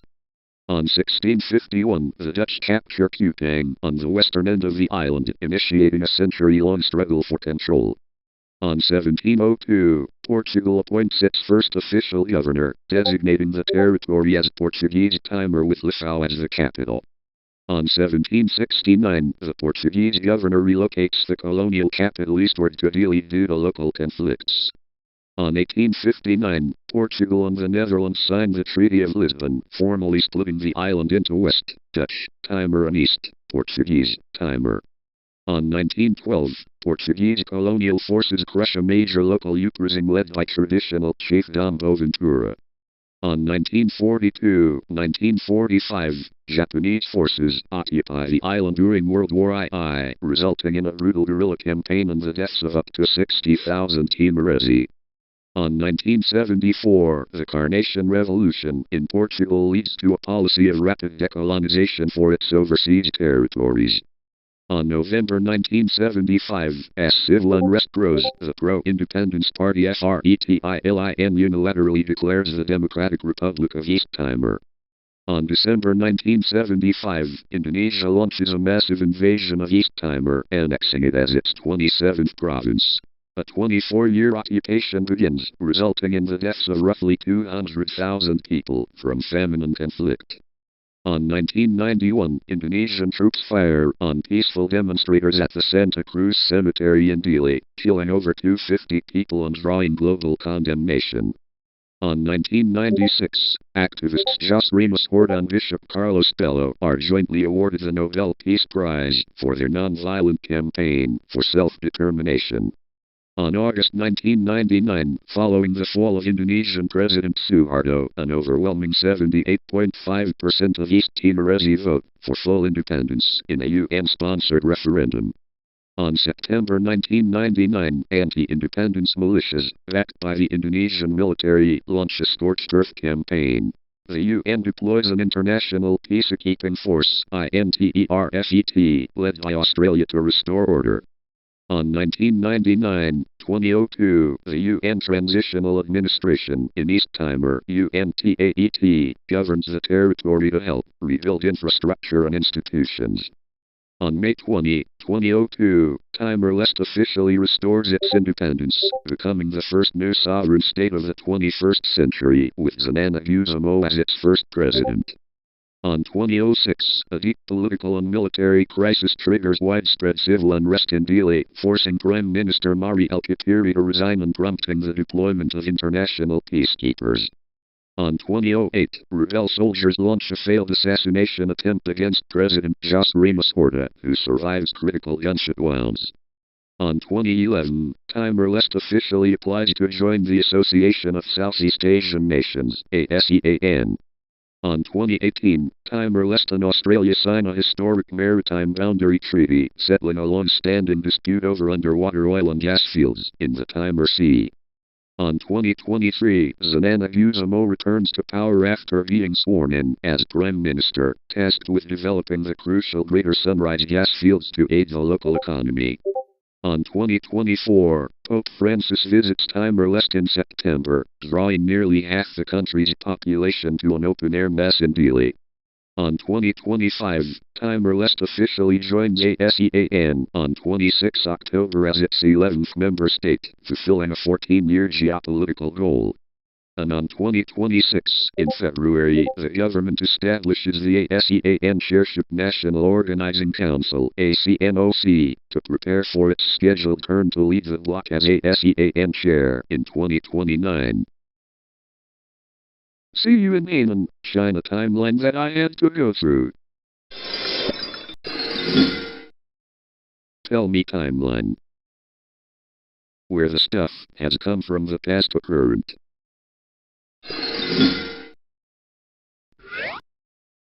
Back in October 3, 2011, Dylan Baker registers his case a YouTube channel. The dormant era, 2011-2022, for 11 years, the channel remains completely inactive with zero public video uploads.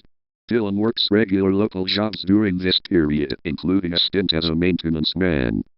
On September 2022, decides to pursue content creation and uploads his very first short clips to TikTok. On September 9, 2022, formally uploads his first long-form video to YouTube, featuring gameplay from NBA 2K23. On September 11, 2022, launches his first Twitch live stream using a mobile hotspot due to poor town internet. Early to mid-2023, his short-form TikTok clips explode in popularity.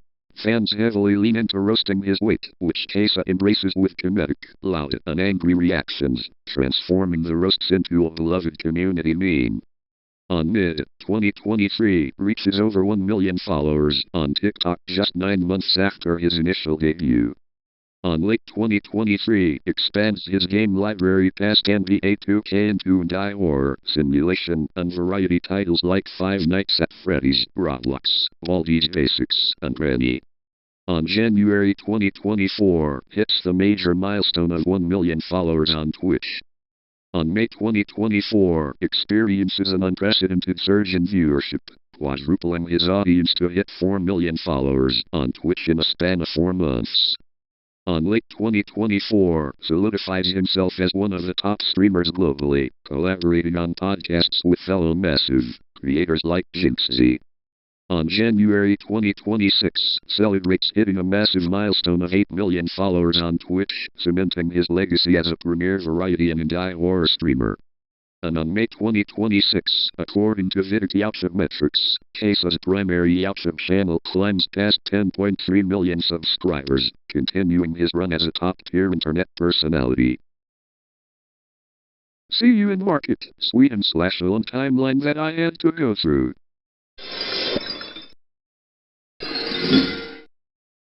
Tell me timeline.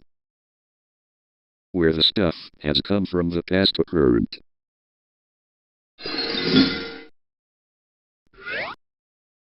Back in 1500s, 1700s, due to continuous land uplift, post-glacial rebound, the scary of MSAgent breaks the surface of the Baltic Sea.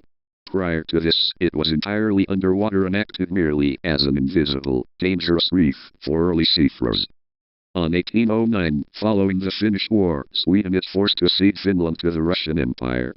The new boundary line between the Swedish realm and the Russian-controlled Grand Duchy of Finland is drawn straight across the tiny, unclaimed rock of MSAgent. On 1885, Russian authorities governing Finland decide to construct a lighthouse on MSAgent to protect ships from the treacherous undersea MSAgent passage. Due to inaccurate maps and lack of modern surveying technology, they accidentally built the lighthouse on the Swedish side of the island. On 1917-1921, Finland declares independence from Russia. The local, Swedish-speaking population of the land archipelago petitions to join Sweden, but the League of Nations ultimately grants sovereignty of the islands to Finland.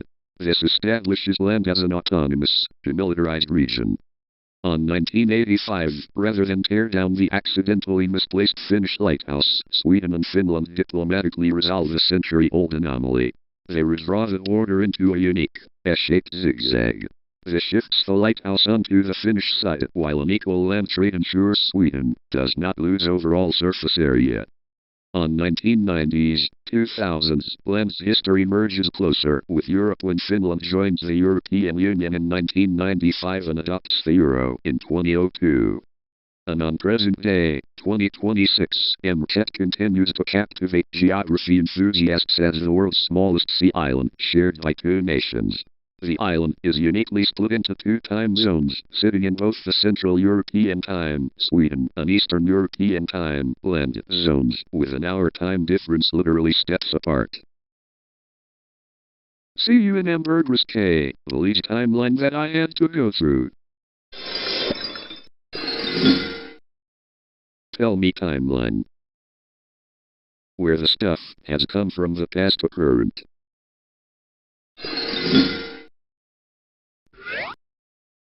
Back in 1200, following the collapse of major inland cities, Ambergris K thrives as a vital coastal trading center. On 1500s, the island's strategic location facilitates maritime trade routes that tie the Yucatan Peninsula to the rest of the Maya world. On 1700s, European pirates and logwood cutters begin sailing through the offshore waters. The island acts as a strategic hideout and localized waypoint. On 1848, following the outbreak of the caste war in Yucatan, Mestizo families flee Mexico and establish the first permanent, modern settlement on Ambergris K, founding the village of San Pedro. On 1869, ownership of Ambergris K passes to the private Blake family, shaping a localized economy largely dependent on coconut plantations. On 1942, a catastrophic hurricane devastates the island's coconut plantations. The islanders pivot their livelihood back to traditional fishing. On 1963, the San Pedro Fishing Cooperative is formed, primarily focusing on lobster exports to significantly boost the island's economy. On 1965, the opening of the Holiday Hotel marks the official dawn of tourism on the island. On 1981, Belize gains independence from Great Britain. Ambergris K catches the attention of international travelers. On 1984, San Pedro is officially upgraded from a village to a recognized town. On 1996, the Belize Barrier Reef is inscribed as a UNESCO World Heritage Site, triggering a massive influx of international divers and eco-tourists to the island. On 2000s, Ambergris K undergoes rapid transformation into Belize's primary resort hub, seeing major infrastructural developments, including an expanded airstrip. On 2010s, the island gains international prestige, frequently topping travel lists like TripAdvisor's Traveler's Choice for the best islands in the world.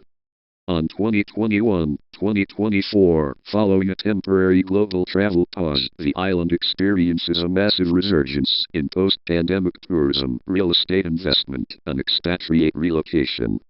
And on present day, 2026, today, Ambergris K stands as the bustling, vibrant epicenter of Belize's tourism and real estate sectors. The island successfully balances ecotourism, strict marine preservation, and ongoing luxury development, drawing thousands of visitors to its powdery beaches and the Great Blue Hole. See you in Wilczekland, Russia timeline that I had to go through. Tell me timeline. Where the stuff has come from the past to current.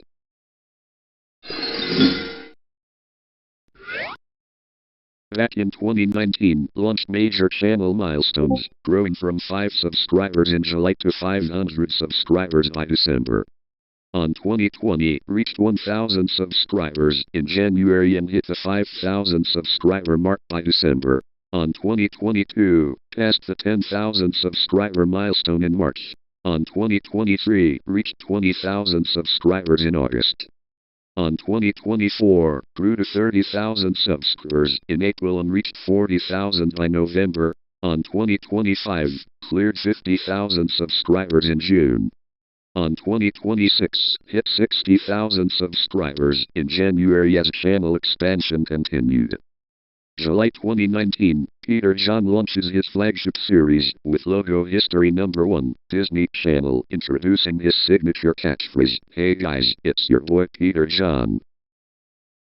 Pacing adjustments. In 2024, the upload schedule becomes strictly organized to balance content demands with life changes, including college and personal projects.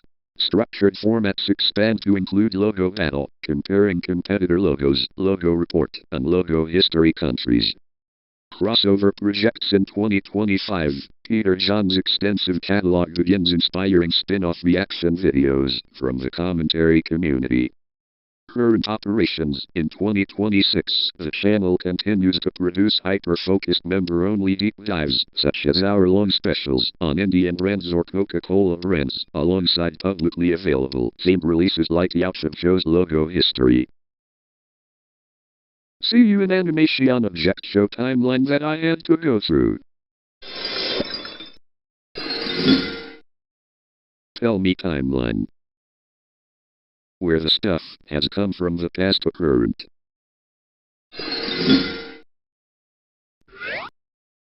Back in 4000 BC, 200 BC, the island is primarily populated by indigenously Malay and Malayo peoples. On 110 BC, formally incorporated into the Chinese Empire during the Western Han Dynasty. Emperor Wu establishes Xi'an Danner prefectures, though Han control falters shortly after due to indigenous rebellions. On 6/18/907 AD, Tang Dynasty effective government is reintroduced, and the coastal city of Haikou begins developing as a transport hub. The region becomes a dreaded destination for mainland political exiles. 960-1279 AD, Song Dynasty administered under Guangxi Province. Northern Plains see increased Han Chinese settlement, gradually displacing the Li peoples into the uplands. On 1206-1368 AD, designated as an independent province and officially named Hainan for the first time. On 1368-1644 AD, administration reverts back to mainland control, integrated into Guangdong Province. Haikou is fortified as an official military port. On 1858, under the Treaty of Tianjin, Haikou is opened as a treaty port, sparking international trade and the influx of Western merchants. On 1939-1945, occupied by the Japanese military during WWII, the local Kyeonggi column mounts a fierce, prolonged guerrilla resistance. On 1950, the People's Liberation Army, PLA, captures the island from nationalist forces, cementing it under the People's Republic of China.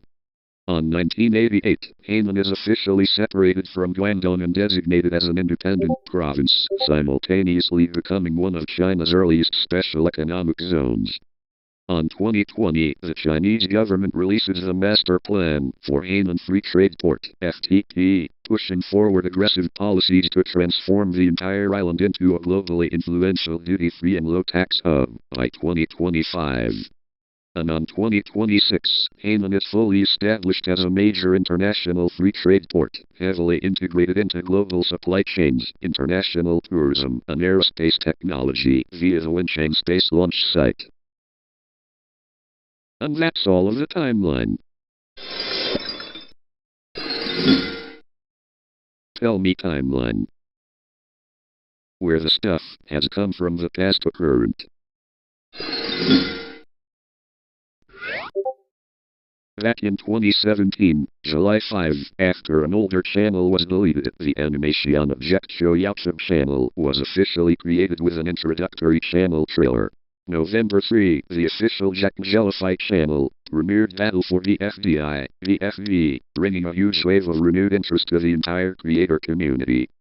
On 2018, content expansion, MSAgent show began establishing a unique footprint with spin-offs like BFV Battle and BFLH Jr., relying heavily on their signature hand-drawn, paper-style assets. On 2019-2020, the pandemic boom, OSC boom, of Jack shows saw massive surges in popularity during this time. MSAgent show refined their animation software, while the community expanded into TikTok and Discord servers. On January 10, 2021, Jackjelify premiered Battle for Dream Island, The Power of Two, TPOT. On April 9, 2021, VFV concluded its run, paving the way for a wave of new independent and fan-made Jack shows. On September 1, 2023, after a 10-year hiatus, Jackjelify officially resumed Season 2, VFDIA, signaling a golden era where older series were revived. MSAgent show steadily produced consistent shorts and longer series entries during this time. On 2024, diversification, high activity, the OSC saw an explosion in Object Camp series and PowerPoint-style animations. MSAgent show continued to refine their series, catering to a highly engaged fandom. On 2025 Expanding Boundaries community milestone, the community continued to grow. MSAgent show expanded their content scope and continued to engage a dedicated subscriber base of over 187k viewers. And on 2026, present day, current status, MSAgent show remains highly active on YouTube, balancing regular episodes, community engagement, and channel projects. The present OSC, the genre, is at an all-time high in production value. The broader community is defined by major real-world events, such as the 2026 International DFDIX in Animate Insanity Live Fan Tours. See you in case a timeline that I had to go through. Tell me timeline. Where the stuff has come from the past to current.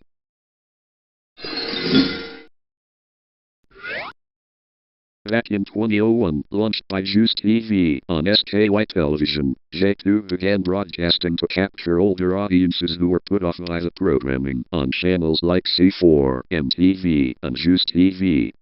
On May 1, 2008, rebranded from J2 to 63-Hour Music TV. On May 1, 2013, reverted to the original name J2 after the 63 channel number was reassigned by Sky to sporting channels. On November 11, 2014, the channel ceased broadcasting on SKY Television and entered a long-term hiatus.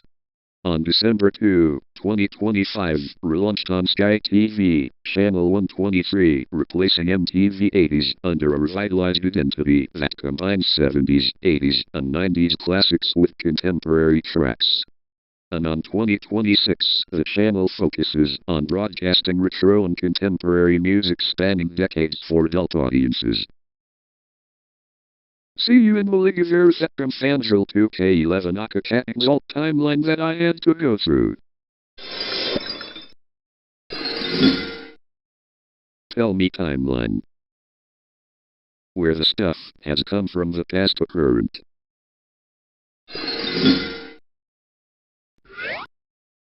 Back in August 2021, MGTV Second Fangirl 2K11 channel was created by Kat Njara, and uploaded a first video onto this channel.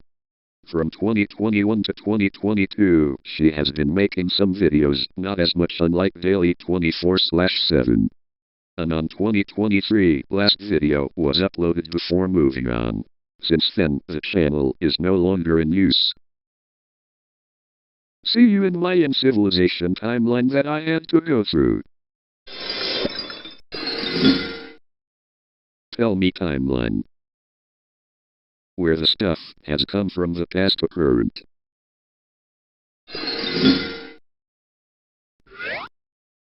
Back in 2020, 2021, the transition to short-form content, format pivot. Before 2020, Enzo primarily uploaded longer, Let's Play gaming videos featuring games like Minecraft and Fortnite.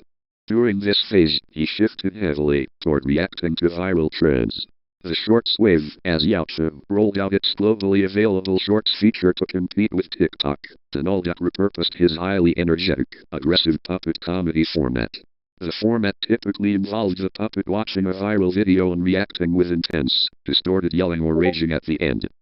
On 2022-2023, sub-milestone explosions and viral pranks, subscriber milestones, driven entirely by the explosive reach of the short-form loops, the channel crossed 1 million subscribers and rapidly climbed past 2 million. By mid-2022, the channel had accumulated over 600 million views. Pop culture parodies and pop-ins. The channel expanded into parodies of popular gaming figures and internet milestones, such as creating Donald Duck doesn't like Dream Number shorts during the peak of the Dream Face reveal hype. The Don't Laugh Challenge serialization. Enzo formalized his upload style into long-running, highly numbered episodic compilations like the FUNNIEST TikToks, DON''TLAUGHCHCHALLENGE. On 2024-2025 2025, expanding media lore and the 5-year milestone, fandom and mod crossovers, the character's internet footprint solidified enough to inspire community creations, including custom character mods, featured on sites like the Funkopedia Mods Wiki.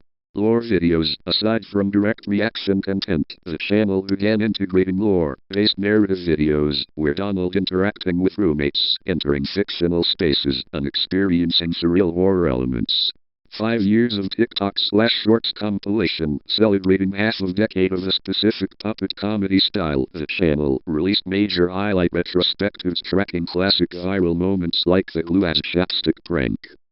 And on 2026, Modern Era and Pop Culture Reaction Hub, current beta, the official Donald.YouTube channel functions primarily as a reaction repository for the absolute latest trending internet phenomena, tailoring content around modern viral hits like The Amazing Digital Circus, Poppy Playtime, and Shin Sonic. Static anonymity. Despite consistent community inquiries and comedic teases regarding a formal face reveal, the channel has maintained its core identity, keeping Enzo behind the scenes, while the iconic shouting duck puppet remains the central face of the brand. See you in MSAgent Prefecture timeline that I had to go through.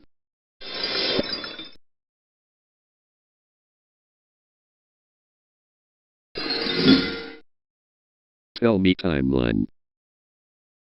Where the stuff has come from the past to current.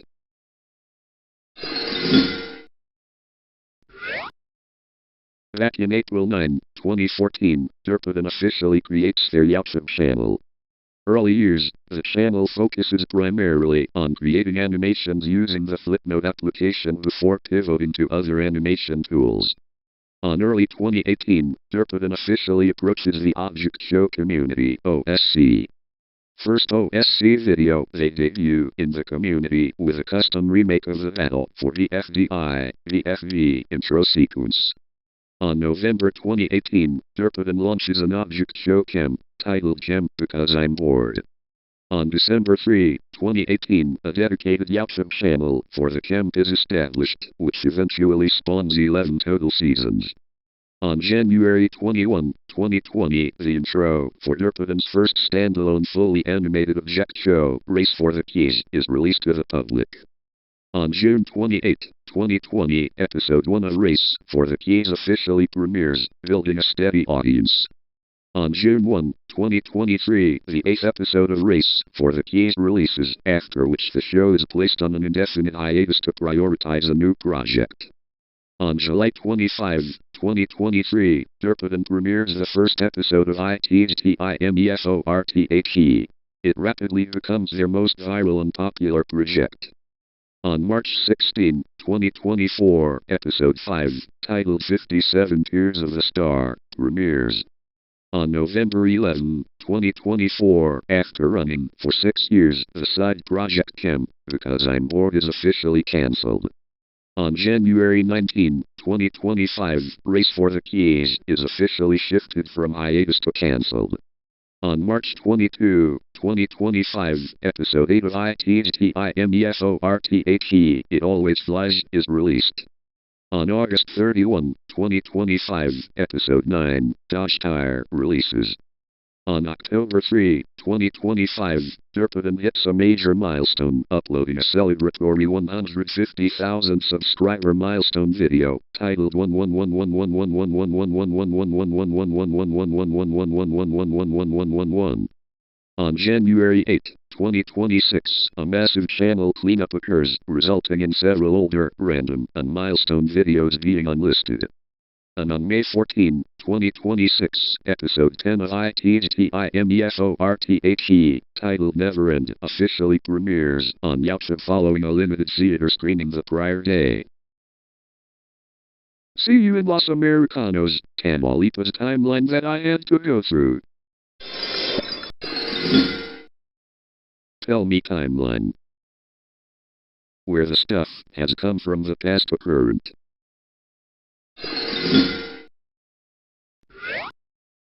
Back in 2000 BCE, early farming villages began to cultivate maize, beans, and squash across the Maya lowlands. On 1000 BCE, first signs of larger settlements emerge, with early ceremonial architecture and villages establishing recognizable Maya culture. On 600 BCE, significant agricultural expansion and population growth occur. Large-scale construction begins in early cities like Almerida and Tikal. On 400 BCE, 300 BCE, the first Mayan calendars are carved into stone, and early chiefdoms transition into centralized governments, ruled by kings. On 100 BCE, the first monumental pyramids are constructed, and trade networks expand throughout Mesoamerica.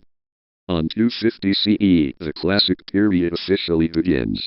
City-states like Tikal in modern-day Guatemala grow rapidly in power and population. On 562 CE, the city of Caracal defeats Tikal in a major regional war, demonstrating the highly competitive and interconnected nature of Maya politics. On 600 CE, Maya mathematics, astronomy, and architectural engineering hit their stride. Palenque, Mexico, and Copan, Honduras, grow into major cultural centers. On 700-800 CE, Maya population and cultural achievements reach their absolute peak, before facing systemic issues like prolonged droughts, severe deforestation, and overpopulation. On 900 CE, the classic Maya collapse occurs.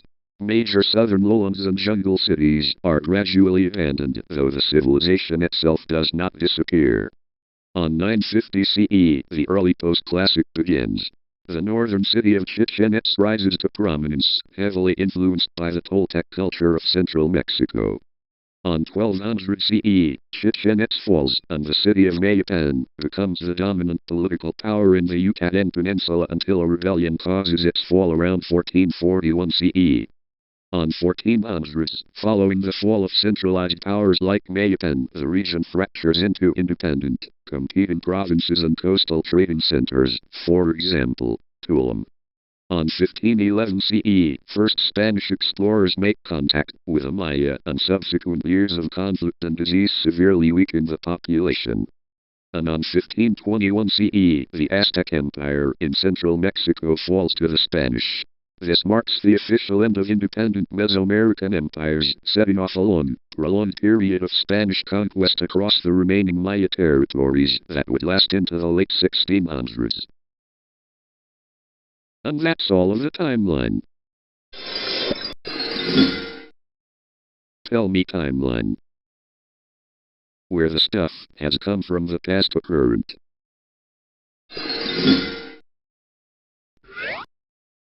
Back in May 2020, HBO Max officially launches in the US, consolidating HBO, Warner Brothers, and Turner Content. On December 2020, in a major theatrical disruption, Warner Brothers announces Project Popcorn, releasing its entire 2021 film slate on HBO Max simultaneously with theaters. On May 2021, the platform introduces a cheaper, ad-supported tier in the US. On 2021-2022, HBO Max expands globally, launching in Latin America and heavily across European territories. On April 2022, Warner Media merges with Discovery, Incorporated to form Warner Brothers Discovery, WBD. On May 2023, the service rebrands to Max in the US, adding a massive library of reality and lifestyle content from Discovery+. On 2023-2024, the Max rebrand expands to Latin America, the Caribbean, and Europe. On July 2025, WBD officially rebrands the service back to HBO Max, the name it originally used from 2020 to 2023. On early 2026, HBO Max rolls out in the UK and Ireland, finalizing its major European footprint. And on May 2026, HBO Max debuts its summer slate, featuring highly anticipated content like new Game of Thrones spin-offs and the final season of Euphoria.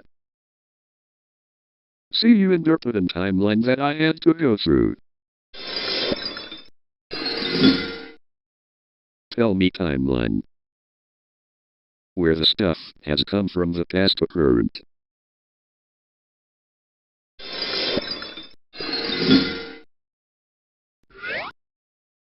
Back in October 2009, the first video, titled Hey Apple, is uploaded on YouTube on 9 October, introducing the world to Orange and his signature laugh. On 2010, the channel explodes in popularity, introducing main characters like Pear, Passion Fruit, Midget Apple, Grandpa Lemon, and Marshmallow. January 2010, the official dedicated channel, Real Nano English, launches. On 2011, the channel expands its scope with parodies, gaming content, and time travel concept videos. The channel hits a massive milestone, ranking as the 8th most subscribed channel on YouTube globally. The Kitchen Carnage mobile game is released. On 2012, the series transitions to traditional television with a premiere of The High Fructose Adventures of Annoying Orange on Cartoon Network. On 2014, Cartoon Network cancels the TV show. Bodegheimer later attributes the cancellation partly to the shutdown of their production studio. 2017-2018, the core channel scales back its mega-budget narrative videos but quietly continues producing high-frequency, algorithm-friendly content, such as Saturday Supercuts, to a dedicated core audience. On 2015, the focus shifts entirely back to digital platforms, and the franchise releases a massive 16-hour video supercut containing every episode to date. On 2018, facing a decline in views and potential cancellation, Bodegheimer decides to keep uploading exclusively due to a core, loyal fanbase. On 2020, content adapts to modern internet trends, increasing the output of Let's Play gaming videos, reaction content, and shorts.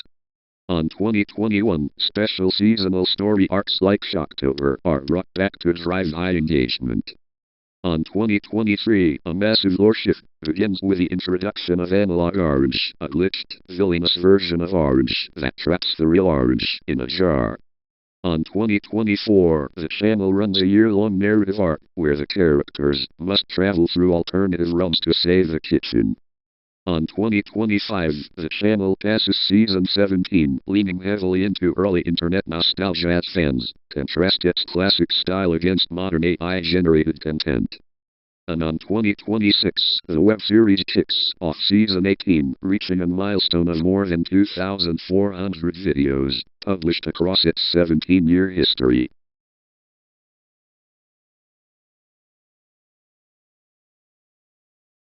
See you in China timeline that I had to go through. Tell me timeline. Where the stuff has come from the past to current.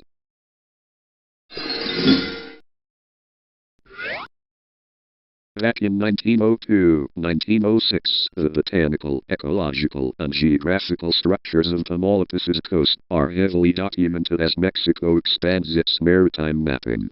Para los Americanos remains a pristine, 39-kilometer-long sand barrier protecting the Laguna Madre, Mexico. On 1926, an accidental artificial cutoff of the Rio Grande shifts land south of the river. This gives rise to Puerto Rico, a nearby border town enclave, controlled by U.S. interests. Local communities refer to these coastal and river zones heavily frequented by U.S. tourists and developers during Prohibition as areas dominated by Los Americanos. On 1940s, local Mexican fishermen form cooperativas, fishing cooperatives. They built seasonal fishing camps on the shores of Para Los Americanos and adjacent bars like Barrage SS Mar A. On 1960s-1970s, due to dams built upriver, the freshwater flow into the Laguna Madre dropped significantly, causing extreme hypersalinity. The Mexican government initiates dredging projects along the barrier islands. The inlets, near Para Los Americanos, are modified to allow Gulf water exchange to save the local shrimp and oyster populations. On 1990s, scientists discover that the hypersaline waters behind Para Los Americanos serve as the primary wintering ground for over 75% of the world's redhead duck population, alongside nesting grounds for the critically endangered Kemp's Ridley sea turtle. On 2005, the Mexican government officially declares the Laguna Madre and its barrier islands including Para Los Americanos as a natural protected area, Rio Protegido and to flora y fauna. This strictly regulates commercial development, vehicle access, and large-scale tourism to save the fragile sand dunes. On 2013-2018, the nearby port of El Mesquite undergoes expansions to support deep-sea oil drilling and shipping. Bahía Los Americanos serves as a physical buffer zone protecting inland infrastructure from severe Atlantic hurricanes. On 2020-2024, rising security challenges in the municipalities of Matamoros and San Fernando heavily impact the region. The coastal barrier strips occasionally get exploited by drug cartels for illicit maritime trafficking due to their vast, unpopulated terrain. Ecotourism declines sharply as travel warnings are issued. And on 2025-2026, rising global temperatures and sea levels trigger accelerated coastal erosion along the 39-kilometer stretch of Bahía Los Americanos. Environmental groups launch targeted dune restoration projects to ensure the barrier continues protecting the Tamaulipan mainland from Gulf storm surges. And that's all of the timeline.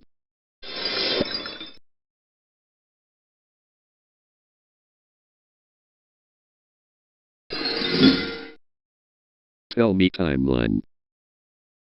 Where the stuff has come from the past to current.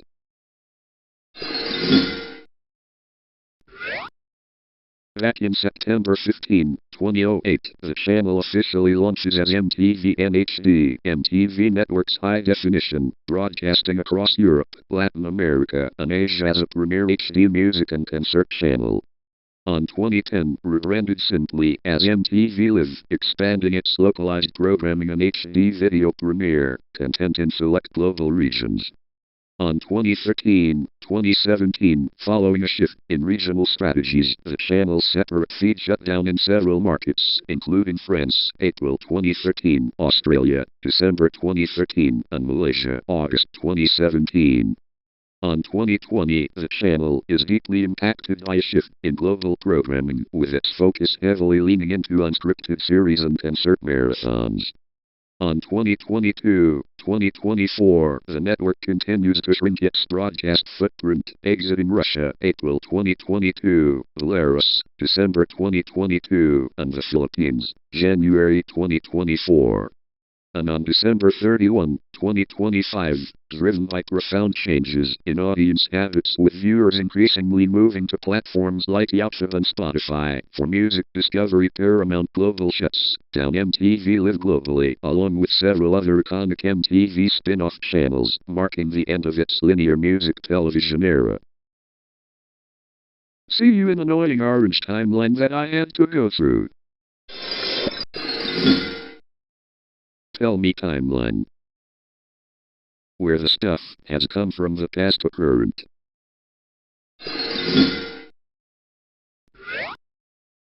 Back in 1999-2000, the original late-night block format of Club MTV transitioned to other youth-oriented dance and music video shows like The Grind and Say What? Karaoke. On April 2001, MTV Dance launched as a dedicated 24-hour channel in the UK and Ireland. It initially time-shared with Nick Jr. before going 24/7 in 2002. On March 2008, the channel footprint expanded across continental Europe and other international markets.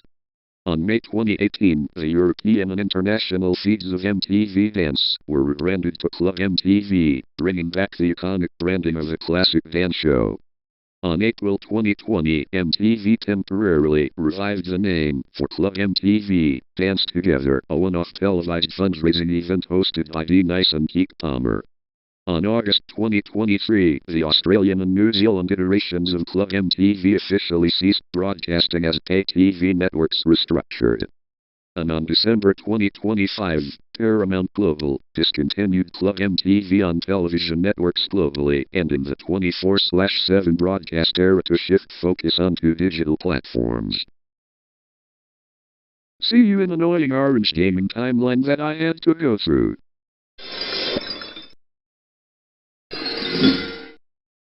Tell me timeline. Where the stuff has come from the past to current.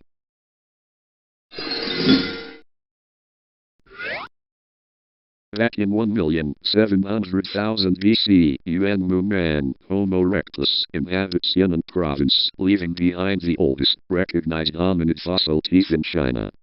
On 680,000 BC, Peking Man occupied the caves of Zhaocaodian near Beijing, utilizing fire and manufacturing quartz tools. On 10,000 BC, modern Homo sapiens displace earlier hominids, establishing hunting-gathering camps across major river valleys.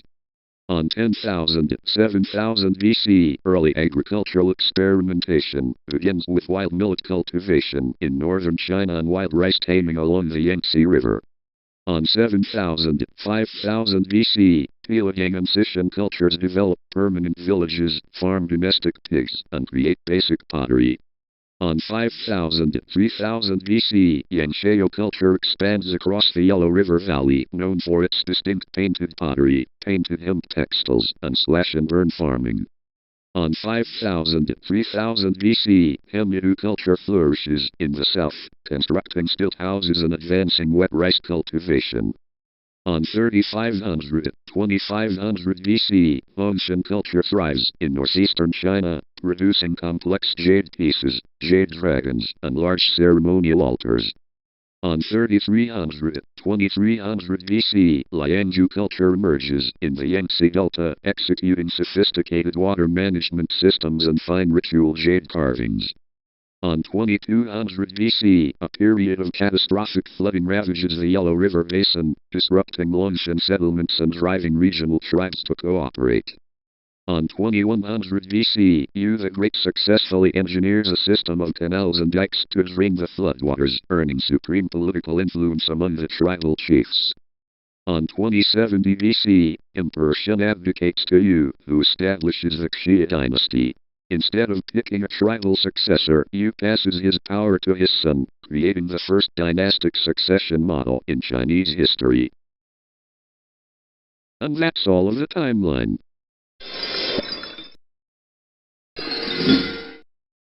Tell me, timeline, where the stuff has come from the past to current.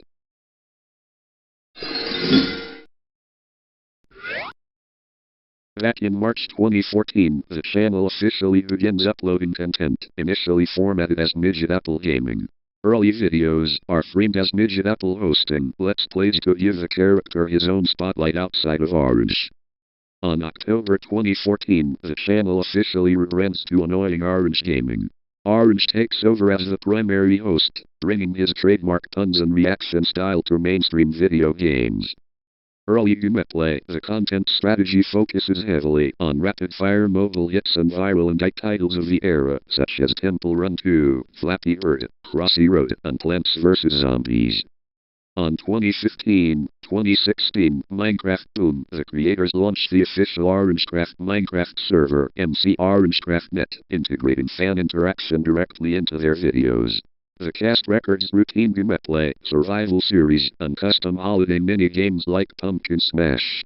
Horror and Die phase, the channel heavily rides the wave of indie horror, producing ongoing Let's Plays for the rapidly growing Five Nights at Freddy's FNAF series, Slender, The 8 Pages, and All These Basics.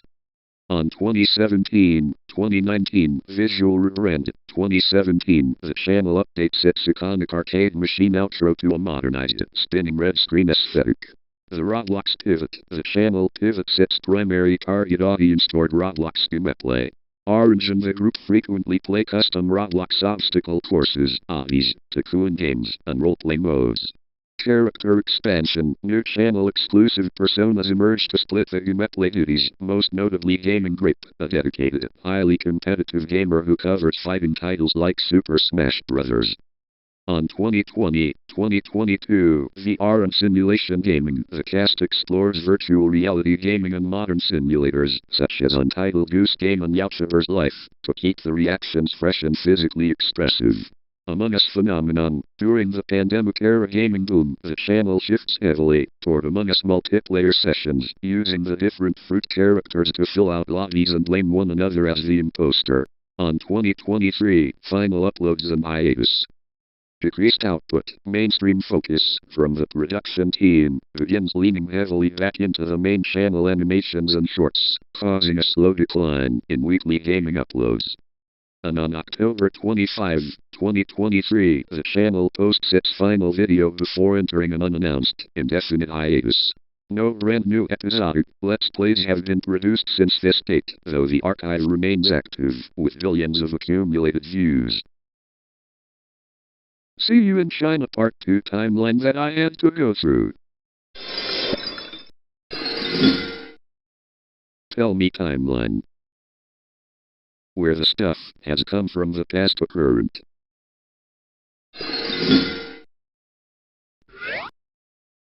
Back in 2070 BC, founding of the Xia Yu the Great, a tribal leader famous for taming the Yellow River's catastrophic floods, unifies various tribes.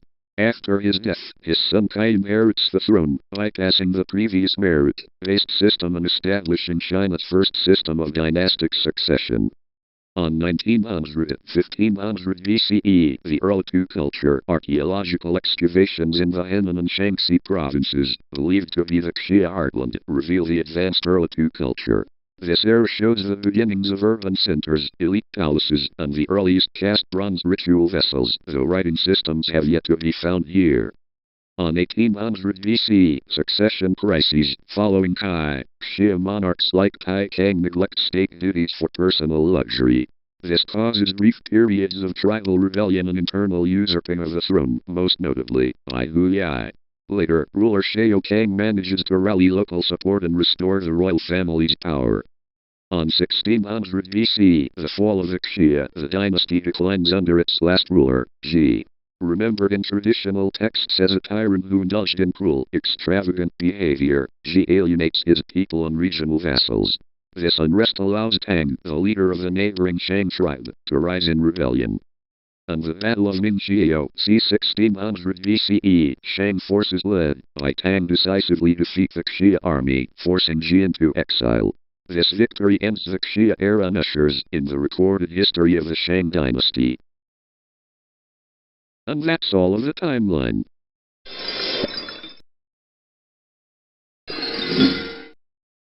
Tell me timeline. Where the stuff has come from the past to current.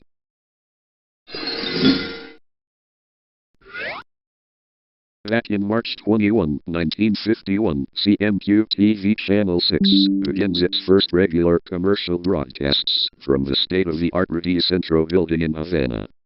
On 1952, the network expands across Cuba, establishing a video network that connects major provincial capitals and introducing regular kinescope recordings. On 1954, Channel 6 completes a historic international milestone by broadcasting a live Major League Baseball World Series game using an airborne plane as a signal relay between the U.S. and Cuba. On 1960, the revolutionary government takes administrative control of all commercial communication media, including Channel 6. On March 27, 1961, commercial advertising is entirely banned on Cuban television. The government assumes full financial backing, replacing ads with public service announcements and political programming. On May 24, 1962, the Radio and TV Coordination Office is established to oversee national broadcasting, which later becomes the Cuban Broadcasting Institute, ICR. On 1967, the channel introduces magnetic videotapes, modernizing its archival capabilities, and establishes its first regional television centers, telecentros. On 1975, Cuba VZN introduces its first experimental color television broadcasts, which are phased in gradually over the decade. On 1976, the governing body is officially renamed the Cuban Institute of Radio and Television, ICRT. Channel 6 formally cements its identity as the primary national network, later adopting the moniker Cuba VZN. On March 1, 1986, the government launches Cuba VZN International, a satellite network designed to transmit Cuban news, culture, and programming to North America, Europe, and eventually global audiences. On 2013, Cuba begins its multi-year transition to digital terrestrial television, DTT, using the Chinese DTMB standard, multicasting Cuba VZN alongside secondary state channels. On 2019, Cuba VZN initiates regular high-definition HD broadcasts on dedicated digital channels, gradually phasing out standard definition feeds. On 2021, the Cuban government dissolves the ICRT, replacing it with the Institute of Information and Social Communication to manage national media strategy under updated regulatory frameworks. And on 2024-2026, Cuba VZN International completes its shift toward modern streaming tech, utilizing secure reliable transport (SRT) and internet protocols to broadcast 24/7 to over 57 countries and 80 million households globally. The network marks 75 years since its foundational broadcast architecture was laid. See you in Twin 138956 Productions 2019 timeline that I had to go through. Tell me timeline. Where the stuff has come from the past to current.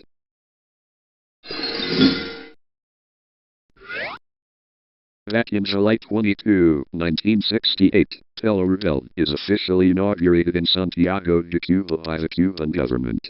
Initiated under Fidel Castro, it marks the first television station launched outside the capital city of Havana, serving the Old Oriente province. From 1968 to 1978, operating 6 hours a day, from Monday to Saturday, and starting at 1 o'clock p.m. on Sundays, the channel is designed to showcase the culture, politics, and achievements of Eastern Cuba. Its content spans news, youth entertainment, music, and regional sports. On April 1979, Telereveal expands its reach to Havana, broadcasting on Channel 2. It begins mixing its local Eastern news and programs with broader regional broadcasts. On 1981, the national direction of the Cuban Institute of Radio and Television, ICRT, officially unifies Channel 2 in Havana with Telereveal studios in Santiago de Cuba and Holguin. This consolidates Telereveal into a major national network. On 1986, the Cuban state restructures regional television by launching a countrywide network of telecentros, provincial TV hubs. The original Santiago de Cuba infrastructure is spun off into a new general provincial channel, called Teleturquino. National programming pivot. As Teleturquino handles local content, the national Telereveal network shifts its focus heavily toward major events, high-profile domestic news, and national athletic coverage. On 2007, Telereveal begins broadcasting via the Hispasat satellite, expanding its reach internationally across the Americas. On April 1, 2013, Telereveal officially transitions into a fully specialized sports network. It drops its lingering general interest programs to focus on live athletic programming. Core broadcasting, serving as the primary platform for Cuban athletics, it broadcasts over 15 hours daily. Key mainstays include Cuba's domestic series National de Béisbol, National Baseball Series, alongside international broadcasts of the Olympic Games and multi-sport regional events. And today includes 2026 modern digital era. The network continues adapting to digital formats, managing the streaming of live tournament feeds, sports talk panels, and maintaining archives of classic Cuban sporting achievements. See you in Davos and timeline that I had to go through. Tell me timeline. Where the stuff has come from the past to current.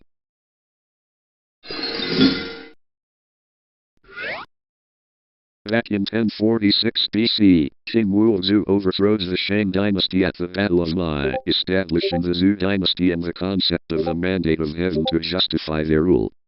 On 1046-771 BC, the Zhou establish a decentralized system where royal family members and loyal nobles are granted feudal territories to govern and protect in exchange for loyalty to the Zhou king. On 771 BC, nomadic invaders sack the Zhou capital, Haiyang, and kill the king. The royal court is forced to flee eastward. On 770-476 BC, the period is defined by the 100 schools of thought, marking the emergence of influential philosophies including Confucianism, founded by Confucius, and Daoism, associated with Laozi. On 5th, 3rd century BC, state borders expand through massive infantry armies, the widespread use of iron weapons, and innovations like the crossbow.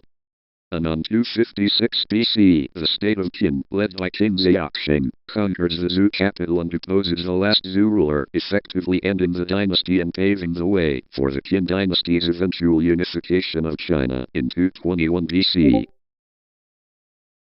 See you in the next one. Tell me timeline. Where the stuff has come from the past to current.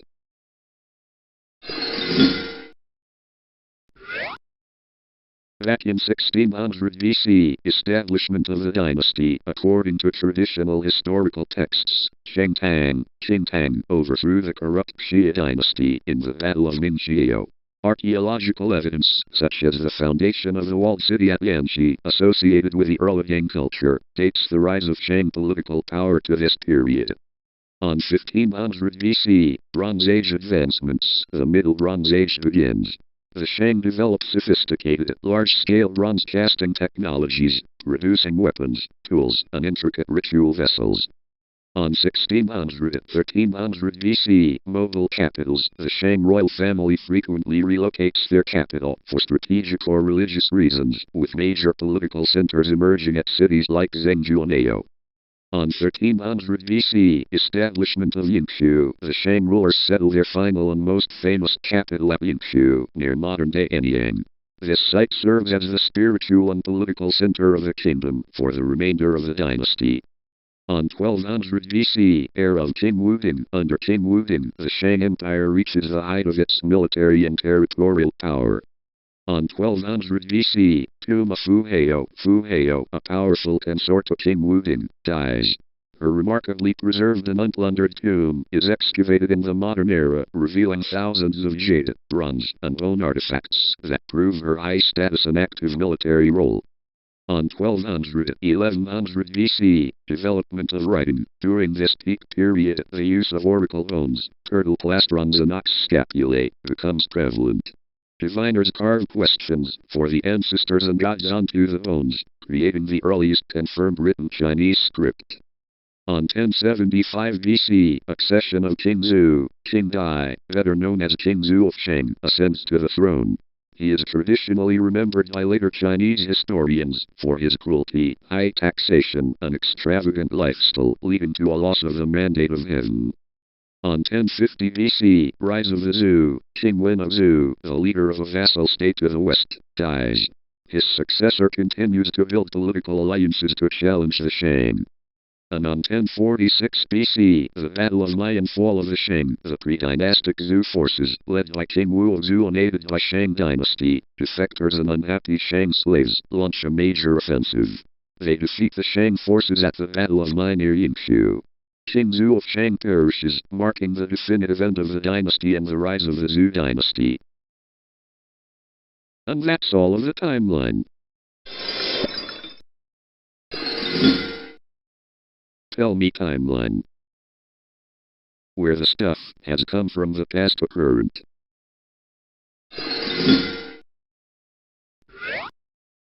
Back in May 13, 2015, channel created. On May 22, 2015, uploaded his very first video, titled My Alphabet in Dominoes. On 2019, the channel underwent an extended hiatus. Only 2 additional videos and a short were uploaded during this time frame, which were eventually unlisted. On July 15, 2020, officially ended the hiatus and returned to active YouTube content creation. On July 18, September 25, 2020, premiered the Mysterious Object Super Show viewer voting. On July 19, September 25, 2020, launched the animated and animate battle viewer voting.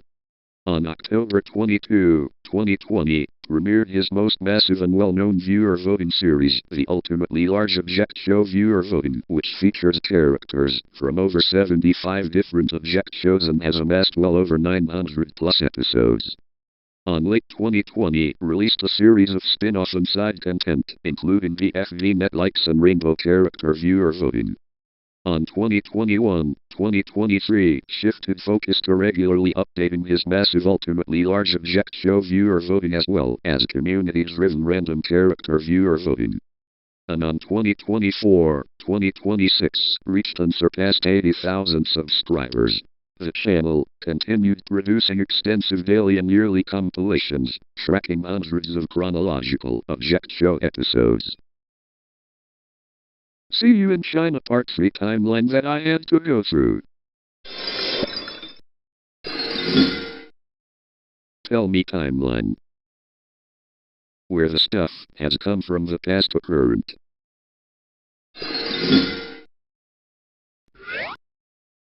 Back in 2007-2009, Dave uploaded simple video edits centering around television network ads and retro logo formats. He began experimenting with Windows text-to-speech engines like Microsoft Sam, Mike, and Mary, which laid the groundwork for his future storytelling style. On June 2010, Dave uploaded the very first Looney Tunes intro bloopers episode. The plot featuring Microsoft Sam as a frantic director dealing with structural and grammatical failures of the Warner Brothers Shield became an immediate blueprint for the channel. On 2011-2013, he launched heavily followed sister series, including Funny Signs, PBS bloopers and NBC bloopers. On April 2014, due to a massive wave of automated copyright strikes and automated community guideline flags on the original Davamson channel, Dave stepped away from YouTube, beginning a 3-year hiatus. On January 2017, Dave returned to a fresh channel. To preserve his older footprint, he began systematically creating high-definition remakes of his lost 2010-2014 catalogs.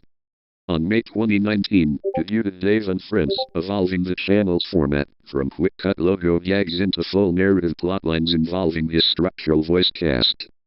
On April 2021, to cleanly differentiate his custom animated content from actual copyrighted properties, Dave pivoted his flagship series title from intro bloopers to Davamason's LT parodies, seasons 12 to 14.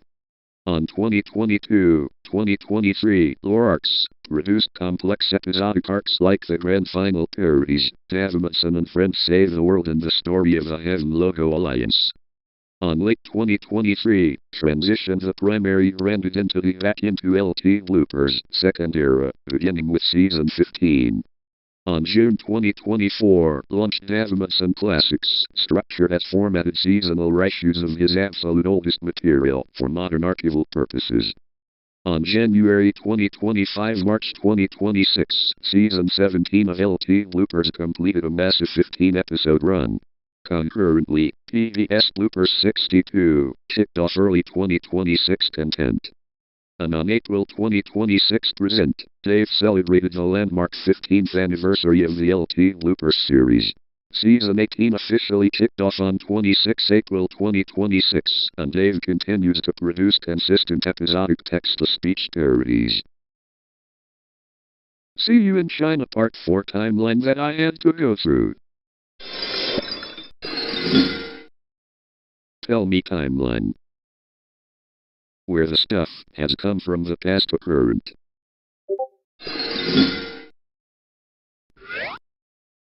Back in 4,030,000,000 BC, the earliest accepted isotopic date of terrestrial rock, represented by the Acasta gneiss in Canada's Northwest Territories.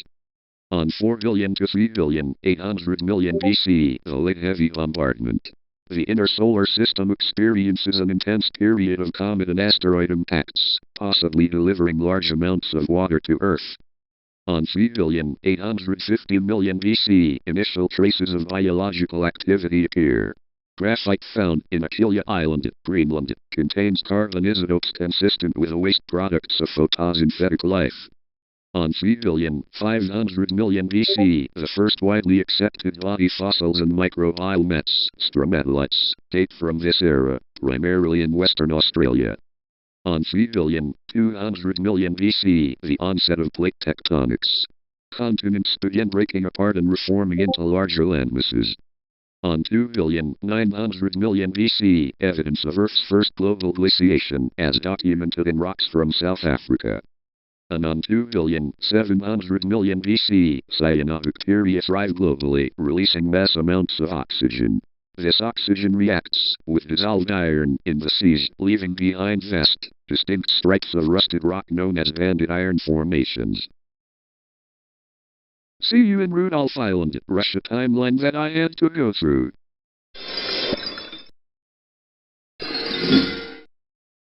Tell me timeline. Where the stuff has come from the past to current.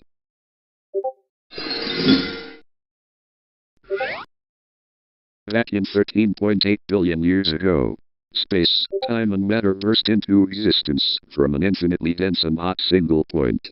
Within fractions of a second, the universe expands exponentially in a process called cosmic inflation. As it cools, subatomic particles form and eventually bind together as the first hydrogen and helium atoms.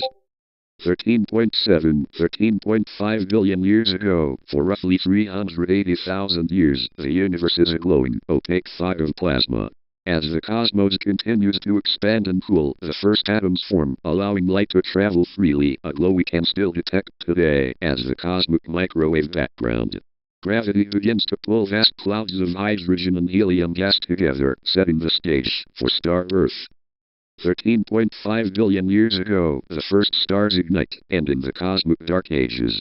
These colossal, short-lived stars, population III, rapidly forge heavy elements like oxygen, carbon, and iron in their cores.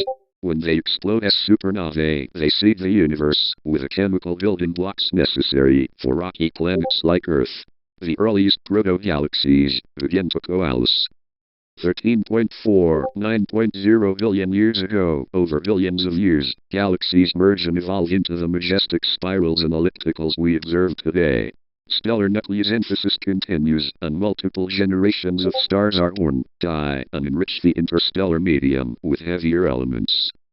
5.0 billion years ago, our specific galaxy, the Milky Way, takes on its spiral structure. In one of the galaxy's quiet outer spiral arms, a large molecular cloud begins to collapse, likely triggered by a nearby supernova shockwave, creating a stellar nursery. 4.6 billion years ago, a massive, spinning disk of dust and gas, the solar nebula, collapses inward. The vast majority of this material is pulled to the center to ignite the sunday. In the swirling outer disk, leftover debris and microscopic mineral grains gently clump together through electrostatic forces and gravity. Over tens of millions of years, these clumps form larger and larger bodies, planetesimals, which smash into one another to eventually form the rocky planets and our early Earth. See you in part 2.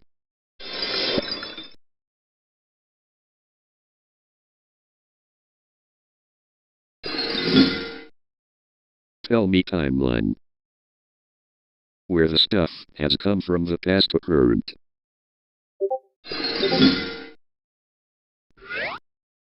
Back in 1872, the Austro-Hungarian North Pole expedition departs.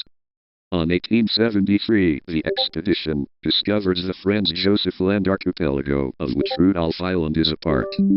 On 1874, the expedition maps the northern shore and plants an Austro-Hungarian flag, naming the landmass in honor of Crown Prince Rudolph of Austria. On 1999, an expedition led by Prince Luigi Amedeo, Duke of the Abruzzi, utilizes Teplitz Bay as a winter staging area to attempt reaching the North Pole. On 1903-1905, the Ziegler Polar Expedition, led by Anthony Fiala, builds a large base camp and hut on the island, utilizing it for 2 seasons. On 1914, Russia formally claims sovereignty over the Franz Josef Land archipelago. On March 1914, Russian explorer Georgy Sedov perishes on the sea ice, close to Rudolph Island during a sledging attempt to reach the North Pole. On April 15, 1926, the Soviet Union formally annexes the archipelago, placing it under the administration of the Arkhangelsk Oblast. On 1932, during the Second International Polar Year, the Soviet Union establishes a meteorological station on the island, making it the northernmost scientific outpost in the world at the time. On 1936, a small snow airstrip is constructed on the island's glacier to act as a staging area for the world's first drift ice station, North Pole 1. On 1941, the weather station is temporarily evacuated during World War II. On 1957-1958, during the International Geophysical Year, the Soviet Union vastly expands the island's infrastructure by opening the Krinkle Station, which becomes the largest rocket launching site in the archipelago. On 2000, the post-Soviet era sees the definitive closure of the Krinkle Station, leaving behind decaying buildings, wreckage, and leaking fuel tanks. On 2005, a small base is re-established with plans to clean up the area and revive the site. On present day, includes 2026. Currently, the island remains largely uninhabited and glaciated, with remnants of international 19th century and 20th century expeditions scattered across the landscape. It is managed as part of the Russian Arctic National Park and is visited primarily by scientific researchers and specialized Arctic tourism expeditions. See you in Tiburon Island, Mexico. Timeline that I had to go through. Tell me timeline. Where the stuff has come from the past to current.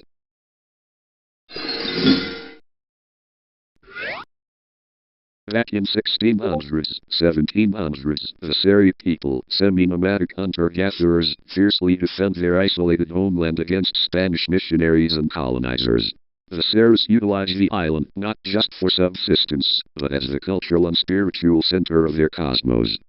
On 1750, driven by a desire to subjugate the local population and rumors of rich mineral deposits, Spanish Captain Diego Ortiz Parilla leads a military expedition to invade the island. The Seris successfully repel the Spanish, remaining largely independent. On 1800s, tensions escalate with Mexican ranchers and settlers, who view the Seris as a threat. By 1850, disease and hostilities decimate the Seri population, and the government forcibly relocates many to Hermosillo. They subsequently escape and return to their ancestral home.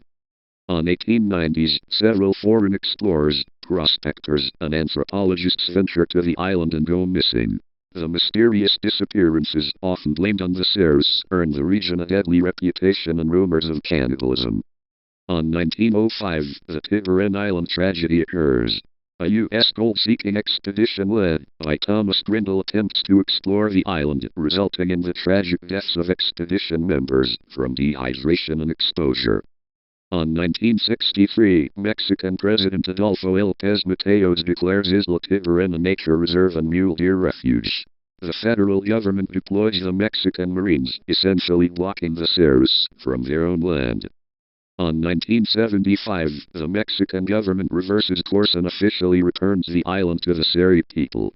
They are granted communal property rights to the island and exclusive fishing rights in the surrounding El Infernillo Channel.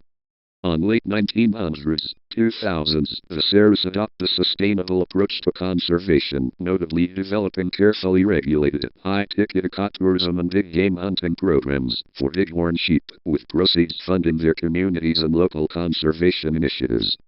On 2020-2026, the island remains a pristine, uninhabited ecological wonderland. Managed jointly by the Seri tribal authorities and federal agencies, the desert ecosystem supports native mule deer and bighorn sheep. And on 2026, ecotourism and culture, visitors from the mainland frequently depart from the Seri fishing village of Punta Chuca for eco-tours. Travelers can engage with the Comcock Nation, learn about their ancient heritage, and explore the island's secluded coves and mangrove wetlands. See you in South Caribbean Coast Autonomous Region, Nicaragua. Timeline that I had to go through. Tell me timeline. Where the stuff has come from the past to current.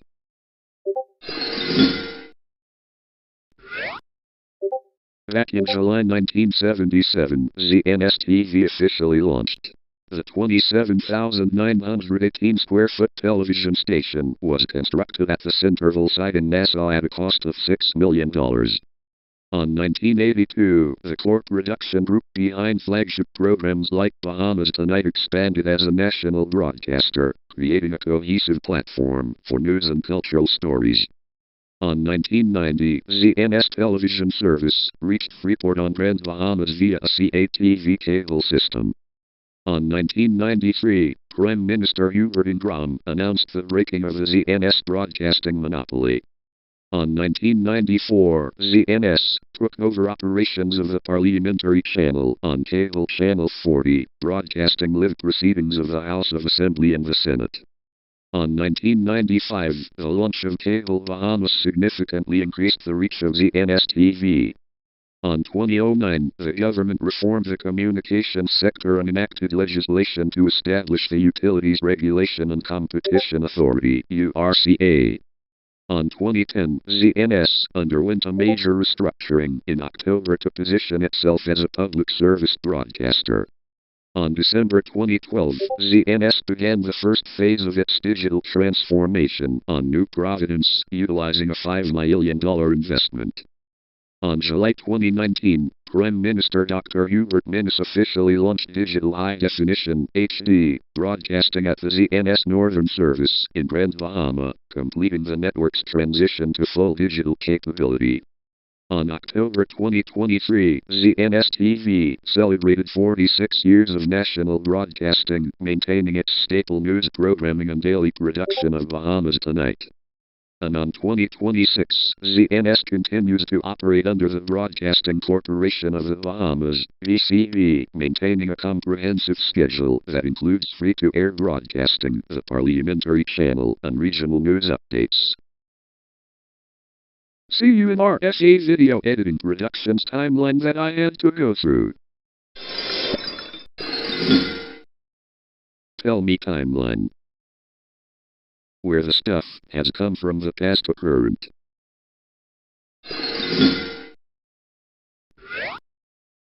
Back in 4,600,000,000 BC, Protozoan forms, the solar nebula collapses under its own gravity.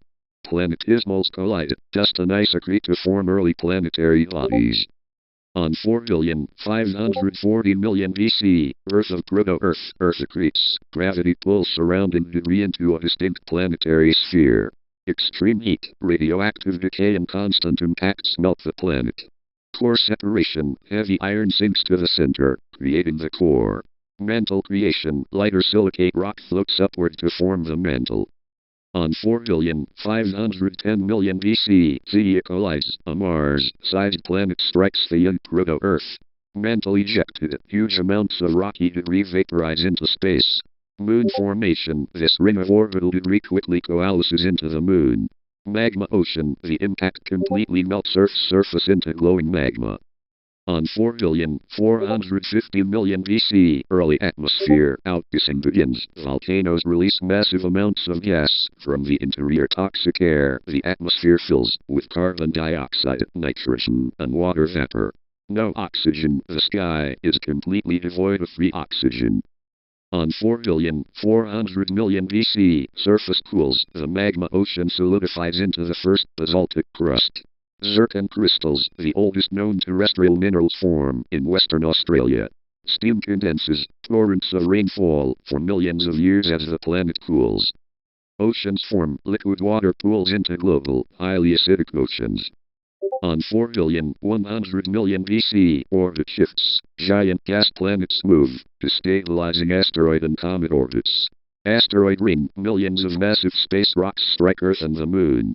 Water delivery, water-rich comets deposit more moisture onto the surface. Crust fractures, continual impacts melt and reshape parts of the cooling crust. And on 4 billion BC, Hadean ends, the intense celestial bombardment begins to slowly taper off. Stable terrain, the first stable continental landmasses, start to take shape. See you in part 3. Tell me timeline. Where the stuff has come from the past to current.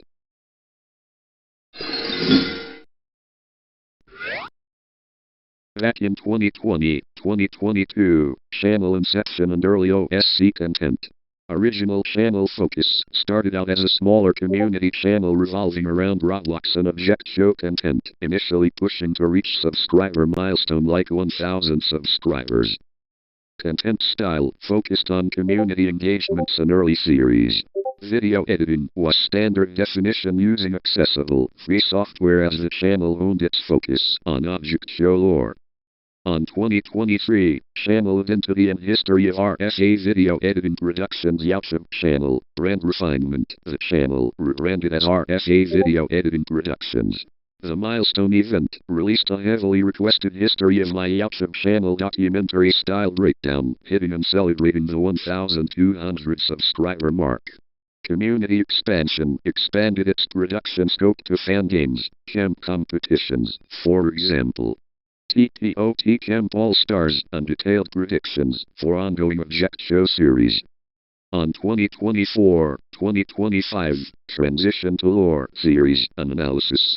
Shift to high engagement content, RSA, pivoted toward heavy-hitting analysis videos, what-ifs, and lost media coverage, amassing thousands of views. Niche dominance established a strong reputation in the OSC by breaking down complex episode predictions, notably predicting exact arcs for episodes like BFDIA and IDFV. Subscribers, the channel steadily climbed toward and surpassed the 8,000 subscriber milestone. And on 2026, consolidation and new milestones. Current status, operating under the moniker RSA Video Editing Productions 2026. The channel features over 360 uploaded videos and boasts a dedicated fanbase of over 9,000 subscribers on the RSA Video Editing Productions 2026 YouTube channel.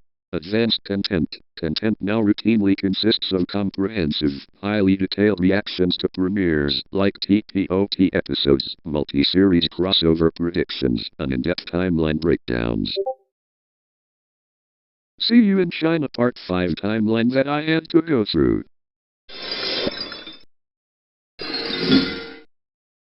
Tell me timeline. Where the stuff has come from the past to current.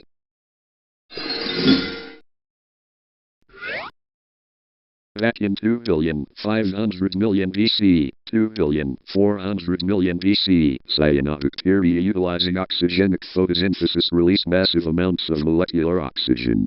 Oceans saturate first, causing dissolved ferrous iron to precipitate out and form massive, banded iron formations, VIFs. Free oxygen then floods the atmosphere, wiping out dominant anaerobic microbes in Earth's first major extinction crisis. 2.4 Ga. Atmosphere oxygen reacts with greenhouse methane to form carbon dioxide and water. The resulting drop in the global greenhouse effect triggers a snowball Earth scenario, plunging the planet into a global ice sheet that lasts for roughly 300 million years. 2.5 Ga. The Kenneran orogeny drives the assembly of the Anderson Laurentian Shield and the Siberian Kraton into the early stable landmass known as Arctica. 2.05 Ga. A massive, layered igneous intrusion develops in what is now South Africa. It creates the world's largest economic reserves of platinum group metals, alongside vast deposits of chromium and iron. 2.2 Ga. As the global ice sheets begin to retreat, weathered sandstones reacting directly with atmospheric oxygen create highly visible red iron oxide strata across continental surfaces. 2.1 Ga. The Huronian glaciation ends.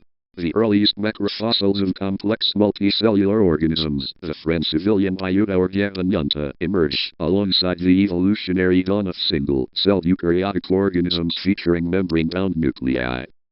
2.02 Ga. A massive asteroid strikes the Earth near modern-day South Africa, forming the Redefort crater. Measuring roughly 300 kilometers wide, it remains the largest verified impact structure on Earth. 1.85 Ga. A second titanic bolide collides with the Earth in Ontario, Canada, creating a 130 kilometers long impact basin packed with global nickel-copper ore deposits. 2.0 1.8 Ga. Global scale continent-to-continent collisions prompt massive mountain building events, such as the Trans-Hudson, Hibernian, and Svetlofenian orogenies. These belts suture the world's cratons into the colossal supercontinent Columbia, also called Nuna.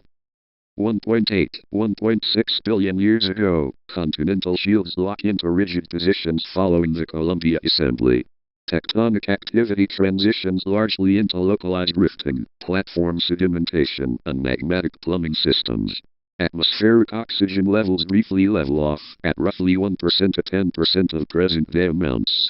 Biological evolution settles into a long, slow period of microscopic refinement, setting the stage for the upcoming Mesoproterozoic era. See you in Part 5 of the World Timeline.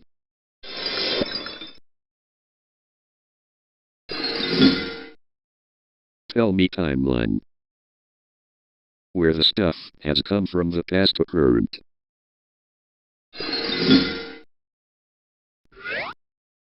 Back in 256 BC, the Zhou, having been largely powerless and relegated to a nominal ruling family for centuries, officially fell when the state of Qin conquered their territory.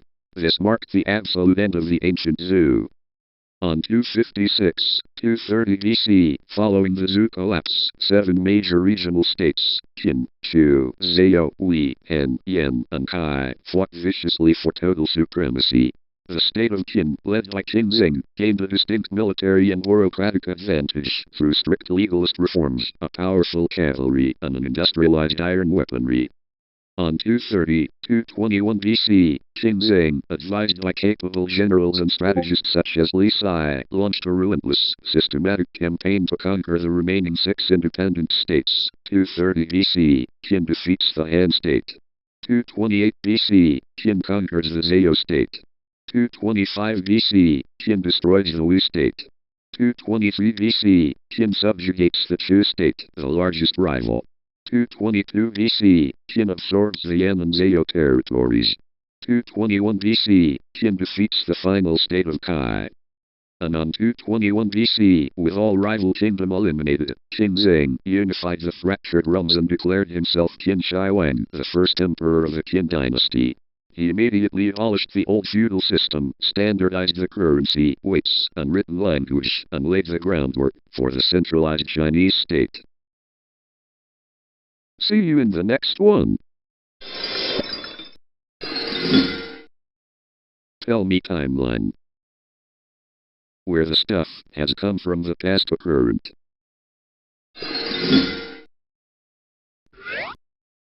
Back in 1,600,000,000 BC, the Mesoproterozoic era begins.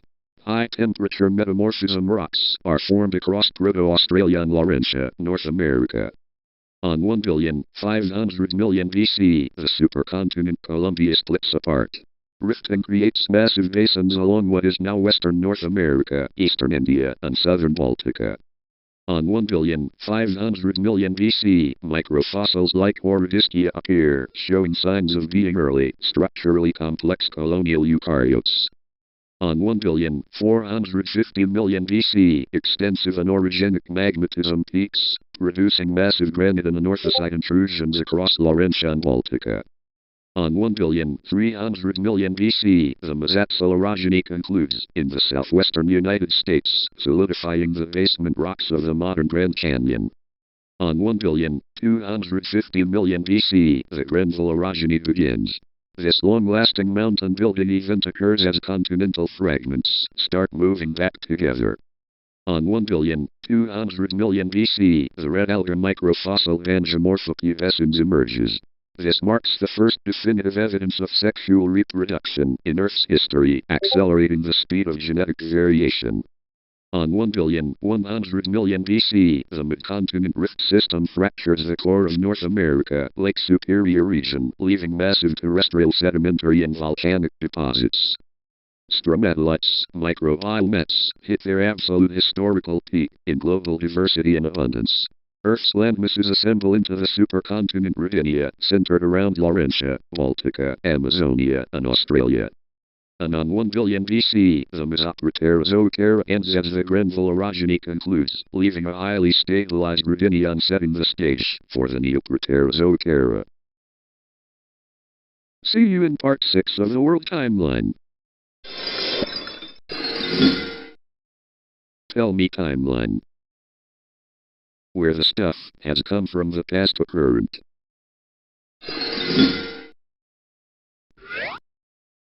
Back in 1 billion to 720 million BC, Earth's landmasses locked together to form the massive supercontinent Rodinia.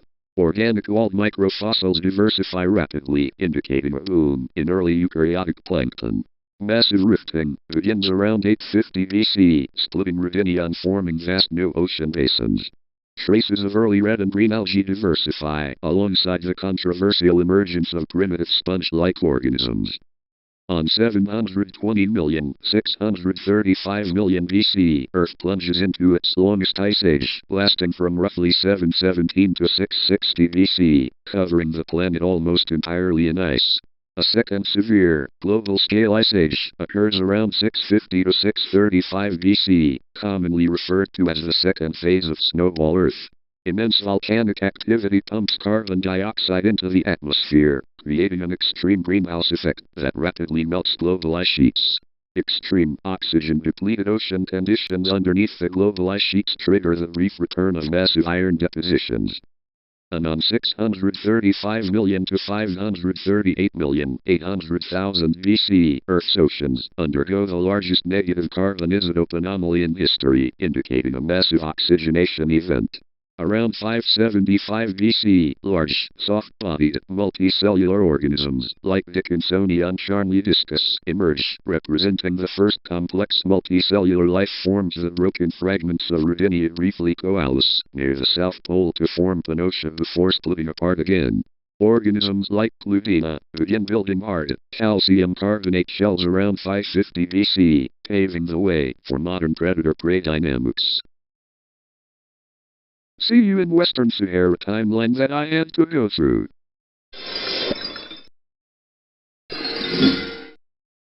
Tell me timeline. Where the stuff has come from the past to current.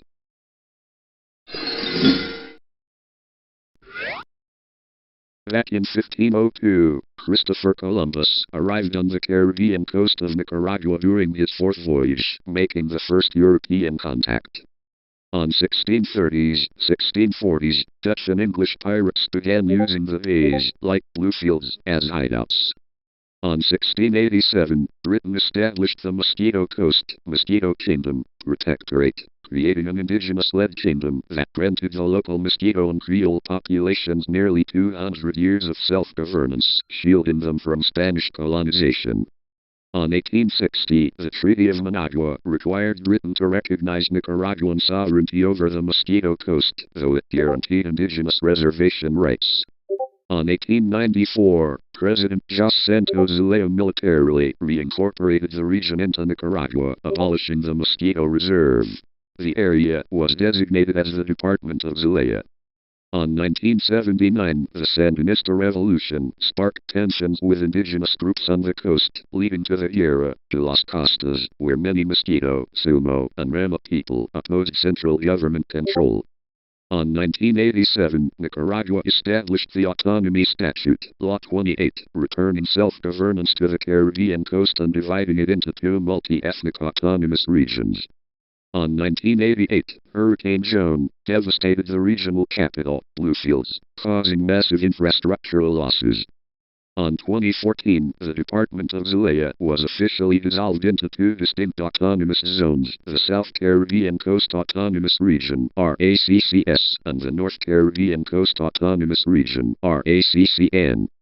And on 2026, the RACCS maintains its multi-ethnic heritage, featuring Mosquito, Creole, Garifuna, Rama, and Mestizo communities, celebrating its unique cultural festivals like Mayoya, while facing ongoing challenges regarding land rights and resource management. And that's all of the timeline. Tell me timeline. Where the stuff has come from the past to current. Back in 1476, Spanish explorer Diego Garca de Herrera establishes Santa Cruz de Marte, a short-lived coastal trading post. On 1600s, local Sana'a Berber and Hassaniya Arabic-speaking tribes control the trans-Saharan trade routes. The Moroccan Alawite dynasty asserts intermittent religious allegiance and loose political ties over various Saharan tribes. On 1884, the Berlin Conference triggers the scramble for Africa.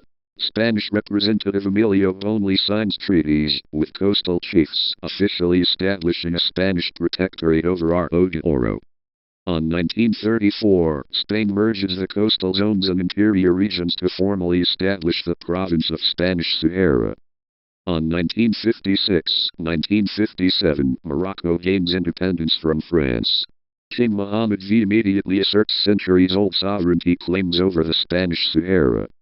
On 1963, large-scale exploitation of rich phosphate reserves begins at Bukra, dramatically raising the economic value of the territory.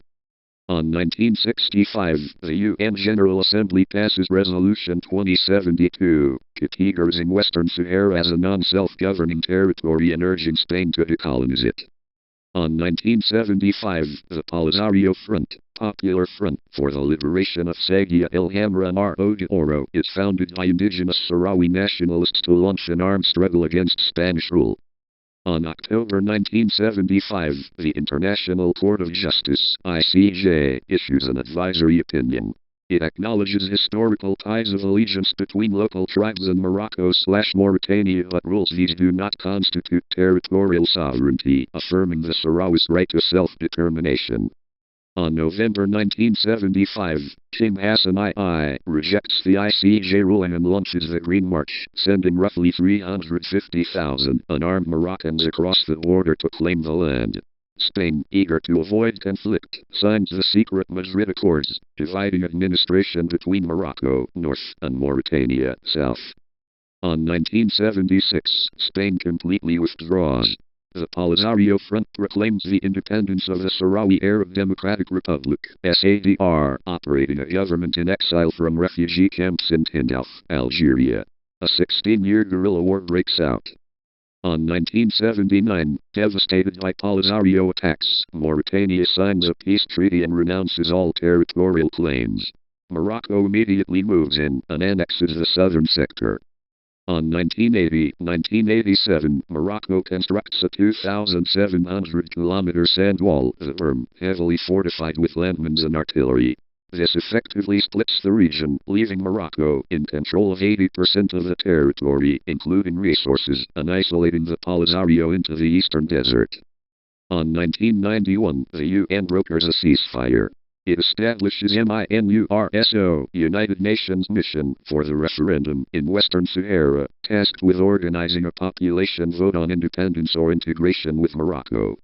On 1992-2000s, the proposed referendum continuously stalls due to bitter disputes over voter eligibility, specifically whether Moroccan settlers should be permitted to vote. On 2007, Morocco shifts strategy and proposes its autonomy plan, offering local self-governance under strict Moroccan sovereignty. Polisario and its primary backer, Algeria, flatly reject the proposal, insisting on an independence option. On November 2020, Moroccan forces clear a peaceful Sahrawi protest blocking a strategic border highway in the Guerguerat buffer zone. The Polisario Front declares the 29-year ceasefire officially nullified and resumes low-intensity hostilities. On December 2020, the United States under the Trump administration formally recognizes Moroccan sovereignty over Western Sahara as part of the Abraham Accords, normalizing Morocco-Israel relations. The Biden administration subsequently upholds this position. On 2024, major Western power shift alignments. France and Spain joined the U.S. in endorsing Morocco's autonomy plan as the only credible framework. Conversely, the European Court of Justice strikes down EU-Morocco trade deals, ruling that extracting fish and phosphates from Western Sahara without Sahrawi consent violates international law. On October 2025, the UN Security Council adopts Resolution 2797, extending MINURSO's mandate until October 31, 2026. The resolution heavily emphasizes Morocco's autonomy plan as a viable baseline for negotiation, triggering formal objections and abstentions from traditional Polisario allies like Algeria and Russia. And on 2026, the conflict enters a critical geopolitical phase. while international diplomatic pressure mounts to close the dispute under Moroccan regional autonomy. Low-level drone strikes and rocket skirmishes persist along the Berm, leaving over 170,000 Sahrawis remaining in desert refugee camps. See you in Isla Tip, Argentina timeline that I had to go through. Tell me timeline. Where the stuff has come from the past to current.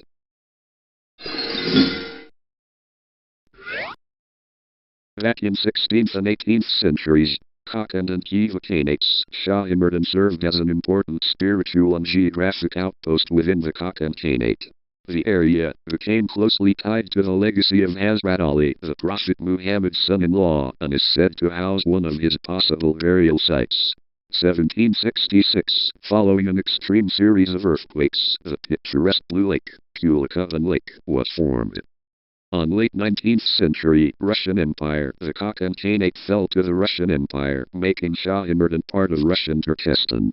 It developed as a scenic island retreat and pilgrimage destination. On 1920s, Soviet era and the Basmachi movement, the Fergana Valley, became a central stronghold for the Basmachi anti-Soviet uprising, 1918-1924. In 1929, prominent Uzbek poet and playwright Kamza Hakimzade Niazi was murdered in Shah Imardin by religious zealots. On 1930s, territorial exchange. Through a territorial exchange between the Soviet republics of Uzbekistan and Kyrgyzstan, Shah Imardin officially became an exclave island of Uzbekistan, surrounded by Kyrgyz territory. The village was briefly renamed Hamzabad. On 1960s, cultural development. The Soviet government constructed a museum and mausoleum dedicated to Kamza Hakimzade Niazi, drawing cultural and historical tourists to the enclave. On 1991-1993, independence. Uzbekistan gained its sovereignty in 1991. In 1993, the Hazrat Ali Mausoleum, destroyed decades prior by Soviet authorities, was rebuilt on its historical site to restore local religious practices. On late 1990s, 2010s, border closures, heightened geopolitical tensions and localized militant activity in the mountains caused severe border restrictions. The enclave's remoteness, combined with strict visa and border policies from both Uzbekistan and Kyrgyzstan, drastically limited tourism and accessibility. On 2020s, modern tourism revitalization, regional border policies and international relations improved, breathing new life into Shah Imardin's economy. The local government and private operators heavily promoted ecotourism, nature trekking, and the surrounding Blue Lake, Kulikovan.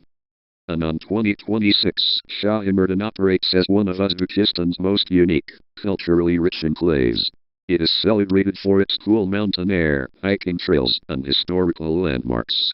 For the latest travel guidelines and regional tourism routes, check updates provided by the Central Asia Guide or official resources on the Fergana Regional Tourism Portal. And that's all of the timeline. Tell me timeline. Where the stuff has come from the past to current.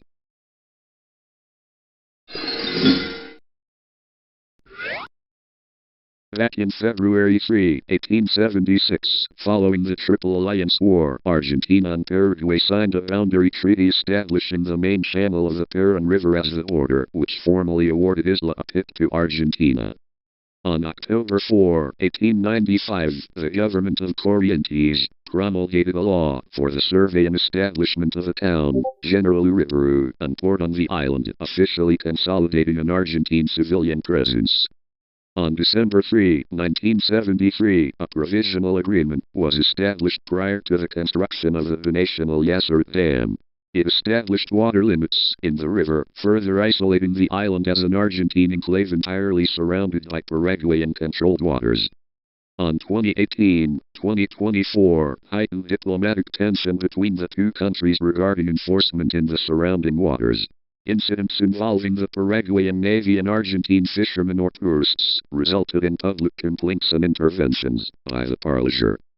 On March 2025, a massive storm devastated parts of the island, highlighting the logistical and supply challenges locals face due to restricted transit through Paraguayan-controlled waterways.